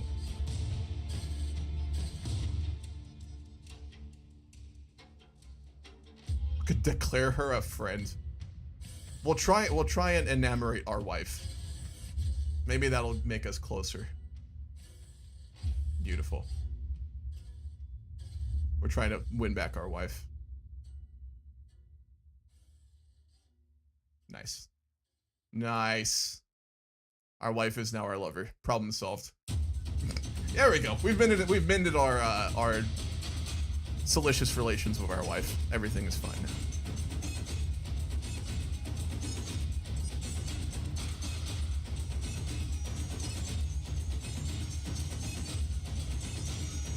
As you traverse the rugged mountains of Arttorius, your party stumbles upon a clearing. The water sparkles in the sunlight, a stark contrast to the surrounding rocky landscape. Your guide RV informs you that the locals believe the spring to be blessed by the goddess Diva. They say that drinking from it will bring good health and fortune. However, Zoilus warns that drinking from unknown water sources may bring illness. We'll be fine. We're Gobanus. Yes, and we have been blessed by the goddess.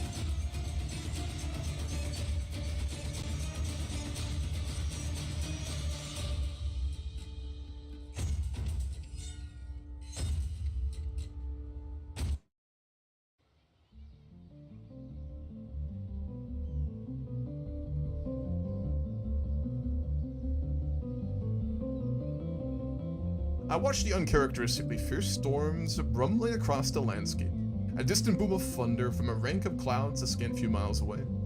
A troublesome deluge. Do the rains indicate some divine problem I failed to ordain, or are they simply the random movements of the wind?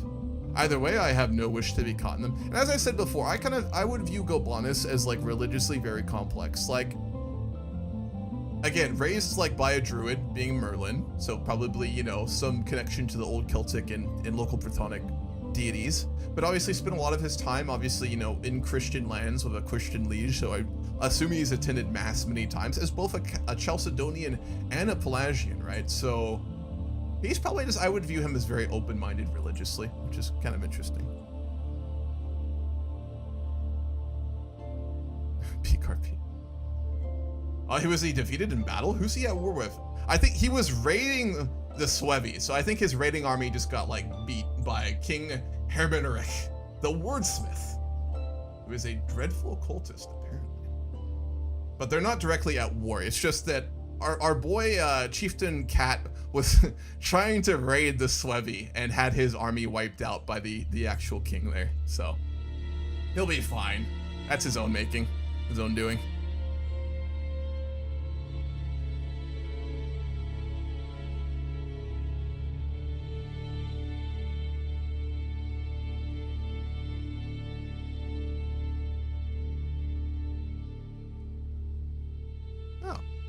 Make Zoilus our tutor for now, for Arttorius. He's not great, but he's alright. If we actually get paid for one of these contracts, I will hire a tutor. Again, we need that 100 gold to get our son back. How is our son doing? Gobanus' son, I should say. Yeah, he's not doing real well. Fuck.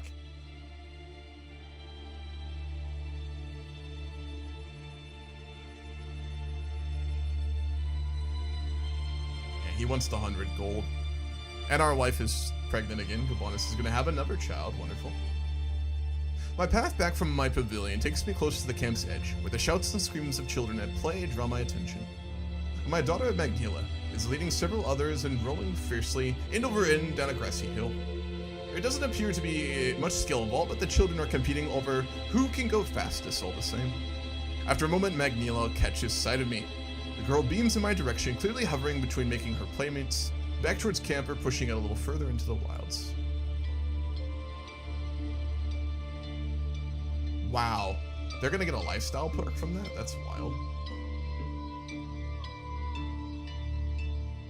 We'll let them go explore. It's fine. Let's make her also our warden. Because she's like our only, Gobanus' only child he has, because his son is still a prisoner of Childeric, so,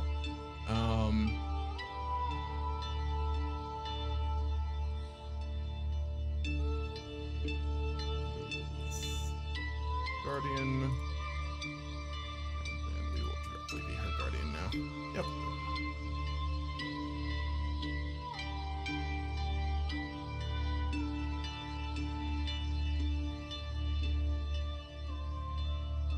Things are not really too bad. I mean, like, in the larger scale of things given our past, it's still off. Oh, God. I literally just started to say that. That's so funny. Vigibert has taken London and Colchester. Riothamus only has Castrosturis left, which I guess he's now directly ruling instead of Frontina, but Riothamus' last little holding is Castrosturis. London and all his old lands are now under Vigibert as well. So the Saxons have taken almost now all of southern England. We are looking to go kind of fairly historical, just obviously with the Franks now. So London and all his territories are under Vigibert, which is a Saxon. Frisia is under, obviously the Frisi, under Mar, and then Francia under with Bedka, and then the local Atrebates as well, who is a fucking traitor. That's sad. I did just say things are looking pretty good, but that's if we don't think about the past and, like, if we don't listen to any news coming to us from Britain. I mean, there wouldn't be that much. There's probably still trading routes, right? And I'm sure, like, we'd hear something now and then, but we wouldn't know much. Which is probably for the best, I guess, in many ways. It's been pouring outside since I awoke this morning. It is on days like this where all I want to do is grab a good book, curl up in bed, and drowsily dream the day away with my head in a fantastical tale. I walk over to my personal collection of books. What? He would probably have books with him, though, if we're honest. And decide which one to lose myself in. We'll read an old philosophical treatise. The type of thing Nat and Leon loved to read back in the day. We'll get nostalgic.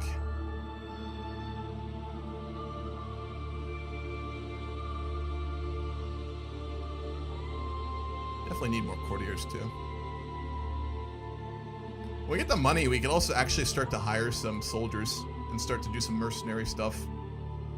Are there a lot of wars going on? I mean, there's definitely raiding, but we're not the type to raid, of course. There's not really many wars going on in Iberia, ironically. Maybe in the south. I noticed Magnelia in the family's... What? No. I noticed Magnelia in the local chapel, flipping through the pages of a heavy book. Intrigued, I moved closer and joined her on a pew, recognizing the tome as a Martyrologium, a lavishly illustrated compendium of the lives of the saints. Which I'm sure would be kind of complicated, because, like, we're not a full Christian, but we're not a Christian, so... Gonna be an interesting situation. Page after page of men and women being killed for their kindness and their faith. Whispers Magnelia close to tears. That's sad.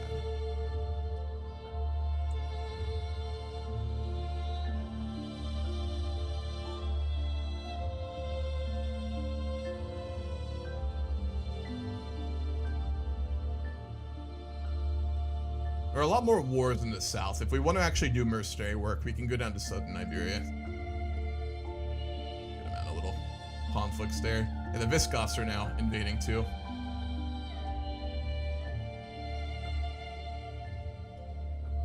Cootings Uruk the Wolf of the Visigoths. Bit of a badass. My headcanon, his books are just those that were given to him by Nat and Leon and Merlin. When he heard word of what was happening back home, he seeks to be close to his mentor and friend. That, we will go with that. That actually is sad, but makes sense. Well, yeah, I would think he would have a couple of books he has. Merlin probably gave him maybe something on, like, you know, plant, like, druidic medicines or something. Nat and Leon gave him, like, an old Latin classic or something like that or two that he still has. And I think we probably would hear at this point that London has fallen. I mean, that'd be a pretty big deal again. London's fallen a few times, but even news like that would have reached us by this point. So we'd know, we don't know if Realtimus is alive, but we know that London has fallen, which we would have expected. Frankly, we probably would have expected it to happen quicker, so.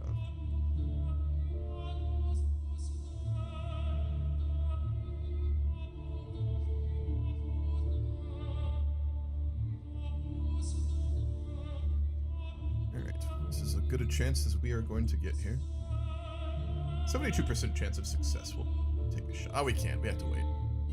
I don't love this part of mercenary contracts. I understand that you can game the system by just spamming them, right? But waiting for advantages is such a weird thing. Oh, fuck. The child was not meant to be. My wife, Istral, assures me it is the way of life, but her hand lingers on her belly. So our wife lost her child. That's sad. Continue to have only 2 children, of which only one is with us. I mean, I think at this point, Galbanus would probably start to kind of view Arttorius as his son in a way, but that's a bit different.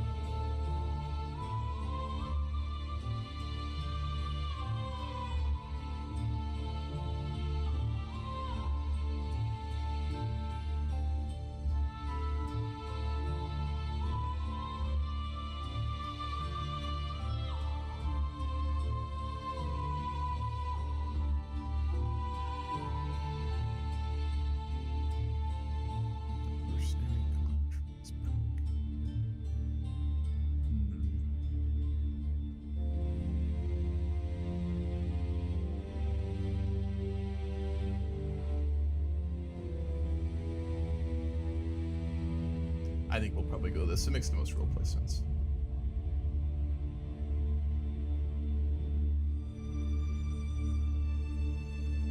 Ooh, hunting criminals. Definitely very soon we will do that. Hopefully we can get this contract done. Uh-oh. Is that a crash? Come on. Come on. I believe. Fuck, that's a crash. Alrighty. Let's see how long it will take to relaunch. First crash in a while, though. That's good. I think it might be been related to me clicking on that contract, actually. Possibly. So we'll see. If it is quick as it was earlier, it should be on my RAM, too. I'm hoping I can relaunch pretty quickly here. I'm actually fine to keep streaming for a little while. I'm going to keep going until I'm kind of mentally dead, so I don't mind. Hopefully this doesn't take too long. We'll take a little break while the game is relaunching, and we'll keep going.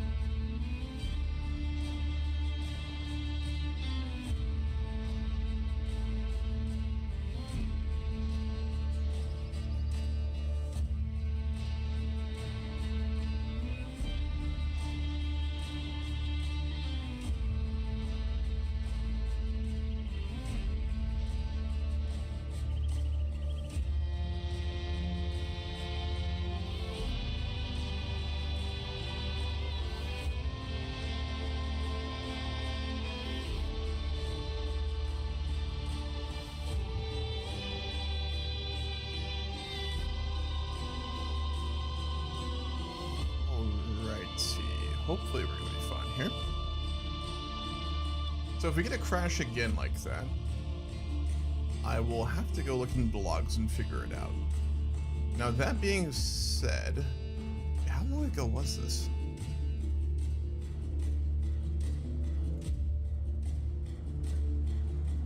Oh, we went back a ways. Did we really not have an autosave? Oh, that's annoying. This is, I think, right after we got to Arttorius. Yeah, it is. I don't want to load another game too, because if I do that, it will probably not load. So that is really annoying. What's up, Faye? How you doing? I will actually go on speed free for a little here, folks, just to catch back up to where we were, because that always really annoys me when you lose an autosave like that. That's annoying. So I will do that. Run some local contracts. Just the car contracts.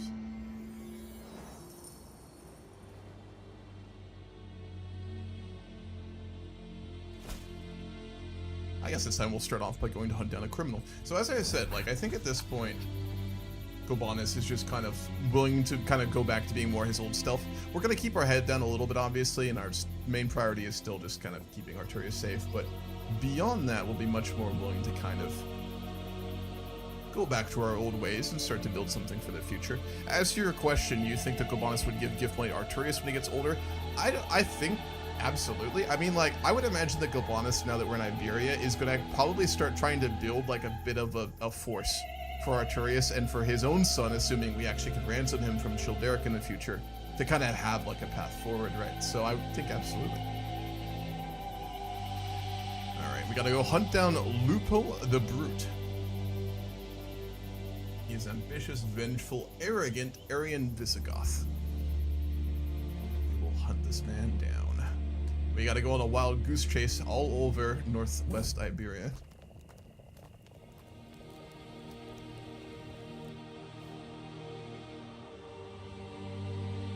Yeah, we did get better contracts, which is nice.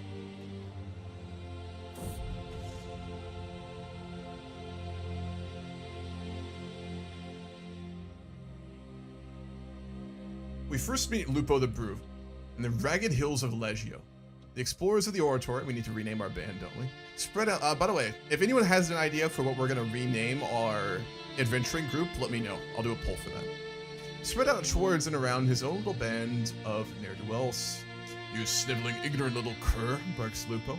Out here to do Mayor Crispina's will, are we? Come then, hound, face me and prove yourself nothing more than a helpless yapdog. He has no idea who we used to be. God damn. Buddy. Buddy! We can duel him. It's risky, but we would absolutely duel him, so let's do it. For a few brief moments, Lupo and I pace in lazy half circles, each watching for an opening. I heft my sword, ready to defend myself while he clutches his mace firmly in hand. So we'll say that, like, again, we got given like maybe a dozen soldiers, we've got a couple of our own men. Arttorius is with us, and we met him in like his bandits, and basically we're gonna do single combat to decide this. So only one of us is walking away here today. This is risky, but Gobanis is not the type to shy away from this. And I will make the most meta choices.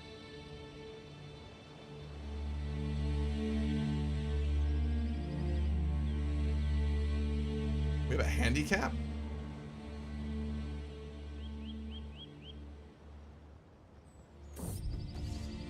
My sword flows around Lupo like water.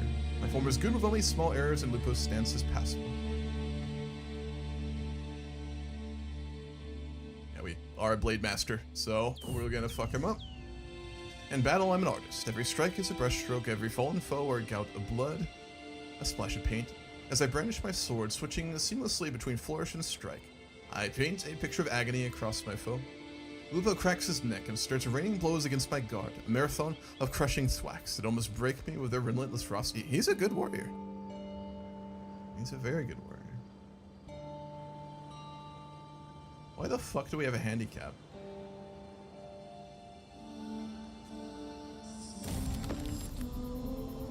I toss Lupo the Brute's severed head to Mayor Crispina's agent, The red-purple meat landing wetly beside him. You killed him in single combat. My, how fierce, remarks the mayor's servant, generally handing over our payment at the same time. The words of little consequence, but the delicious weight of the fat person's cargo of silver help make our little hunt thoroughly worthwhile. 32 gold's not bad. Not bad at all. Still not enough to ransom our son, though. But it is enough to look for a good tutor for Arttorius, so let's do that. We definitely use it. The Last of Londinium, that's a good name. The Last of Logres. Any other nicknames? I will do the poll right now, folks. So if you would like to recommend a name for our adventuring band, now that we are landless, I will do a poll right now. So we've currently got...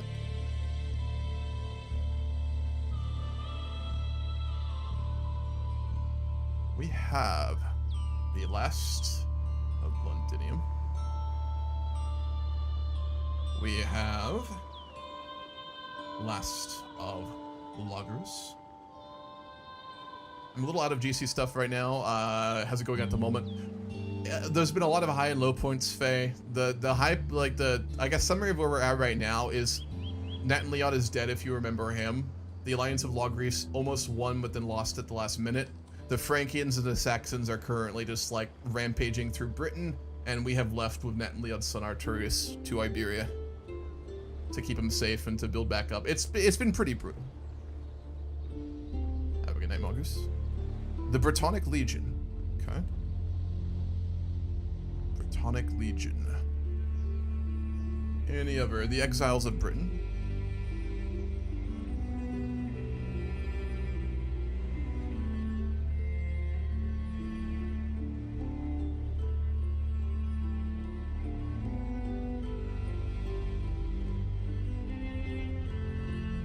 Do that. I'll do a long poll for this one. We'll do a 5-minute long poll. I'm just gonna keep playing, but you guys are welcome to vote on this.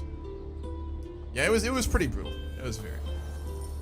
None of my camp are intimately familiar with the terrain in Rivi and Gulum, and such lands are not to be trifled with.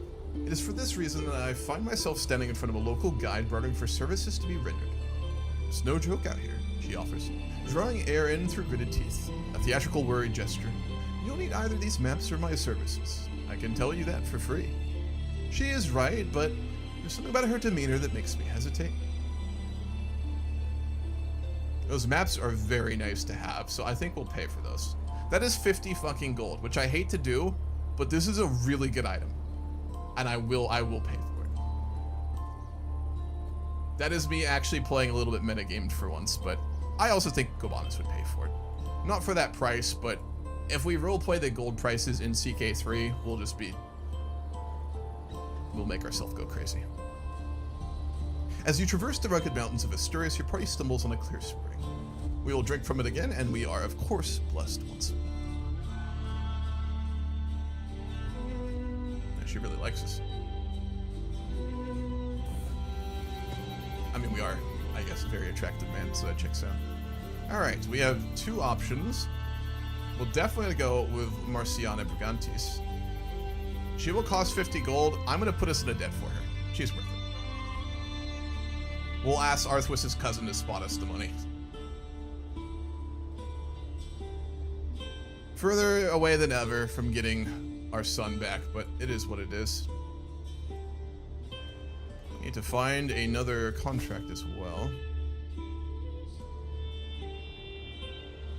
This is a prowess scheme. We do very well, but I would like for some like quicker contracts optimally, if possible, so we can make that gold bounce back. We lost all of our lands in Britain, and the Saxons are ravaging the entire land, so we're kind of exiles, Tim. I say kind of. We are exiles. We are absolutely exiles. Alright, I guess we will go do this then.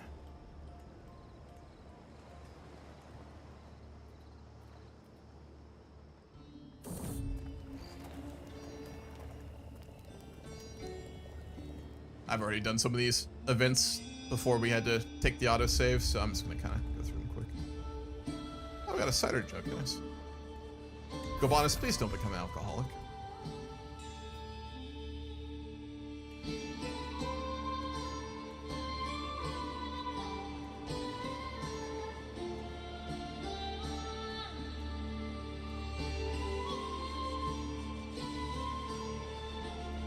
hunting down bandits with a small group of the Count's men. Probably be here for a few months at the very least. These Asturian bandits are wily fuckers. Should be a very good physician, but that would cost money, I believe, right? No, I guess not.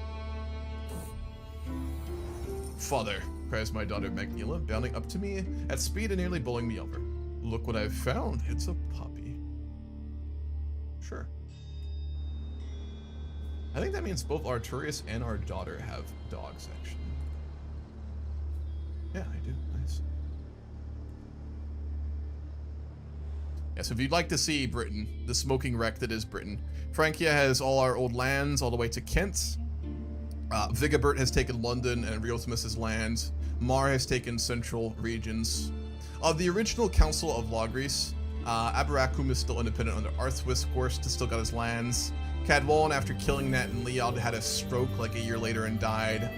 Argyll is still independent. Tubal died and his grandson is in charge now. And Riothemus, after losing London, yet again is hiding out in the last of his lands in Castrosturis. RV and Knorix got married. After everything Gobanus has gone through, becoming an alcoholic would be natural.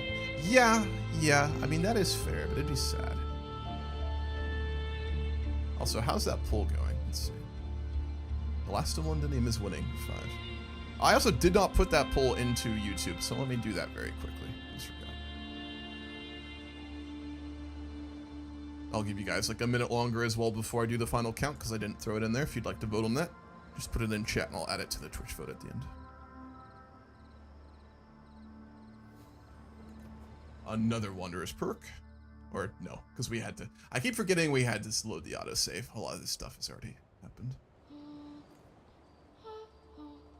We will become an expert, I think, in Highland terrain.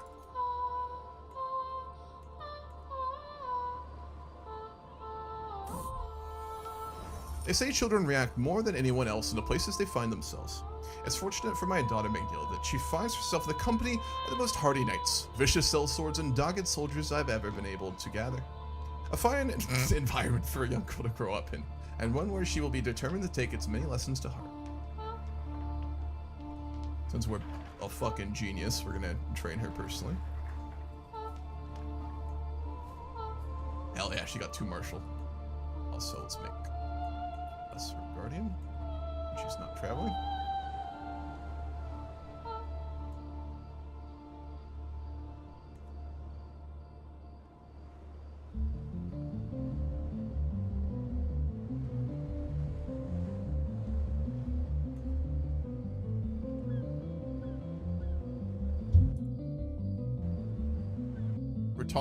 We had another crash. Uh-oh. Well, we're gonna have to end there for the day because it looks like I'm gonna actually have to go into the logs and figure out what is causing this crash. I've been streaming for 5 hours, so it's not a bad time either. Oh boy. I wonder if there's an event trying to fire that's bugged. I should be able to find this a lot easier. I know a lot more about code than I used to, so add that to my to-do list. Figure out crash.